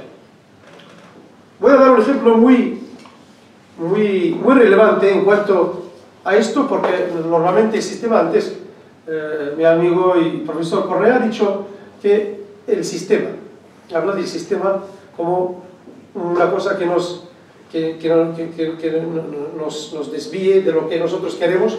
Es verdad, el sistema no es nada más y nada menos que una cosa que nos pone en un sitio y no quiere salir de ahí. El sistema en este caso es el sistema neoliberal. Todos sabemos que el neoliberalismo, como una ideología económica, pero también es cultural, que lo que quiere una uniformidad cultural para poder dominar al otro. El neoliberalismo no es nada más y nada menos que acaparar al otro, dominar al otro y sacar más beneficios económicos. Entonces, en esta aldea global, ¿cuál es el papel del hispanismo? Porque yo quiero abarcar este tema que estoy hablando sobre la seguridad cultural, sobre cuál es el papel del hispanismo en todo esto. Pues el hispanismo como una cultura heterogénea, porque el hispanismo es heterogéneo en su esencia. El hispanismo desde su nacimiento, y no sé si os acordáis, cuando Alfonso X el Sabio, en el siglo XI o el siglo XII, no me acuerdo exactamente, Alfonso X el Sabio para mí es el primer hispanista. Alfonso X el Sabio es quien incitó o utilizó el español como lengua oficial. Alfonso X el Sabio es quien ha creado la escuela de traductores y nos ha traído aquí a judíos, a musulmanes y a gente que estudia el latín para traducir todo el saber de Occidente y de Oriente al español. Y por lo tanto, se necesita gente con voluntad. Se necesita gente con voluntad que dé este impulso al hispanismo para que vuelva a tener lo que ha tenido en siglos anteriores. Incluso la Ilustración española, aunque no ha tenido gran impacto a nivel internacional, pero ha tenido lo suyo, la Ilustración con Feijóo, con Cadalso, con bastantes escritores españoles que han sido europeístas universalistas, no han sido aldeanos, han sido universalistas. Luego esto ya se va a intensificar en el siglo XIX, con Ortega y Gasset, con Unamuno, con grandes otros escritores que han dado gran impulso a lo que es el hispanismo. Entonces el hispanismo, desde su nacimiento, ha sido universal. Se basaba sobre judíos, sobre cristianos y sobre musulmanes, sobre las tres grandes religiones. Y sobre el latín, el español, como lenguas que existían en su momento, el árabe también. Y por lo tanto también las lenguas que se usaban en su momento eran lenguas diversas. La diversidad formaba parte del hispanismo. Y en este país, si queremos lograr un buen hispanismo, como lo ha dicho antes también un profesor, no me acuerdo quién lo ha dicho, pero la esencia y la presencia del Islam dentro de España es una presencia primordial para la esencia del hispanismo. Porque cuando hablamos del hispanismo, no se debe olvidar la presencia de Averroes. Aunque en época musulmana, pero Averroes existía ahí, o del misticismo de Ibn Arabi y su influencia, y la influencia que ha tenido sobre los grandes místicos españoles, Santa Teresa de Jesús y no sé quién más, pero bueno, todo lo que es la mística española del siglo de oro. Por lo tanto, estamos hablando de una cosa que ya existía, solamente tenemos que impulsarla. Y para impulsarla necesitamos una voluntad política, una voluntad de la sociedad civil también, porque la sociedad civil también tiene su peso en cuanto al tema de la convivencia, pero siempre se necesita una financiación de estos actos. Por ejemplo, este acto que estamos hoy aquí, hablando sobre el hispanismo, sobre el impacto del hispanismo a favor de la convivencia social, intercultural, etc., pues esto ha sido gracias a una financiación de la autoridad, de las autoridades. Y por qué no, tenemos que gastar muchísimo más en estos gastos en vez de gastar en miles de actos militares, en miles de gastos de misiles, compra de misiles, de tanques, de aviones F-16, etcétera, etcétera. O de dispositivos de miles de policías, etcétera, etcétera. Por lo tanto, se puede gastar mucho menos gastando en la gestión de la diversidad, gastando en la armonía social, gastando en actos que nos inciten a reconocer al otro, a respetar al otro. Averroes decía en su momento que tu verdad o tu mensaje es una verdad que admite el error, y mi mensaje es un error que admite la verdad.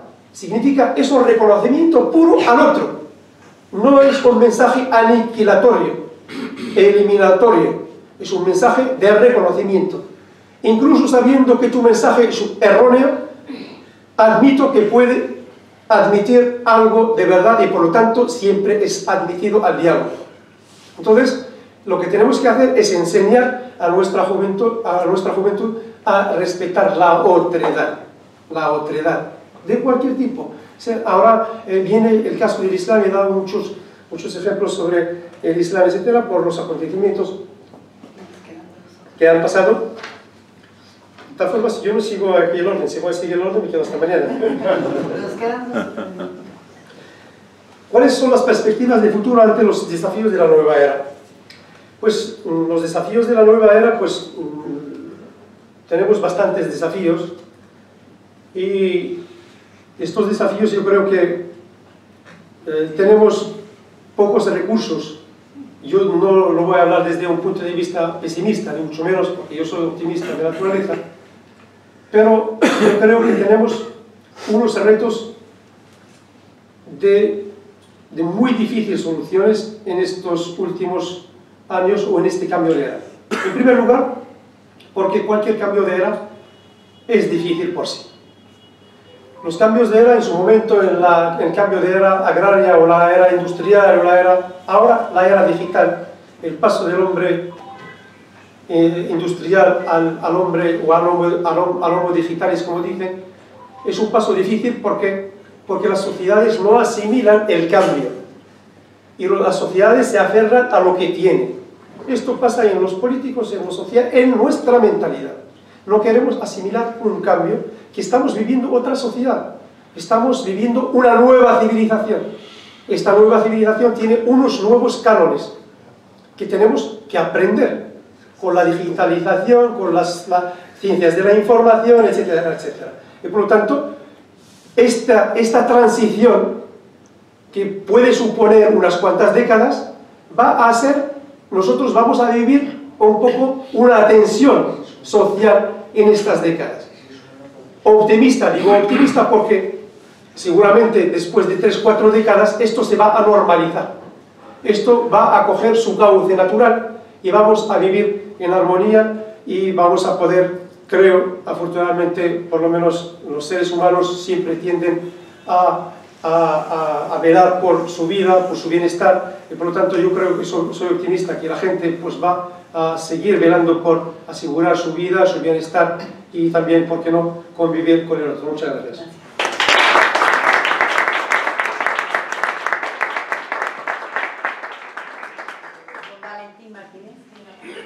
Muchas gracias, Esperanza Ramírez, amigo Hassan Arabí. Buenas tardes a todos. Hablaré por mi parte de la identidad personal condicionada por la cultura, trataré de relacionarlo también con el hispanismo y la globalización y desde una perspectiva psicopedagógica. Manejo un concepto de identidad que ahora les trasladaré y voy a señalar también algunas de las fuerzas que en mi opinión operan en contra de esta compleja realidad psíquica de la identidad. Mostraré que la erosión de la identidad básica de todas las personas se produce en la escuela, en la familia, pero también en otros ámbitos como el sociopolítico y desde luego en el ámbito tecnológico, o acaso mejor en el ámbito virtual. En relación al concepto de identidad, hay que decir que nos hallamos ante una noción no suficientemente abordada desde un punto de vista científico y, por otro lado, es una noción muy compleja. Esto quizá explique la confusión en la que nos hallamos en ocasiones según los autores que revisemos. Esta falta de claridad se advierte, por ejemplo, en muchas definiciones, no siempre coincidentes, y en la existencia de realidades psicológicas muy cercanas, por ejemplo, el autoconcepto, la personalidad, incluso la mismidad, el yo, el self, etc., ¿no? A pesar de estas dificultades, un rápido acercamiento revela que la identidad es la conciencia que la persona tiene de ser ella misma y distinta de las demás, de los otros. En virtud de la identidad, el sujeto se conoce hasta cierto punto y se reconoce singular y autónomo, sin perder por ello su esencia humana ni su apertura a los demás. La identidad permite reparar en el conjunto, permite advertir el conjunto de señas individuales, nos referimos, claro, a la identidad personal, pero también rasgos colectivos, por ejemplo, la identidad comunitaria o la identidad cultural, que nos distinguen de las demás personas, de las demás comunidades, de las demás culturas. Por ejemplo, nuestra identidad como asturianos o también nuestra identidad hispánica, si se pudiera decir así. La complejidad sube de punto si se tiene en cuenta que la persona no es una realidad acabada ni absolutamente independiente, sino inconclusa, abierta y ligada a cuanto le rodea. De hecho, la identidad se construye y reconstruye permanentemente a través de esta relación que decimos con los otros, en el intercambio. Aunque haya algo que siempre permanezca, para que nos podamos reconocer como quienes somos, la identidad varía con el tiempo, hasta el punto de que alguna persona ha señalado, y yo creo que no le falta ninguna razón, que somos siempre los mismos, pero no siempre somos lo mismo. La identidad, y esto es algo que quisiera destacar, es una y compleja, y aquí asume tanto valor ese sentido unitario como el sentido de multiplicidad que defiendo. Desde luego se puede aplicar a otras muchas realidades psíquicas o de otra índole, por ejemplo, al hablar de la inteligencia. Ahora se ha difundido en medio mundo o en el mundo entero hablar de las inteligencias múltiples. Sin embargo, yo creo que este es un error significativo, porque la inteligencia, tal como la vengo estudiando, sería más bien unidiversa también, esto es, unitaria y múltiple, compleja, pero sin quebrar esa unidad esencial, porque de otra manera estamos mucho más expuestos, nos tornamos mucho más vulnerables a perder nuestra integridad en todos los sentidos, acaso más en este mundo globalizado y crecientemente complejo. Pese a las distintas vertientes de la identidad, según manifiesto, no tiene por qué perder su integridad. La constatación de diferentes dimensiones identitarias no ha de quebrar la unidad básica, pero impone, desde luego, flexibilidad en su consideración y también nos exige a nosotros, profesores de un centro de formación, de una facultad de educación, sensibilidad pedagógica suficiente, porque la naturaleza de la identidad se torna escurridiza y su curso está sujeto a numerosas fluctuaciones. Pensemos, por ejemplo, a este respecto en el impacto que sobre la estructuración de la identidad personal tienen los factores hereditarios y también los ambientales, entre los que destacan, por supuesto, dentro del ambiente, los educativos, primero los familiares y luego los escolares, pero, por supuesto, también los de naturaleza social. Aunque en las primeras etapas de la vida tienen estas etapas una influencia condicionante y muy importante en la forja de la identidad, la plasticidad identitaria se extiende a todo el discurrir de la vida. Por tanto, siempre hay posibilidades de mejorar, naturalmente, de que se produzca igualmente un empobrecimiento si no se cuida de modo suficiente. Por la identidad, la persona dirige la mirada hacia sí misma, se autodescubre y organiza la propia realidad, mantiene gran cercanía con el autoconcepto. La identidad permite a la persona tomar posesión de sí misma y responder, siquiera sea de modo provisional y parcialmente, a la pregunta ¿quién soy? Y llegado a este punto, ¿cómo no recordar, al menos por un momento, a ese loco sabio, a ese loco egregio, a ese loco lúcido que es Alonso Quijano, autoconvertido en Don Quijote, cuando en cierta ocasión, tras una paliza que le da un mozo de mulas y expuesto a la potencia distorsionante, como dice el profesor Alonso Fernández, expuesto a la potencia distorsionante de un delirio de errónea autoidentificación, él se cree que es el conde Valdovinos y el moro Abindarráez, y después de esta paliza, digo, llega a afirmar: yo sé quién soy y sé que puedo ser no solo los que he dicho, sino todos los 12 pares de Francia y aun todos los 9 de la fama, pues a todas las hazañas que ellos todos juntos y cada uno por sí hicieron, se aventajarán las mías. Bueno, realmente no deja de ser curioso que este personaje de ficción, Alonso Quijano, que crea otro personaje de ficción, como es Don Quijote, y en estos momentos diferentes identidades, el conde Valdovinos y el moro Abindarráez, pues llega a afirmar con tanta rotundidad que sabe quién es. En general, ante la debilitación de los lazos interpersonales en la familia, en la escuela, en la sociedad, pues no tiene nada de extraño que se hayan identificado las crisis identitarias. Es una de las tesis que mantengo, es decir, que los problemas de identidad están aumentando. De otra manera, se ha referido a ello el profesor Arabí hace unos momentos. Frente a planteamientos que defienden que la identidad es unitaria e inamovible, pero también frente a planteamientos que he leído en alguna ocasión, que provienen sobre todo de la sociología, que defienden que hay identidades múltiples, cual si se tratase de identidades mosaicos, yo sostengo, insisto, que la identidad es una y compleja, unidiversa, si se permite el término.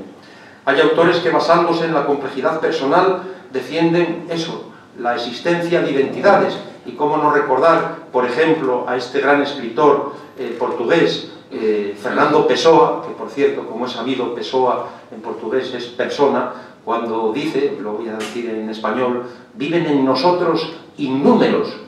Si pienso o siento, ignoro quién es quien piensa o siente. Soy tan solo el lugar donde se siente o piensa. Es decir, el sujeto expuesto a una disgregación, cual si fuese un multicentro psicológico. Y esto ocurre, yo creo que cada vez a más personas. En ocasiones, pues puede asumir un cariz muy negativo, extremadamente perverso, y conducir a la violencia, por ejemplo, ¿no? De manera que también es preciso que la política cultural, que la política educativa, nos hagamos cargo de las necesidades que tienen pues muchos jóvenes, muchas personas expuestos a procesos de gran confusión identitaria. La pedagogía, desde luego, no puede sumarse a la corriente disgregadora de la identidad. La posición que me parece más ajustada a esa realidad y pedagógicamente más beneficiosa defiende que la identidad es una, aunque flexible, multidimensional, por supuesto, no negamos esas vertientes identitarias. Soy asturiano, soy español, soy europeo, soy ciudadano del mundo, pero creo que se precisa un compromiso firme desde la escuela, desde las instituciones, para que no se quiebre esa identidad básica, saludable. Desde luego, esta afirmación de una unidad identitaria personal no es obstáculo para que pueda hablarse desde una perspectiva teórico-descriptiva de diversas identidades, entre comillas, o quizá mejor de diferentes vertientes identitarias, como la cultural, la social, la regional, la religiosa, según el aspecto que centre nuestro análisis. La complejidad de la identidad personal permite igualmente distinguir también, entrecomilladamente, identidades.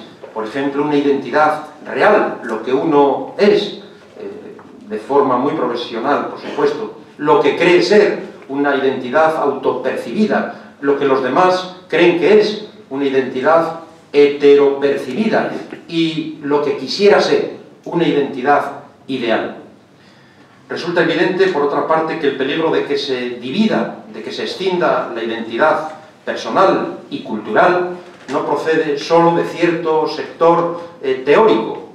La contextura de nuestra sociedad actual nos permite distinguir, creo, algunas fuentes disgregadoras, entre las que mencionaría las siguientes, al menos. La creciente instalación en un entorno tecnificado y el consiguiente alejamiento de la naturaleza. Este nuevo paisaje artificial, que bien podríamos denominar como tecnocosmos, pues exige a todas las personas en mayor o menor cuantía incesantes reajustes psicológicos. Es como un continuo examen.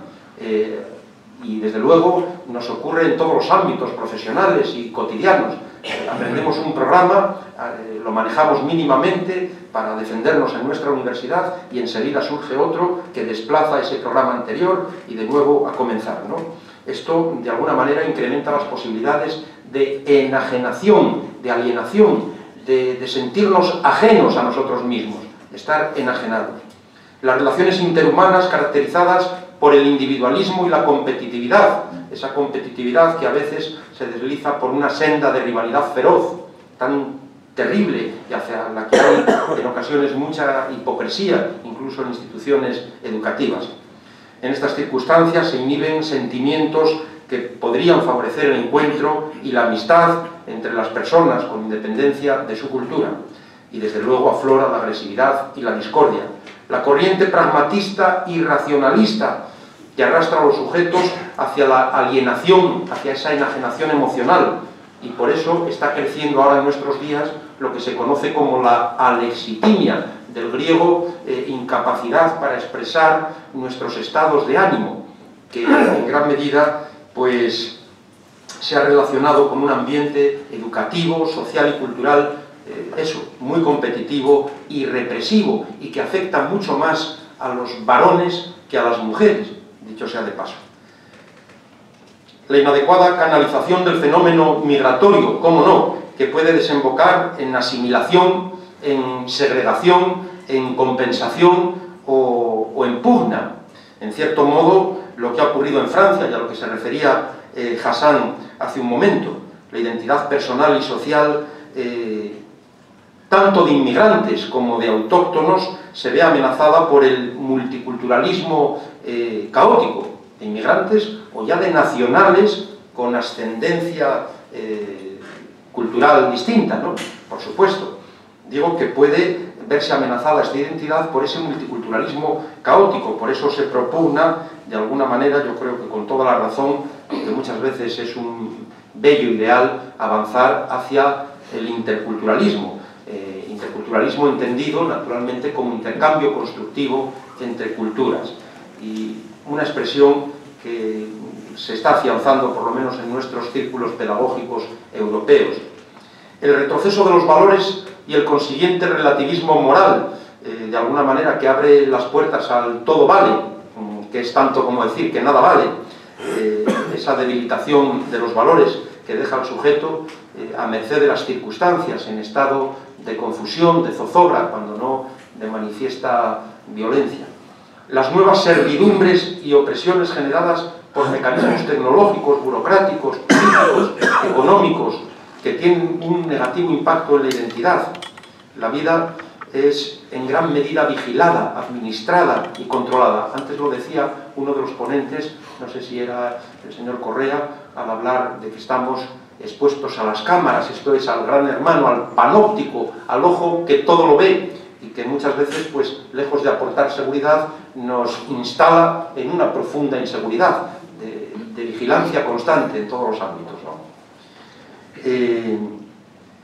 Bueno, la deshumanización creciente en algunas ciudades es una fuente también de malestar y de desequilibrio que empuja a buscar evasiones inadecuadas. Nos referimos a las drogas, al alcohol, que es una droga también, por ejemplo.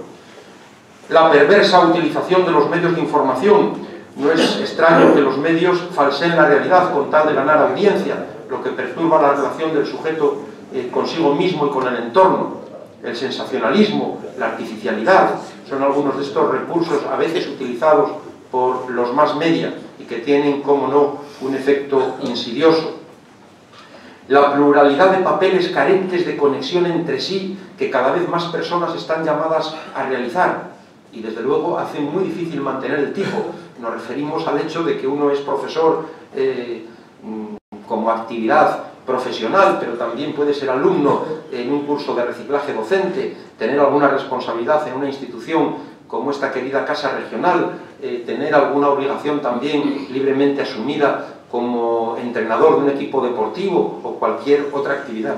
No todas las personas compatibilizan fácilmente estos distintos roles. Es como si se tratase de fuerzas que tiran de nosotros en distintas dimensiones y que nos recuerdan aquella imagen nefasta de otro tiempo en el que el sujeto torturado y castigado era expuesto a la desmembración. Aquí una desmembración psíquica. La globalización psicosociocultural en cuanto fenómeno planetario que lleva a la expansión descontrolada de ideas, de actitudes, de valores, de sentimientos y conductas en su vertiente negativa. Luego hablaremos de alguna positiva, esperemos que la tenga también en el marco de ese optimismo saludable, pues donde decimos desde un punto de vista nocivo, los elementos culturales hegemónicos se imponen y las manifestaciones locales vulnerables quedan de alguna manera marginadas, excluidas, con el consiguiente riesgo de pérdida o fragmentación también de la identidad. El ascenso del nacionalismo excluyente, a menudo con el beneplácito de una enseñanza perversa que suele caracterizarse por la hipertrofia de alguna vertiente identitaria y por la disfunción y la cerrazón, la intransigencia, el hermetismo de dimensiones personales esenciales. A resulta de esta situación no es extraño que broten conductas extremadamente violentas, cainitas, que es una perversión de lo que nos debiera distinguir, que es la fraternidad, y no tenemos que irnos muy lejos, porque aquí en España, por ejemplo, ahora que hablamos del nacionalismo excluyente, pues de alguna manera algunos políticos, quizá canijos, por mucho que estén sobrevalorados por algunos medios, pues se empeñan en enfatizar más lo que nos separa que lo que nos une. Las sombras, en definitiva, que se ciernen sobre la identidad, pensamos que son alargadas, y sobre la cultura. Esta lista no pretende ser exhaustiva, pero muestra, o queremos que muestre, que pueden ser numerosas las fuerzas que operan en contra de esta identidad personal y colectiva. La vulnerabilidad quizás sea mayor en 3 periodos de la vida: en la infancia, en la adolescencia y en la vejez, sin que en las demás etapas de la vida estemos libres, en modo alguno. Hablábamos ahora de los jóvenes muchas veces condenados al ostracismo, expuestos a la marginación, olvidados de todos, por más que hayan nacido en un determinado país. Esto es tremendo, pero en principio, por su propia inmadurez psicofísica, los niños y los adolescentes están más expuestos a estos problemas, y los ancianos, por supuesto, también, quizá porque tengan menos recursos personales para protegerse en esa etapa de la vida.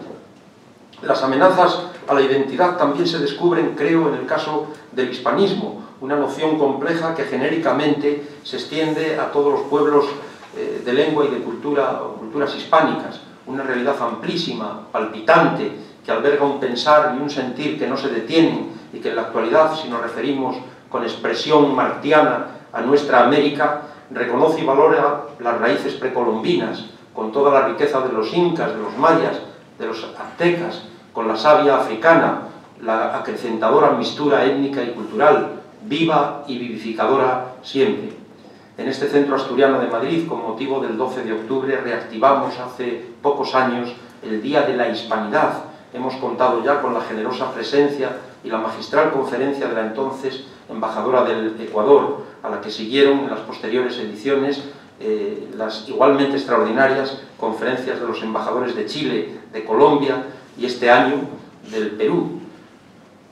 Bueno, parece que la hispanidad, alguien había dicho desde esta misma mesa que es un concepto heterogéneo, realmente el hispanismo, claro que sí, en palabras del pensador García Morente, es cierto modo de ser humano típico y peculiar.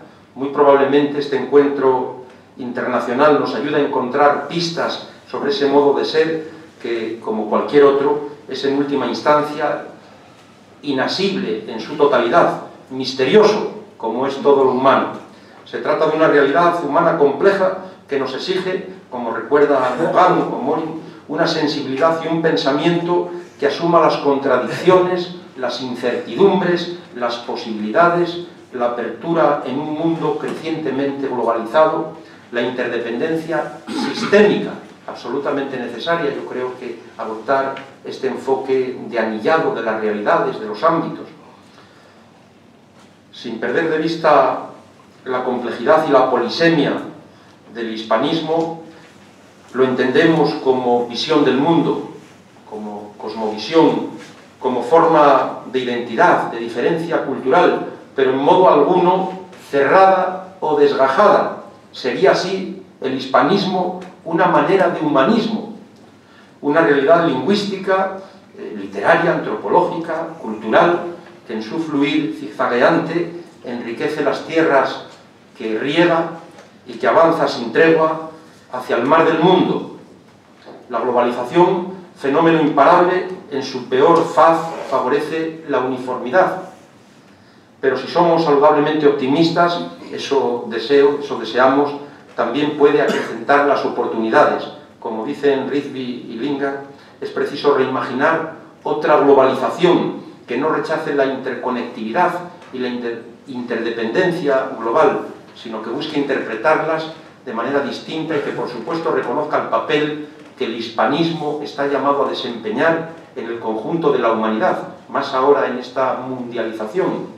Se trata, en suma, de democratizar la globalización, de ponerla al servicio, como diríamos en nuestros días, del empoderamiento y de que seamos crecientemente conscientes de la entrerelación entre lo local, lo regional, lo nacional y lo internacional y lo global.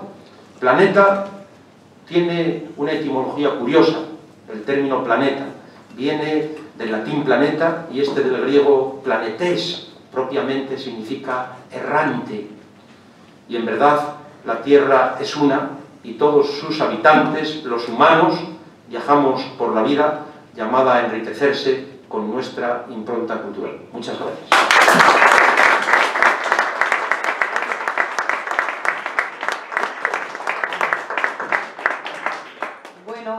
Antes del concierto que vamos a escuchar de Vicens, el cantautor,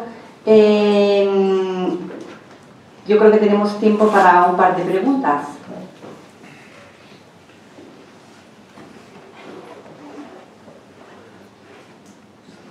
¿Nadie? ¿Algún comentario? ¿Alguien?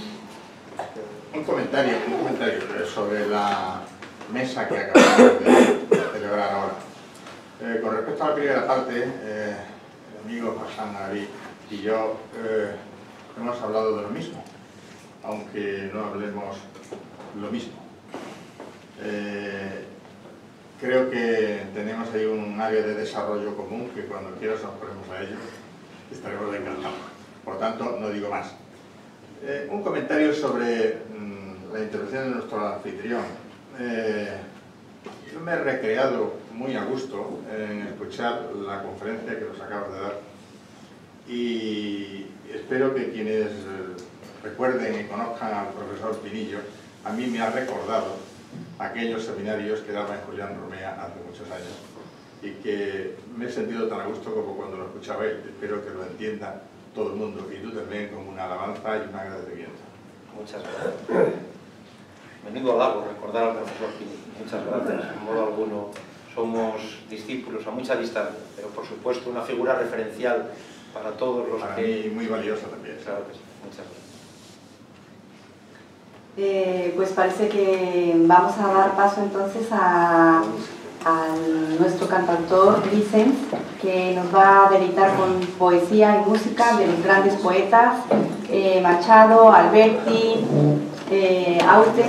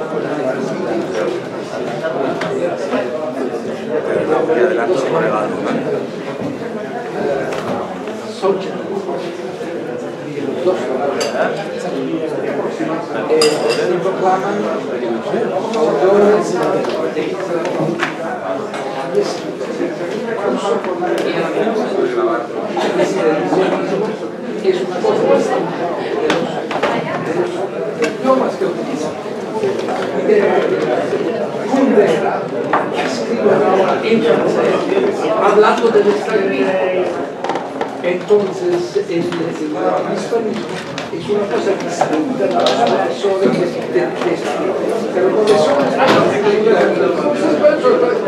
pero se llaman hispanistas como uno dice son filósofos, porque es el profesor de pero en realidad esta categoría es una cosa un poco más compleja.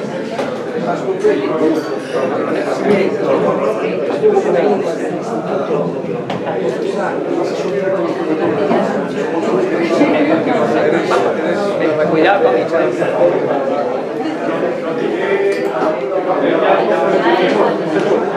aquí.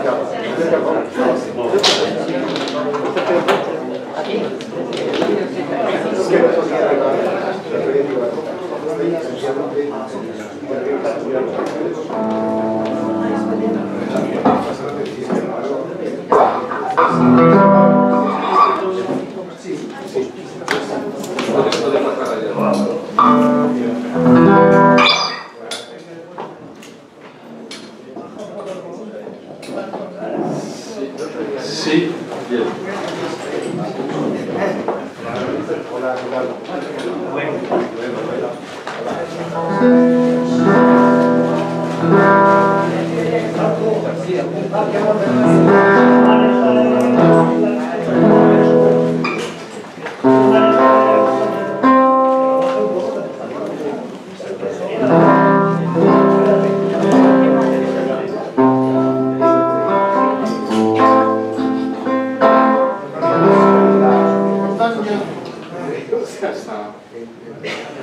Sí, ¿se oye bien la voz? Sí. Bueno, todas las jornadas teóricas acaban con un poco de alegría, un poquito de música. Aprovechando el tema central del hispanismo en era global, me invitaron a tocar algunos temas de los poetas clásicos, que es lo mío, los poetas clásicos, y en lengua española, aunque al final intentaré también cantar un tema en mi lengua, que también es española, que es el catalán. Empiezo con el tema que más me vibra a mí y que suelo empezar mis conciertos, con un tema de Luis Eduardo Aute, que habla de la excelencia de la belleza. La vida es la oportunidad de ser cada día mejores personas, más humanos, más solidarios, más guapos, más bellos en general. Espero que os guste, porque a mí es la que me gusta más empezar mis conciertos. La belleza. La guitarra habría que bajarlo un poquito,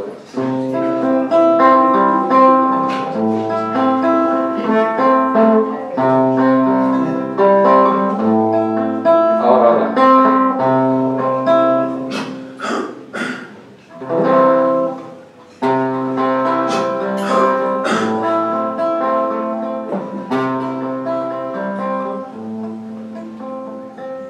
Enemigo de la guerra y su reverso la medalla, no propuso otra batalla para dar su corazón, de ponerse cuerpo a tierra bajo el techo de la historia y enlairar hasta la gloria el poder de la razón. Ahora que ya no hay trinchera, el combate es la escalera, y el que trepe en lo más alto ponga a salvo su cabeza, aunque se hunda en el asfalto. La belleza, la belleza, la belleza, la belleza, la belleza.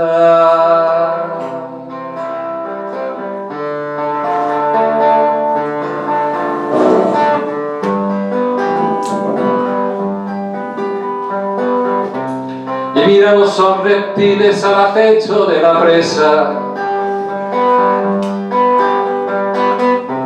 negociando en cada mesa ideologías de ocasión.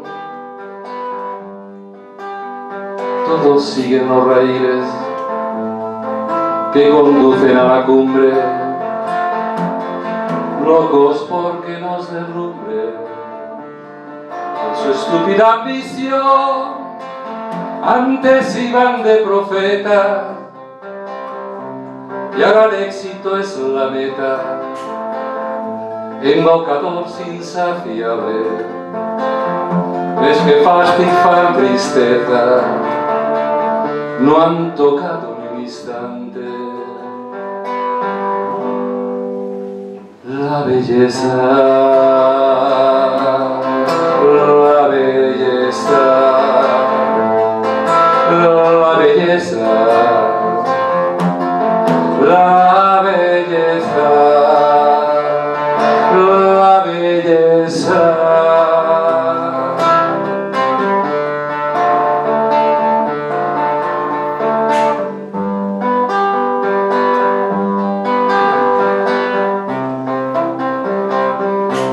Y me hablaban de futuros fraternales solidarios, que de todo lo falsario moriría en el pilón.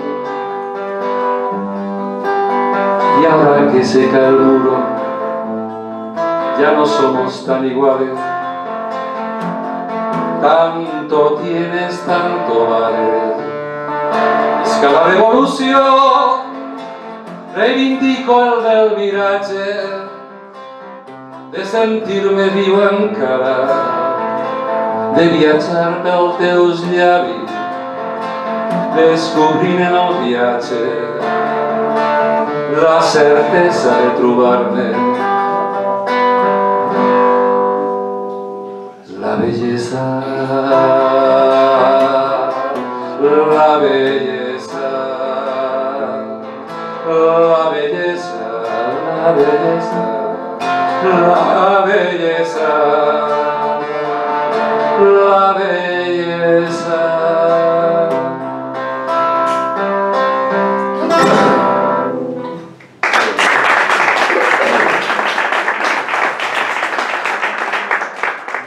Eso que la guitarra no queda bien, no está bien. Bueno.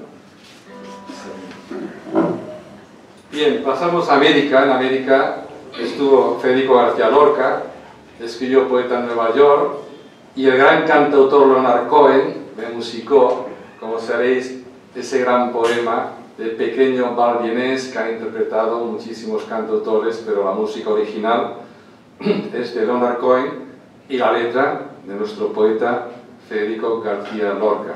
Pequeño Val vienés.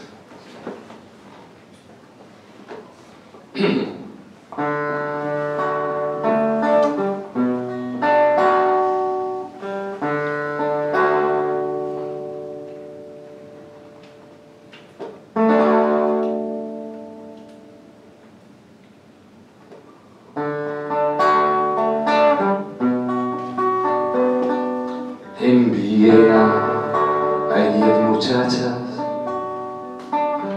un hombro donde solloza la muerte.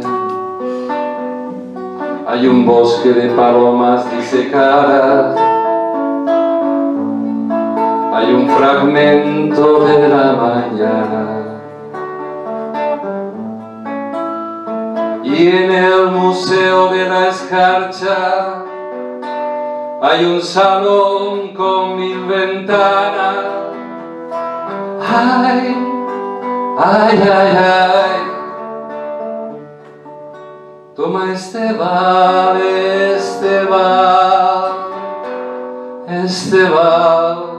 con la boca cerrada.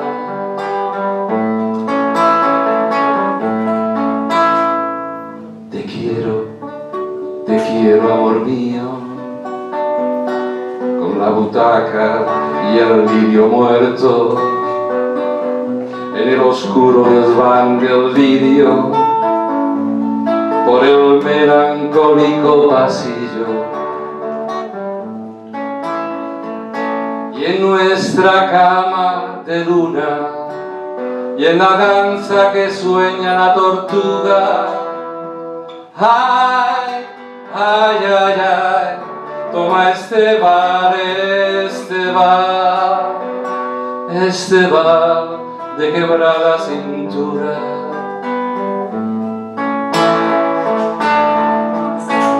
Este bar de sí de muerte y de coñac que moje su cola en el mar.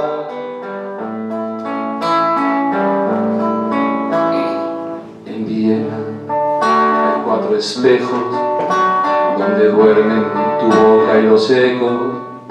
Hay una muerte arte para piano que pinta de azul a las muchachas. Hay mendigos por los tejados, hay frescas guirnaldas de llanto. Ay, ay, ay, ay, toma este val que se muere en mis brazos.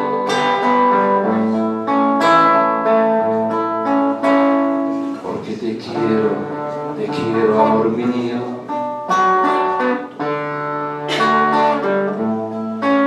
Al desván donde juegan los niños, soñando viejas luces de penumbra, con los sentidos de la tarde. Viendo ovejas y lirios de nieve, y el silencio oscuro de tu frente. Ay, ay, ay, ay, toma este val del te quiero siempre. Este val de sí, de muerte y de coñac que moje su cola en el mar. Este val de sí, de muerte y de coñac que moje su cola en el mar.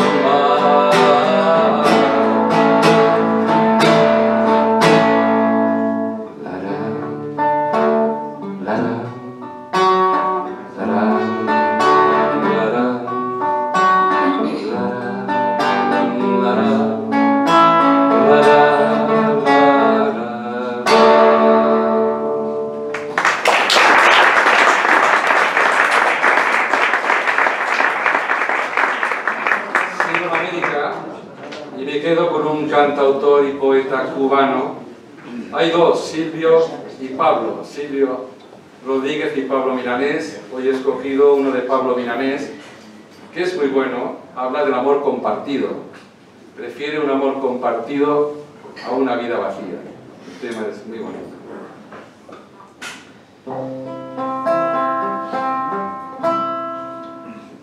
Todavía quedan restos de humedad, sus olores llenan ya mi soledad. En la cama su silueta se dibuja cual promesa de llenar el breve espacio en que no está. Todavía yo no sé si volverá. Nadie sabe al día siguiente lo que hará. Rompe todos mis esquemas, no confiesa ni una pena, no me pide nada a cambio de lo que me da.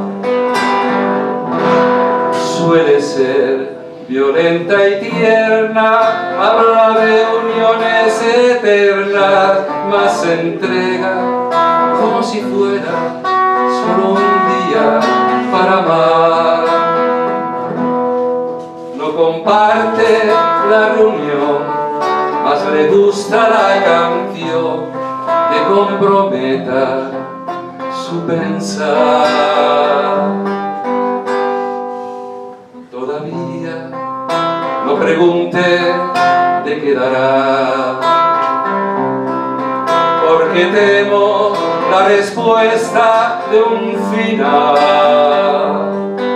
La prefiero compartida antes que vaciar mi vida. No es perfecta, mas se acerca a lo que yo simplemente soñé.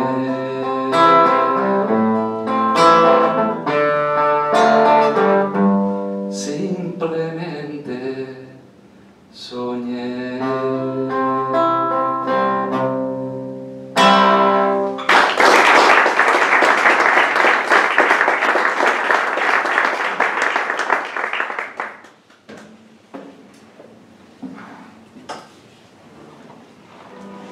Bien, ahora pasamos a Alberti, que Alberti, pues, un gran poeta, muy comprometido, dibujante, pintor y un gran líder del Partido Comunista Español. Y el tema es precioso, de todos los que he escogido de él, es el de la paloma que se equivoca, que pierde su instinto y en vez de ir al norte va al sur. Todo un poema precioso que os va a gustar también.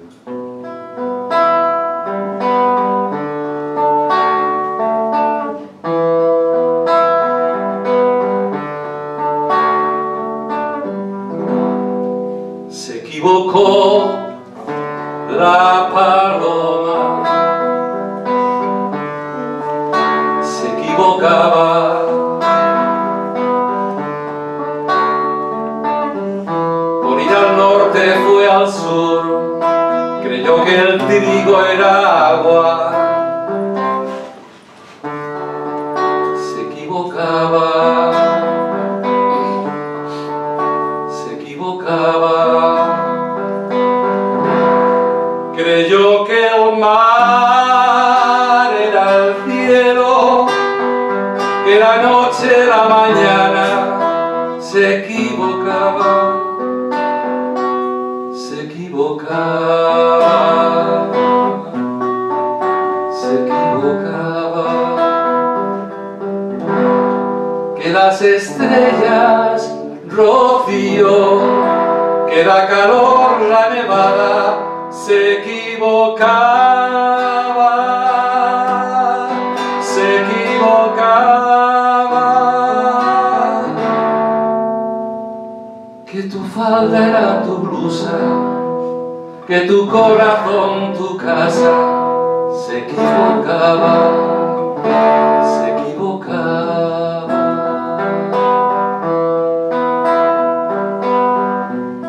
Ella se durmió en la orilla,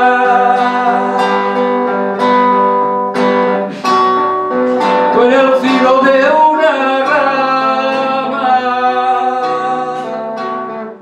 Se equivocó la paloma, se equivocaba, se equivocaba.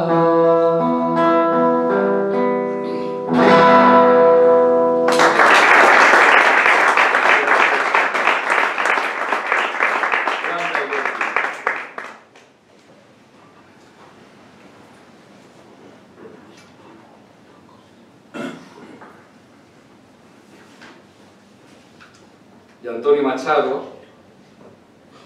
que tengo la suerte que vivo cerca de Coyure, donde él murió, donde está enterrado, y tengo la suerte pues, de ir cada año a llevar algún poema, alguna rosa, alguna flor. Cada día su tumba está llena de flores y de poemas.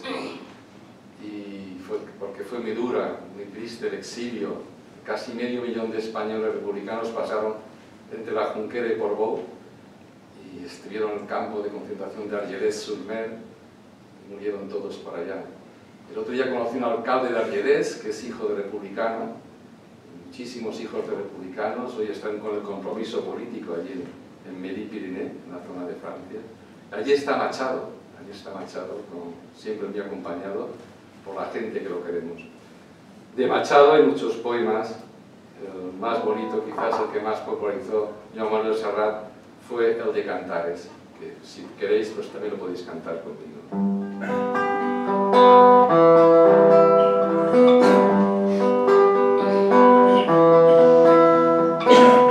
Todo pasa y todo queda, pero lo nuestro es pasar, pasar haciendo camino, camino sobre la mar. Nunca perseguir la gloria, ni dejar en la memoria de los hombres mi canción. Yo amo los mundos sutiles, ingrávidos y gentiles, como pompas de jabón. Me gusta verlos pintarse de azul y grana volar bajo el cielo azul temblar súbitamente y quebrarse. Nunca perseguí la gloria.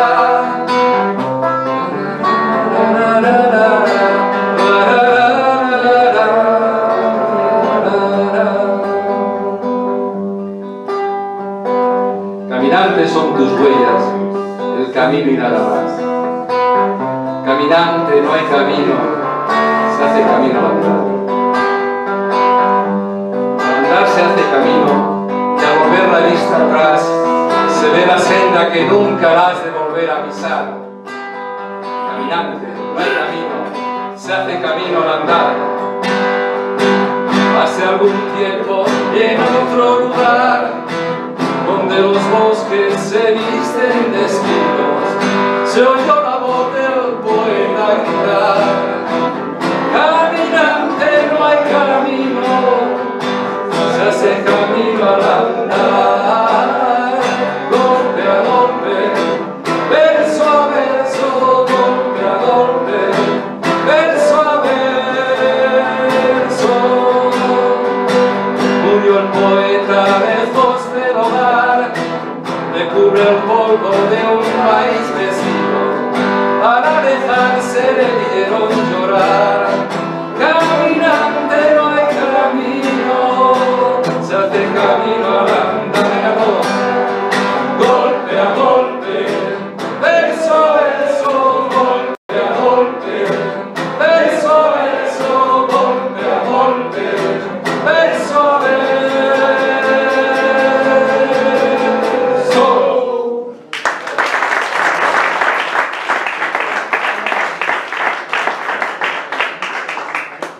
Bueno, yo soy de Orihuela y no puedo pasar sin cantar un tema de Miguel Hernández. Miguel Hernández tiene muchísimos temas. Lo ha musicado Víctor Jara, lo ha musicado ella tan guapa americana, Joan Baez también, con aquella de... Sí, la muerte, la vida, ¿no? Sí. Lo ha musicado Joan Manuel Serrat, excelentemente Joan Manuel Serrat, tanto en el primer disco como en el segundo. Y bien, es un gran poeta que solo murió con 32 años escasos, ¿no? O sea, es un gran poeta. Yo he elegido el más difícil de cantar, no es fácil, pero lo intentaré, que es Menos tu vientre, porque es un poema también muy profundo.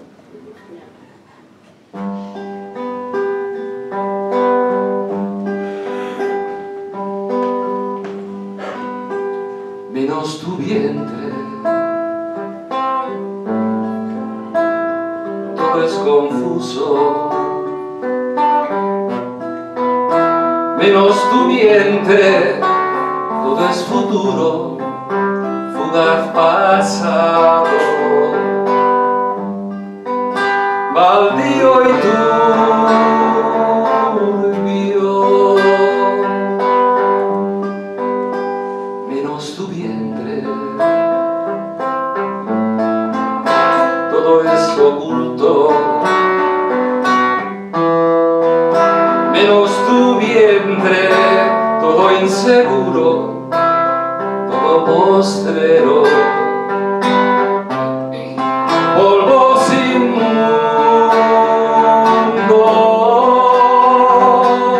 Menos tu vientre, todo es oscuro.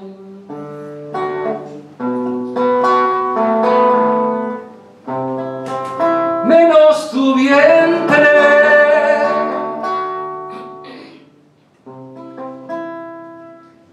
todo es confuso.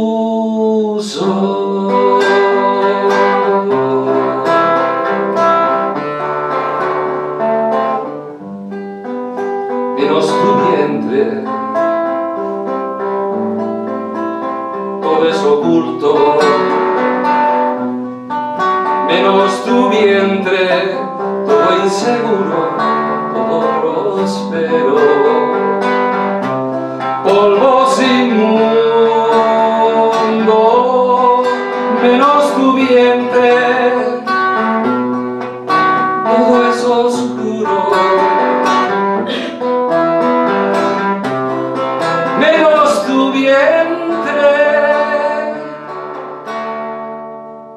largo y profundo.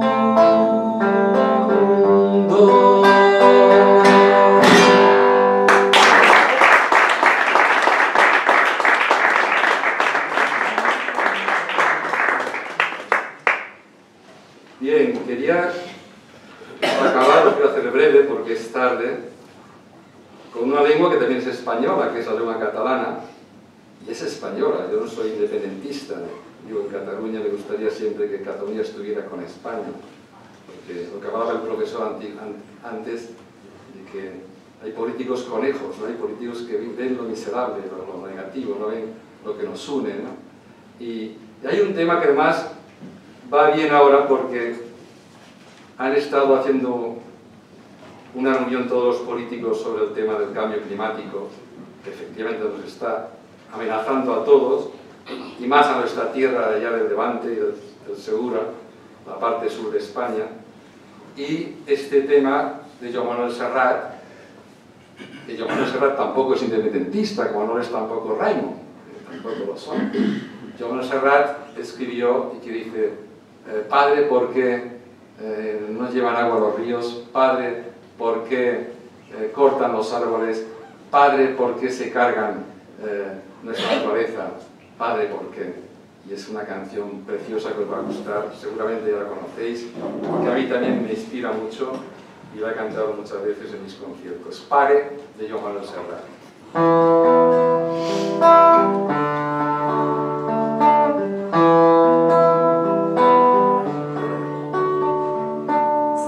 Pare, digueu-me que li han fet al riu que ja no canta. Relliscar com un vaixell mort sota un pam d'escuma blanca. Pare, que el riu ja no és el riu. Pare, abans que torni l'estiu i anide tot el que es viu.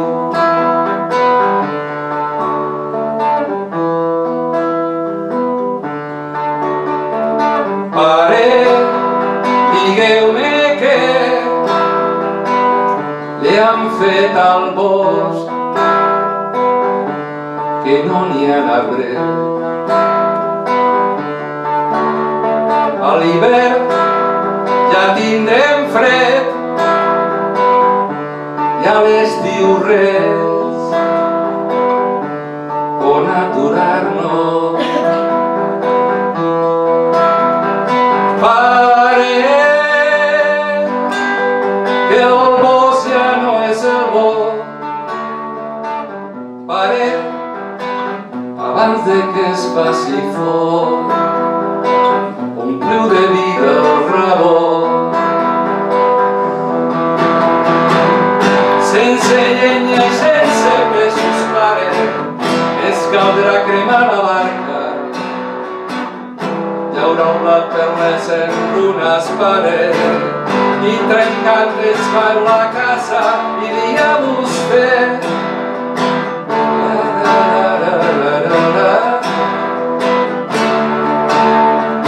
Pare, si no n'hi ha pins, no es fan pinyons,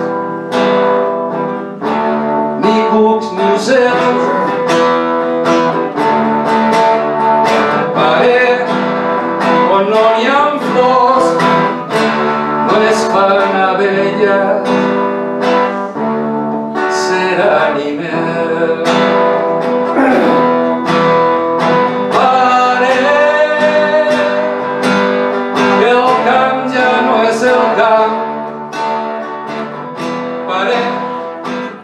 Va del cel plourà sang, el vent no canta plorant. Pare, ja són aquí mostres de cara, amb cucs de ferro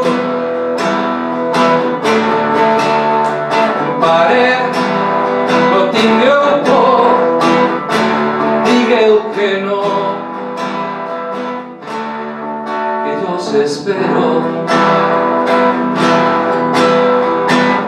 Pare que estan matant la terra. Pare, deixeu ja de plorar, que s'han declarat la guerra.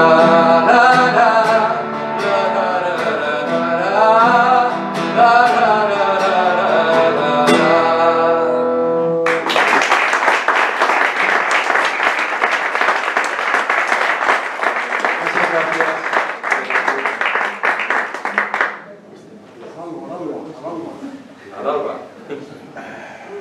¿Quedas más? Bueno, a ver si alguien me ayuda a cantar, que suba aquí también. Sí, Adalba es bonita. Sí. El coro lo sabéis, el estribillo lo sabéis, por tanto, cuando cantemos Adalba, lo cantamos todos.